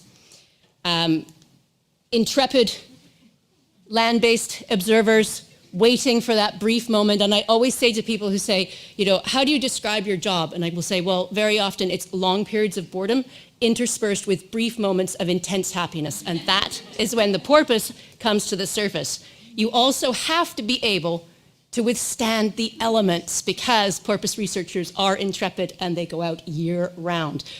And then you get rewarded. I know. Anybody who ever said harbor porpoise are boring, take note of that. They do exit the water. And here we have documented reproductive behaviors. The male is the one out of the water, the female is the one who is diving. We also have confirmed through the Porpoise Conservation Society study. I know it's a bit racy for this late in the day, sorry about that. However, we're not the only people who are observing this. And again, another collaborative study. These data collected through Porpoise Conservation Society appear in an open access book, which is now available online. Please see chapter 18. You will see some of the photographs that you have just observed. But I have the distinct pleasure of working with people from all over the world. That may be almost everybody who is into porpoises, but there's a few more around the world. Okay, so here we go. To San Felipe, Mexico. In May of this year, I had the distinct privilege of joining an expedition to the Sea of Cortez, and our mission was to find out, do vaquita still exist? So on the plane on the way there, field guide in hand, I was studying the images of vaquita, which are few and far between, to make sure my search image in my head was good, but I kept thinking of this guy, and this guy. And what if we don't find them, or worse, what if we find the last one?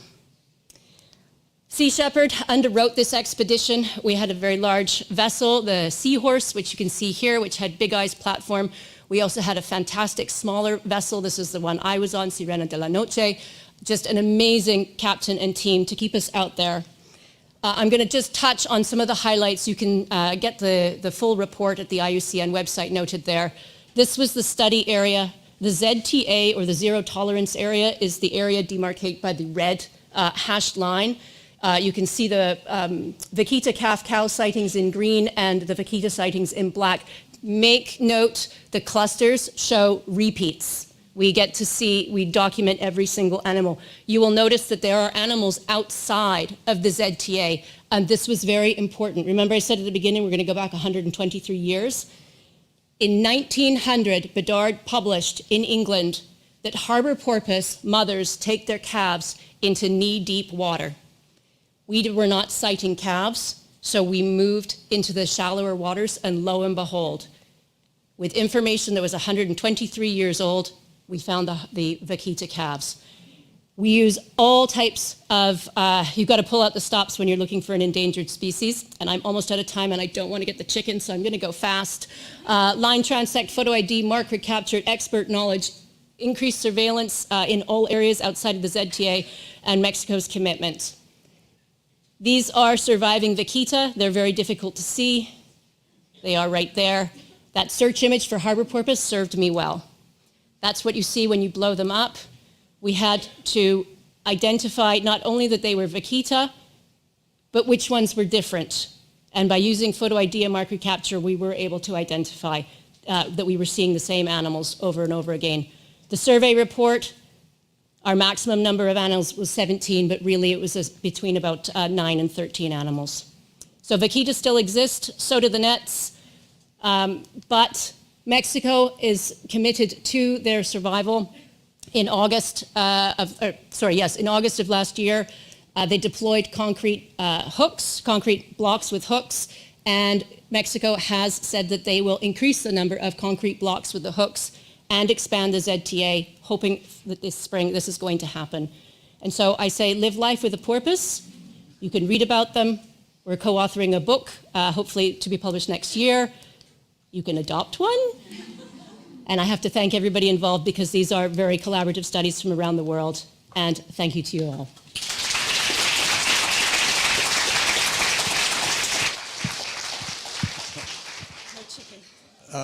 No rooster, but it was ready. We're going to just take one question as Christina comes down to get set up. Dawn?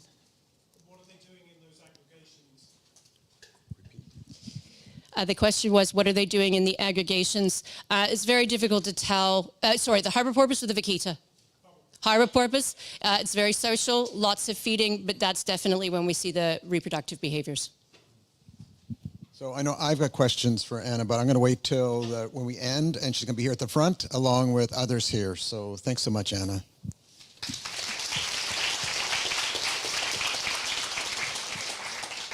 And next up, we have Christina Carrière talking about marine mammal surveys in Western Juan de Fuca Strait.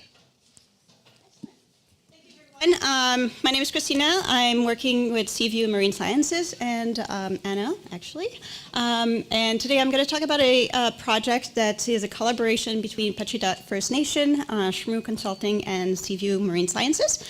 And the Pachidat First Nations is located in the west coast of southern Vancouver Island. And so that's going to be our research area. And Dom mentioned the ECO program, so this is also why it's possible to do this project. So there is some initiatives that are focusing on trying to reduce disturbance and also identifying areas where cetaceans, especially southern resident killer whales, are using. So that's part of the Swisher Bank voluntary ship slowdown. And so the Pachidat First Nations have been conducting surveys since 2020. And this is the map of the boundaries for the 2022 ECHO program, noise reduction measures. And Swisher Bank area is where the blue line is. And so this is also overlapping with the study area. We wanted to focus on the western strata because it's a fairly important foraging area for in a critical habitat for southern resident killer whales. So although it focuses on killer whales, all cetaceans and all marine mammals that were cited were recorded. The data was recorded. So this is why we designed the study, so that there's more emphasis on the western strata. So we take a lot of pictures as well, so that we can identify individual when it's possible. So Seaview Marine Sciences provides an annual marine mammal observer training for Pacheedaht First Nation. And the study area is just over 1,000 kilometers squares, and it goes from shore to the US-Canadian border. And both systematic and opportunistic data was collected. The systematic data was collected using a dedicated software designed by the Porpoise Conservation Society, whereas the opportunistic data was recorded in a field notebook. So this is just a summary of the effort for each year, the first 3 years. We're just processing the data for this season, the 2023, so it's going to be available in the new year. But you can see that the increase in effort is quite significant from year to year. And also there is consistency with the crew as well that have been trained and have been participated in those studies for several years now, so this is really valuable. This is just looking at the cetaceans, both on effort and opportunistic data. In terms of the number of species that are cited, it's fairly consistent, but by increasing the effort, we also increase the number of sightings and the number of individuals cited as well.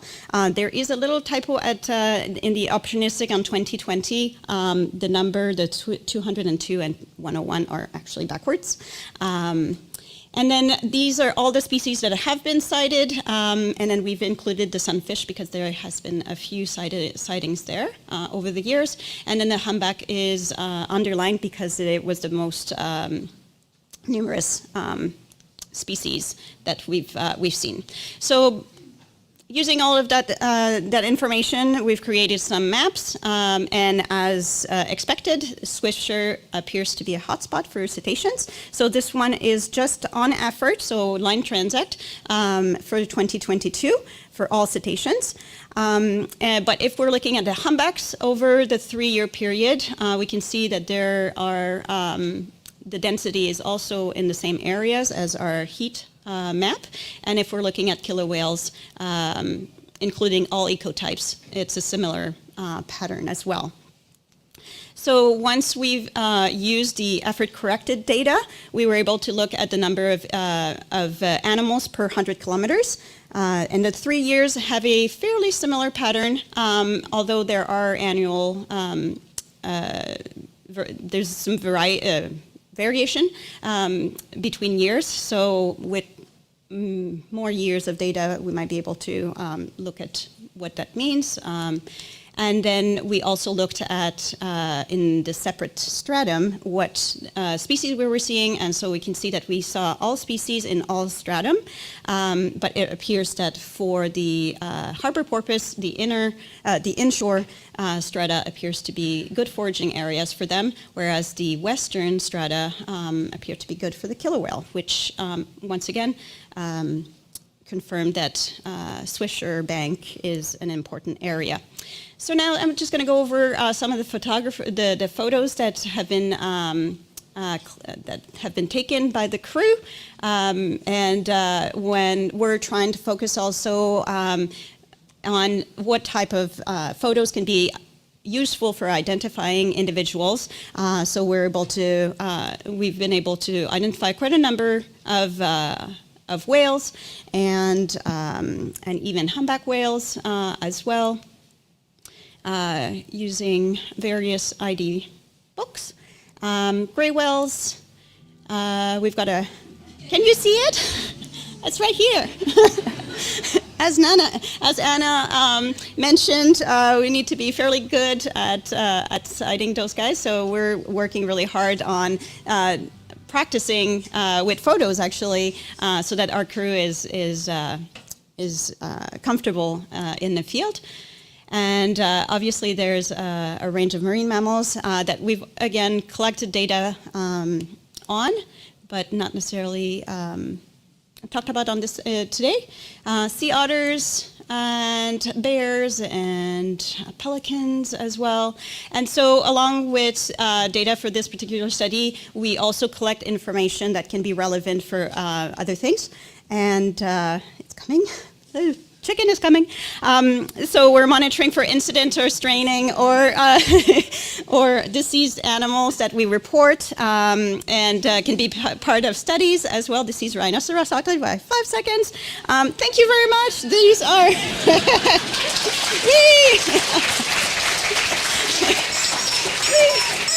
I wanted the chicken, actually, so I'm happy about this. Thank you so much, Christina. You're welcome. Unfortunately, we're out of time for questions, and we are going to move right away to our next speaker.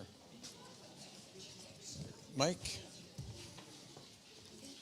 So Mike DeRusse will be talking about skeletons and swimming with them in the 21st century.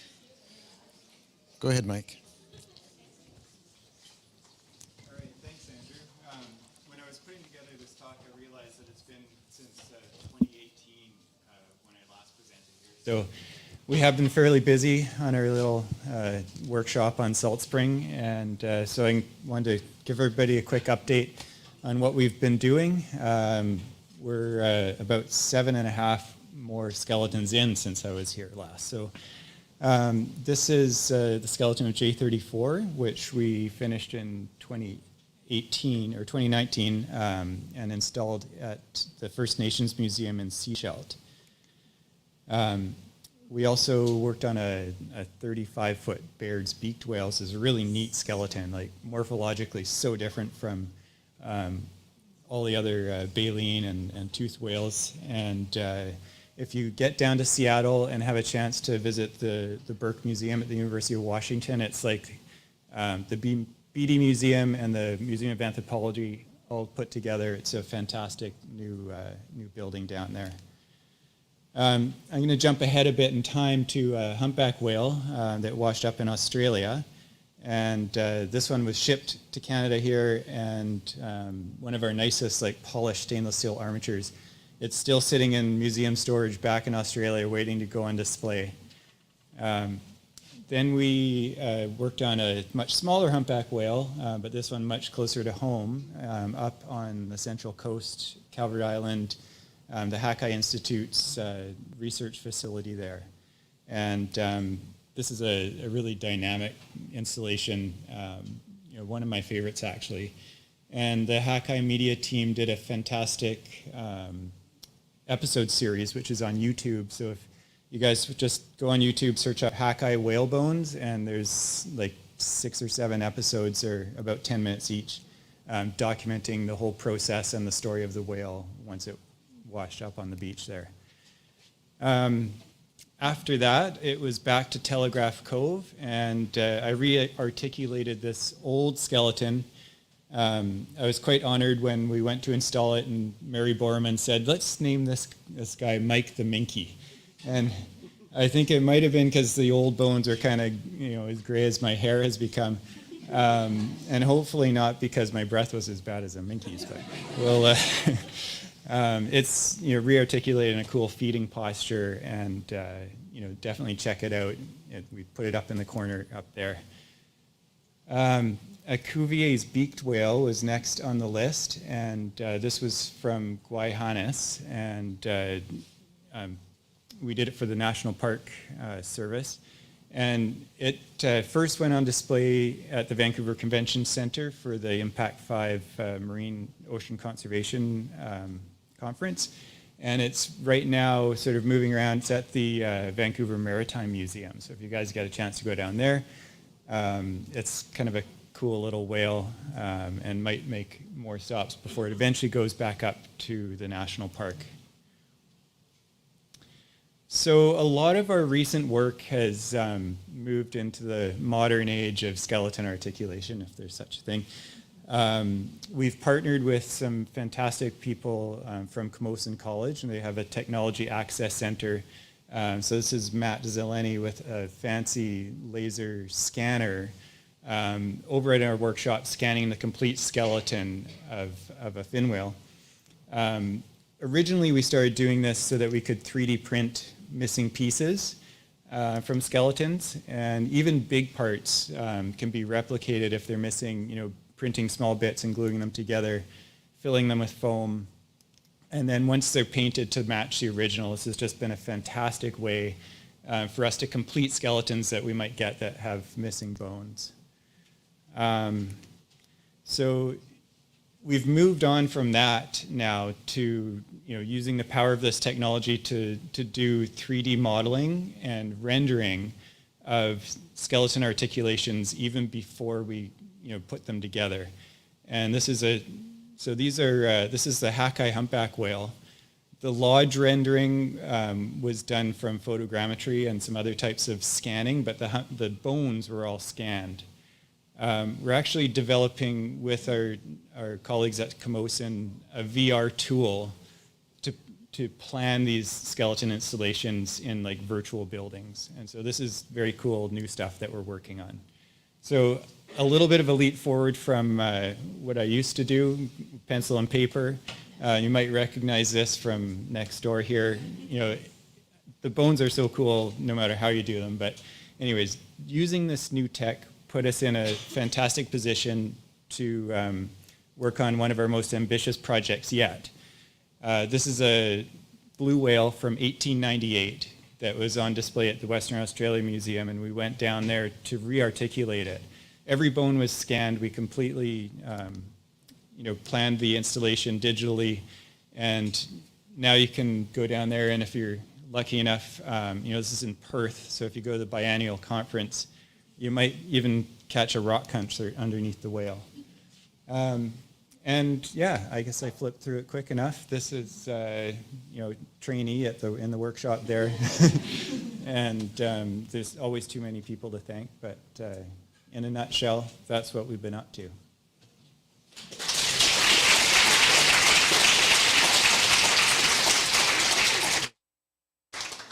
Thanks, Mike. And this is coming. Oh, did you turn it off? Sorry, there you go. Okay. This is, I forgot it. Oh no, back. So the next stage of skeleton articulation, will it play? Is we actually get to make them swim. But now I want you to put a skin on him. Put it in his mouth. Yeah, it's just remarkable, Mike. We're going to take one question and then we have to move. Go ahead. The birds, the question is, where did the beaked whales come from that I've worked on? The one from Guayana actually washed up in the national park, the southern part of Guayana National Park. And the one from the Burke Museum in Washington washed up on the west shore of Washington State. Thanks so much, Mike. And I do want to put in a pitch to go down to see the beaked whale. I stumbled on by accident. Mike never told me it was there at the Maritime Museum. And I go, wow, his work's just as good as Mike's. And then I didn't say it was better. Okay, Nicole, telling us about whale's tails. Thanks, Andrew. Thanks. Hello, everybody. Hello, those of you who are still online and watching. It's so great to be here. Like you, Mike, I haven't been back since 2019, and it just feels like coming home. It's so much fun to be here. So my name's Nicole. I'm here with my two best friends, who are also the two co-founders with myself of Whale Tales.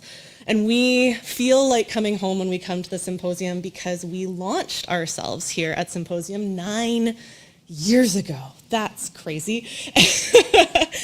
We started with a very simple idea. We wanted to be a place where everyone and anyone could learn the stories of, it started with our, very sort of like our BC local whales, but now it's become worldwide of their local cetaceans. We are a living library of cetacean stories. We're a website dedicated to recording the stories of whales, dolphins, and porpoises that are seen in the wild. And our big mission is to make sure that people feel validated, that what they see on the water, no matter what their training, what their experience, that matters.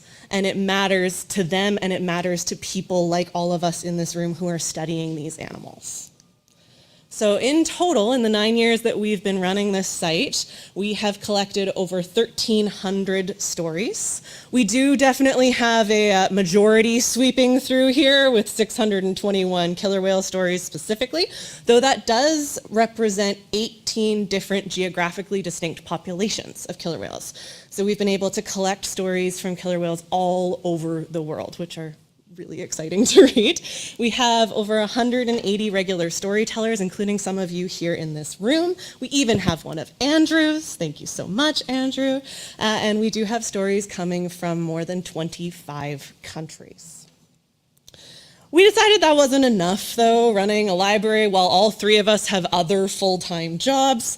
We decided to start a podcast in 2019, and we now have almost, starting next week, when our episode comes out next week, we'll have 60 episodes in our feed of our sort of regular monthly episodes of this podcast that feature discussions on species overviews or interesting behaviors going on, interviews with researchers. You know, we've had Ashley here from Whale Watch, we've had Caitlin from MERS. Lots of people here in this room have been so supportive of what we do, and it's really meant the world to the three of us, as well as our members and the people who are reading our stories literally all over the world. We also always share a fun flipper fact. I make up a different song on each episode of the podcast, so if you just want to hear me sing a fun flipper fact song, it's different every time. And we always share our bread and butter, a whale tale. So one of the stories from our website is always there in the podcast, as well as a call to action. We have had some special highlight episodes of our podcast as well, though. We've had Dr. Valeria Viguera on with us, Ted Cheeseman, the co-founder of Happy Whale, so another citizen science project looking to try and catalog whales that are seen in lots of different parts of the world. We do extra episodes for Orca Action Month. And this year, something really crazy happened. The Pew Charitable Trust reached out to us to do a special episode for World Krill Day, where we interviewed krill researchers, because hey, just like fish matter to toothed whales, krill matters to baleen whales. And we got the opportunity to interview, amongst others, Philippe and Ashlyn Cousteau, which was crazy, and I lost my mind.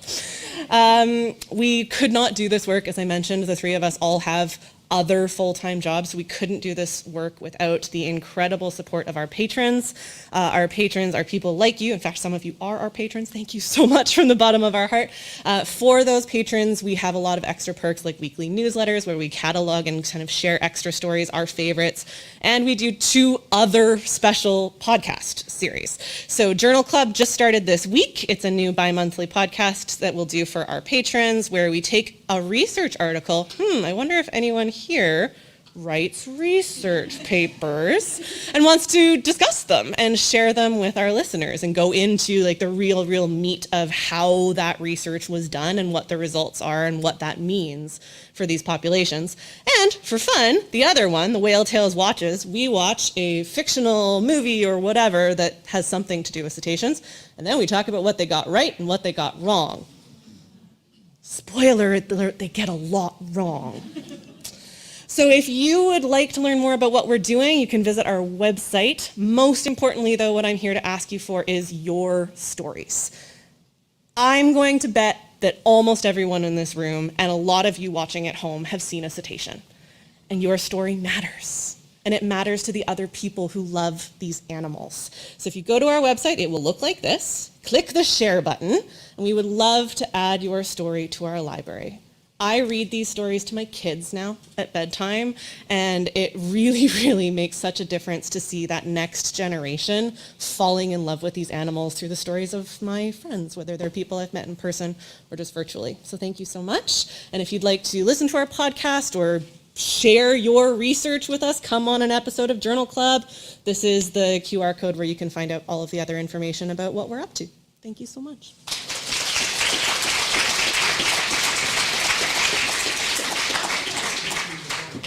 Any questions? So I'm really excited about the Journal Club idea. And are you looking for volunteer papers? You have a list already? Absolutely, please do, yes. Okay. We'll never have enough on our list. So for that, how do you want people to approach? Please go to one of our email addresses or come and see me afterwards. I'll get your email on my phone and we'll have you on Journal Club. We want to talk about what you are doing. Sounds very exciting. Thanks so much, Nicole.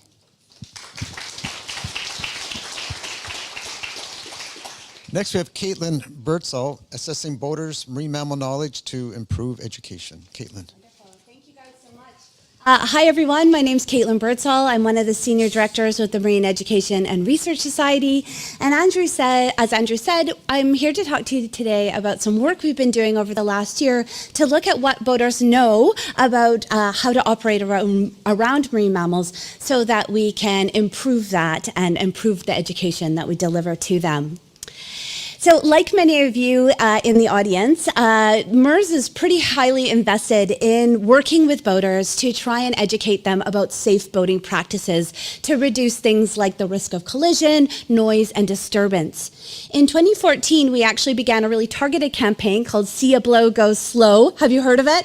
Hands up. Yes, okay. And it was developed in response to the comeback of humpbacks in inshore waters and the relative unfamiliarity with boaters about those whales since they were kind of new back into the area. We saw a lot of safety risks, both for whales and for humans as well, with that increased overlap. So our See a Blow, Go Slow campaign really covers, yes, the marine mammal regulations, but also goes more in depth into how do you detect these large whales, how do you avoid collision, and what to do if an incident does happen. Now, this has been a multifaceted campaign with signs and online resources, but after 9 years, this year we decided it's really time to look at whether this is working or not and how do we make it better. So we decided to evaluate the campaign and boater knowledge through 3 different ways. One way is through a field project that my colleague Ali Gladwell is going to talk about just next, but the next was just going out and asking to them. So in July this year, we undertook a big coast-wide survey of boaters. And really the goal here is to evaluate knowledge of See a Blow, Go Slow campaign, but also things like the regulations and best practices that it contains.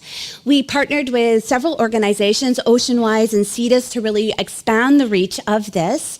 And to date, we've had 3,100 boaters fill out that survey. So it's a good sample size, and it's actually still open into February this year. Now, this is administered both in person when we're doing targeted outreach, and it's also online, so every one of you can take it as well. Now, while we're still in data collection phase, already we're seeing some sort of interesting but sometimes not surprising insights into this survey. The first thing we really noticed is that vessel operators do not know the avoidance distances or the approach distances prescribed under the marine mammal regulations. We asked 3 different scenario questions within the survey to do with distances, and 55 to 70% of boaters get them wrong. So they don't know the actual distances. This is not surprising because the boaters are also reporting their number one impediment to being able to follow the regulations properly is that they don't get them. They don't understand different locations and different species have different distances at all. The good news that we're seeing is that they're pretty familiar with the See a Blow, Go Slow campaign. 66% of them have heard of it, and actually signage seems to be the major way that they're hearing about it at marinas. It also is showing that there's an increased understanding and awareness by boaters about sort of the unpredictable nature of humpbacks, that they sleep just under the surface, that they take long dives and pop up sort of out of nowhere. So we're going to continue compiling a lot more data, and hopefully we can present some more of this to you guys next year. The second part of our evaluation was a little bit of a more targeted survey where we wanted to ask people about a specific tool that's promoted within the See a Blow, Go Slow campaign, which is the whale warning flag. This is a flag that was developed by Jim Borman in 2010 on northern Vancouver Island and started being adopted by ecotourism. The idea of the whale warning flag is it's a bit like a dive flag. It's an alert flag. You put it up when you're in the presence of whales to let other boats around you know that there are whales nearby. So we decided to ask ecotourism about this to see how often they're using it, what their perceptions of it is, what doesn't work, and what does work.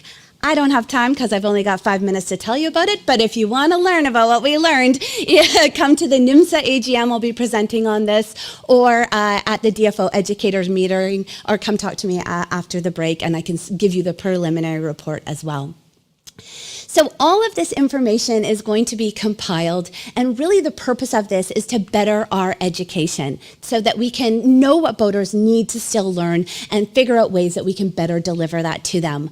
One of the resources that we are developing is an online course for boaters about safe operation around marine mammals, because like many of you guys, we are tired of talking to boaters one yacht club at a time. So we are trying to develop something that's more available, widely accessible, and many of you are helping us do that. So this will really go into that boater course that will be released in the spring of 2024. It will also help us revise our educational approaches and share information with our colleagues in education and enforcement as well.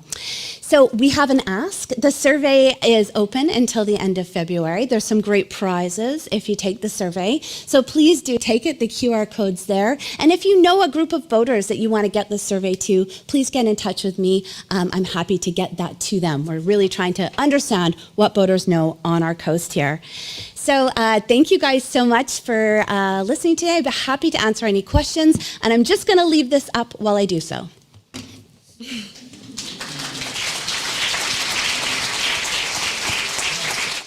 Thank you, Caitlin. Any questions? So let me take advantage of the 1 minute we've got and tell me about the flag. Is it working? The flag is really positive feedback. So 70% of our ecotourism operators have said that they use it fairly regularly, and most say it's effective-ish. So it's better than anything else, but there's some improvements. So we have a lot of feedback to incorporate about how to make that a better tool. Yeah. Thanks so much. Thank you. And Alison Gladwell talking about Too Close for Comfort. The floor is yours, Ali. Much for sticking it out today. My name's Ali. I work with the Raincoast Applied Conservation Science Lab at UVic, and also a research associate with MERS, the Marine Education and Research Society. And I'll be talking today about looking at boater behavior and compliance to the regulations in Northeast Vancouver Island. So as we've heard, we have ever-increasing vessel traffic and the fortunate return of many cetacean species. There's simply more interactions happening with vessels and whales, including the rising concern and threat of harmful and fatal ship strikes and the increasing risk to boater safety. And we can definitely see this, as we know, on the coast of BC, where this summer there were several ship strikes, unfortunately, and in other regions, humpback and killer whales all have critical habitat in the middle of busy traffic zones, such as the Johnstone Strait region of northern Vancouver Island.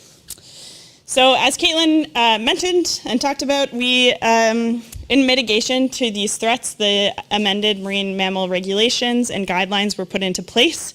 And even in this digested format, they can be quite confusing, both from the boater side and from the monitoring and research side. It's really tricky to keep track of what's going on in the water and to do this systematically so we can dive into patterns and look at potential risks to both the whale and boater safety. So, which leads me into my first research question, is to ask, just in general, how compliant are vessels to the regulations in Northeast Vancouver Island? Because we don't know. And so in this region, there are distance regulations for vessels to be at least 100 meters away from humpbacks and at least 200 meters away from both ecotypes of killer whale, and along with a suite of other regulations and guidelines, but this is our focus for today. So throughout the summers of 2022 and 2023, myself and a couple of research assistants, we used 2 different sampling techniques, which I won't go too much into, using laser rangefinders completely from land and some help of some trigonometry to determine the distance of a vessel to a whale. Now, with just about 500 hours of sampling effort and just about 450 interactions with vessels and whales within 500 meters of each other, we can start to see some preliminary results. And so on the x-axis, we have the distance of a vessel to a whale within their, to the distance regulation at that 0 line, and this has been scaled for each species.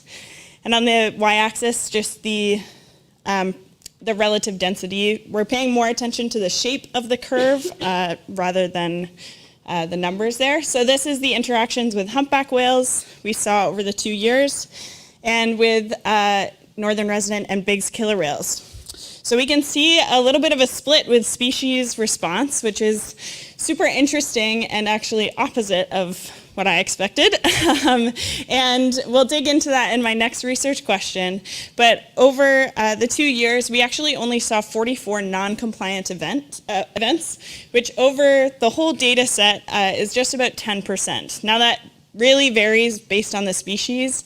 We actually almost saw 25% of the killer whale data was non-compliant, so that really varies based on what we're looking at.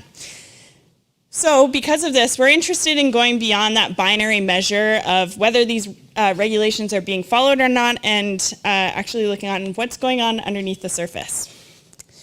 So this leads us to our second research question of what are the traits of boaters and marine mammals that may explain the interactions between them. And by traits, there's lots of covariates, which means general vessel type, so going from cruise ships down to recreational boaters, and how fast they're going, the distance, species, whale behavior state, group composition, if there's a calf or not, and where we are in the region. Now, I'm in the middle of analysis for this right now. We're building some mixed effects models, so stay tuned. I don't have any results for this yet, but I'm really excited to dig into these patterns and what shows up for these. And so we're partnering with the Marine Education and Research Society, and this project is going to directly inform and hopefully help to target their education campaign, See a Blow, Go Slow, as Caitlin just talked about, along with helping to inform and helping to develop the new boater course to come in the spring for recreational boaters. One more chance to get that QR code. And yeah, just to note that increasing efficacy of management and regulations is an important piece. But as we all know, public education is just such a critical movement for conservation. And I'd just like to take a moment to thank you for MERS, for all the work they do to keep us safe on the water, and for the whales. And I'd like to thank our other collaborators. Without them, this research would not be possible. Thanks.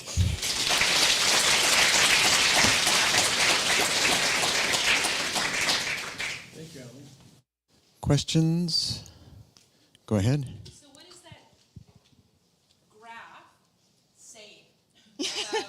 Humpbacks versus killer whales and distances from boats. Repeat the question. Because you said it's opposite of what you expect. Yeah, so the question is, what is the graph saying? Why might there be a difference in response based on the species, and why was it opposite of what we were thinking? Because killer whales are so hammered home for conservation, and boaters are typically less aware of how to navigate around humpbacks, and they're very unpredictable. We were expecting people to stay farther away from killer whales because it's so kind of a political issue. And for people to, humpbacks are very erratic in how they behave. So we were expecting for people to be a little bit closer. So and we need to definitely dig into this. This is very preliminary, but what that is showing is that generally that average of the hump of the humpback data was farther away. So boats are staying farther away from humpbacks than they are with killer whales for northern residents and bigs. But another note on that is that we had about it was 340 interactions with humpbacks and only 60 interactions with killer whales. If anyone was up north the past few years, they've been behaving a little differently than they have and coming a lot later. So we just have a lot less data for orcas. So that might be, take it with a grain of salt. It needs, yeah. Thanks very much, Ali.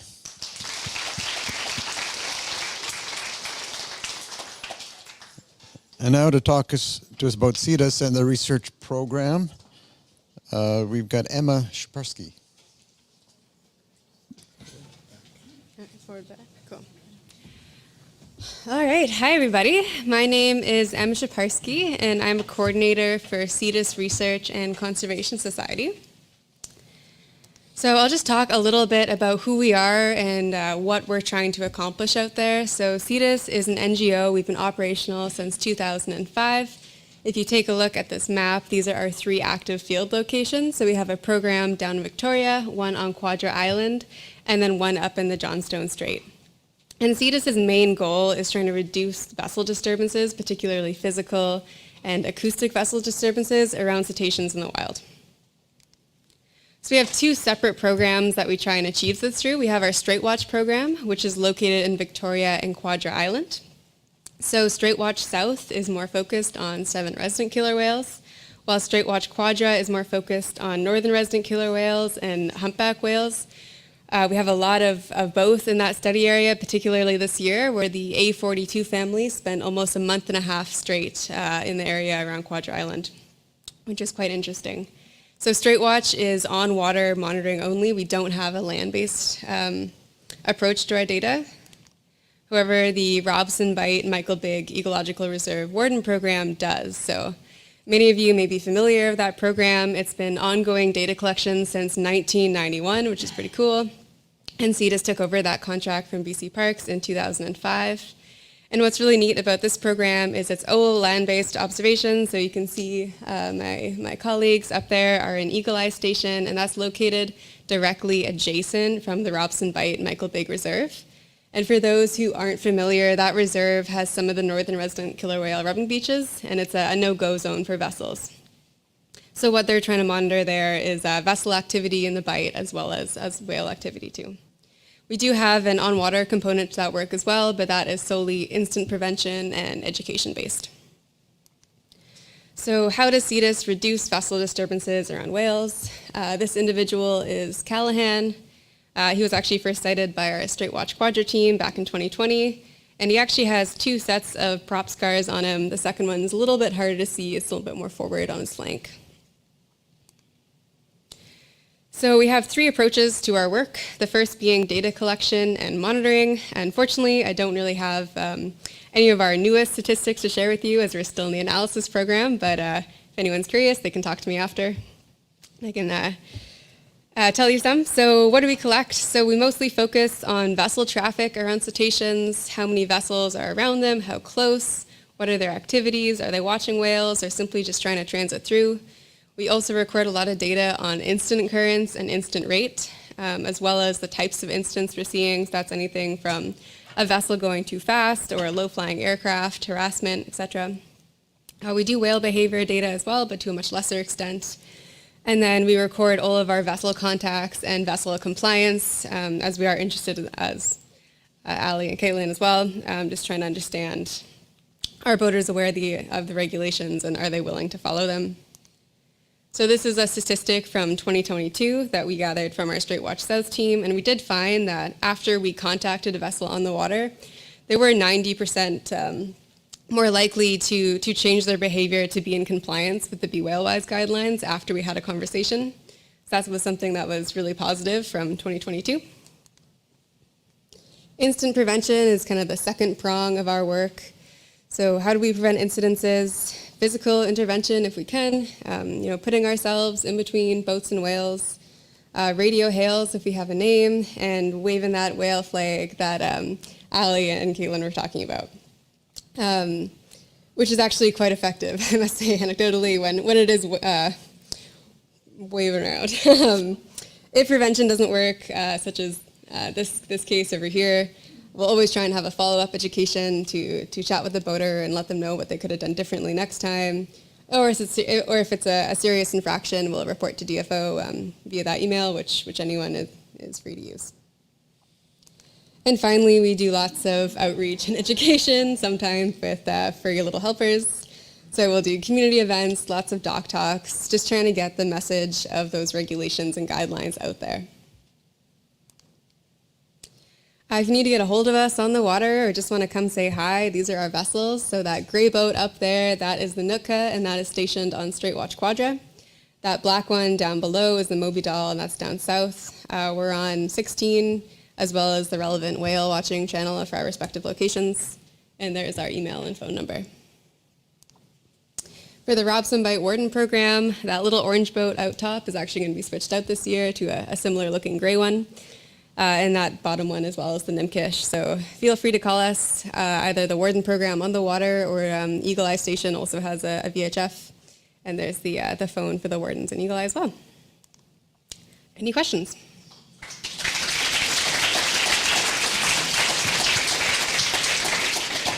Thank you, Emma. Any questions? Maybe just one. Are you hiring this summer? We are, yeah. Yes, I believe we are. We take applications in February if anyone's interested. Yeah, from everyone I've encountered out there, it seems like a very rewarding way to spend your summer. Yes, it's lots of fun, lots of whales. Yeah. Okay. Great conversation. Thanks so much, Emma. Thank you. And now someone who's waited all day for her 5 minutes. Last but not least. The last but not least. No, I'm very appreciative, Nicole, to have you tell us about the Canadian Pacific Humpback collaboration. Thank you. Hi, everyone. Just want to thank you all for sticking around for this presentation. I'm Nicole Doe. I work for the Marine Education and Research Society. I'm also the coordinator of the Canadian Pacific Humpback Collaboration, or CPHC, which is what I'll be talking to you about today. So up until 2010, the Department of Fisheries and Ocean was conducting cataloging efforts on BC's coast for humpback whales. After 2010, they ceased these efforts, and separate regional efforts continued this work by those who had been providing data to DFO previously. This helped reduce the data gap associated with DFO no longer cataloging. However, we lost a centralized naming system and database, so this significantly reduced the potential for collaboration. So in 2017, these groups came together, started discussions around forming another collaboration and rebuilding that coast-wide centralized humpback catalog and database. And this led to the formation of the CPHC. So we're a BC-wide effort consisting of humpback researchers and catalogers. We're led by the Marine Education and Research Society, and we have 6 additional amazing collaborators. We're also supported by DFO through funding and data contributions. As you can see on this map, we've divided the coast up into data processing zones. So each of our collaborators are responsible for collecting humpback data in each of those areas, and it's either through their own field work and or through data contributions, like many of you who are here. I do want to point out the gray area around Haida Gwaii. This is an area where none of our collaborators have consistent effort, so we share data processing, and we are working to improve this through relationship building and collaborations in the area. One of the main objectives of CPHC is to know individual whales on our coast. This enables us to collaborate to better understand humpback whales with everything from population size structure, their behaviors and social associations, life history, habitat use, including site fidelity, movements and shifts due to changes in climate and prey availability, as well as their threats like vessel strike and entanglement, as well as the effects on their survival rates. We also aim to create and support collaboration for research, response and rescue, and education within and beyond British Columbia. So some of the examples of how our work has helped inform research and conservation for humpback whales includes the incorporation of our data into a 2023 report by Chrissy McMillan, the lead author and also a CPHC collaborator, which found that there's a latitudinal gradient along BC's coast for breeding ground migration destinations. So you can kind of see from these maps here, the further north you go, the more likely the humpbacks there migrate to Hawaii, versus the further south you go, they're more likely to migrate to Mexico. This report also contributed to the Coast CWIC updated assessment of humpback whales in Canadian Pacific waters. And our data also feeds into cross-Pacific wide research efforts like Happy Whale and has contributed to international publications. Our efforts not only inform research, but also allow for greater education and engagement of the public, leading to action for positive change for the whales. A couple examples include Kayak and Moon. So Kayak was one of the humpback whales that ended up dead on Haida Gwaii in 2021. And through the CPHC efforts, we were able to identify her and speak to where she had previously been sighted and as well to her life history. And then Moon was a whale that showed up in Hawaii with an injured tail. And again, through our efforts through the CPHC, specifically the North Coast Cetacean Society, it was possible to know that she didn't always have this injury. And again, we were able to speak how this injury may have occurred and help people understand the threats to humpbacks like vessel strike, and also that about the migration of humpbacks and that they come to the cold waters to feed. So where are we now? We're currently creating a custom database to better compile our data, which will allow us to share it. We also have upcoming research priorities, including looking at the regional site fidelity and population structure along the Pacific coast of Canada and the transmission of feeding strategies. We are also utilizing our data set to inform other research projects. And again, we aim to maintain collaboration through our annual CPHC workshops for our collaborators and continue to work with Trans-Pacific projects. I want to thank everybody who helps these efforts, specifically our collaborators and data contributors. Also for you guys for sticking around to listen to me talk. And if you have any more questions about the CPHC, please visit our website at bchumpbacks.com or email us. And we're also happy to get more data from anybody who wants to contribute. Thank you.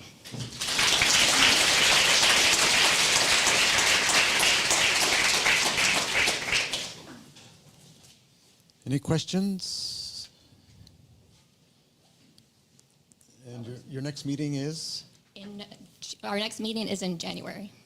And this is online or in person? Or? It's in person, so it's just currently our collaborators that are part of the CPHC that come together to discuss research and priorities. Okay. Yeah, thank you. Thanks so much, Nicole.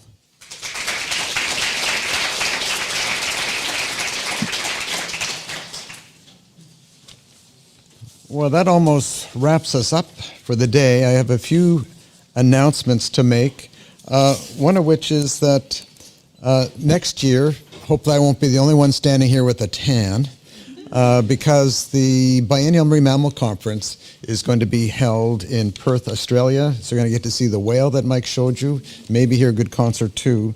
And that dates, I put it onto the schedule here, it's from November 11th to 15th.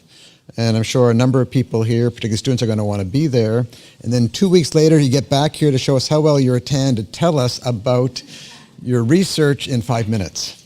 So I hope to see everybody back here as well as others. It should be a good chance to summarize and hear some of the latest research findings. That means that our symposium, for those marking your calendars, will be on Saturday, November the 30th, here in this very same room. I have a few people to thank and a few organizations. So the main reason why the symposium is still remains so affordable to all of you is because we have some very generous sponsors.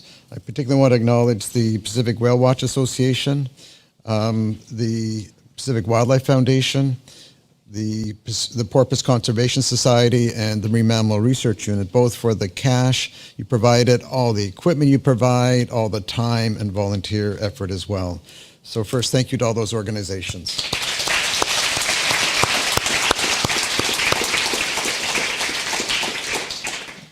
Second, we had an organizing committee this year to help, and it was so instrumental for me to have that support. I did not think I was going to be here this year, and things changed. I particularly want to thank Aaron Gless for stepping up and joining, David Rosen, Terrence Scarf, who is representing students, Christine and Marcus Wernick for all their help here with all the AV and handling things online, and Rob Harrison. So all of you have made this happen, and Pamela Rosenbaum, who continues to do registration and deal with over 200 people that wanted to be here today. It's getting better and better each year. The idea to stream it online was an idea that Marcus brought forward, And we are light years ahead of where we started. We started this way before COVID.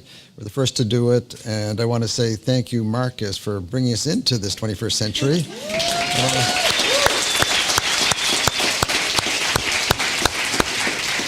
And having Christine and Rob here as well to help brainstorm and problem solve all these different steps as we made this work. In addition, I have a lot of our students here to thank as well, and postdocs and research associates, Beth Volpov, Carol Morales, Julia Adelsheim, Kathleen Gill, Josh McInnes, Tess McRae, Dana Price, Terrence Scarf, and Rhea Storland. And of course, we have all of you to thank for continuing to support us and coming, and this is why we do it, is to reconnect with you each year. Thank you all so much.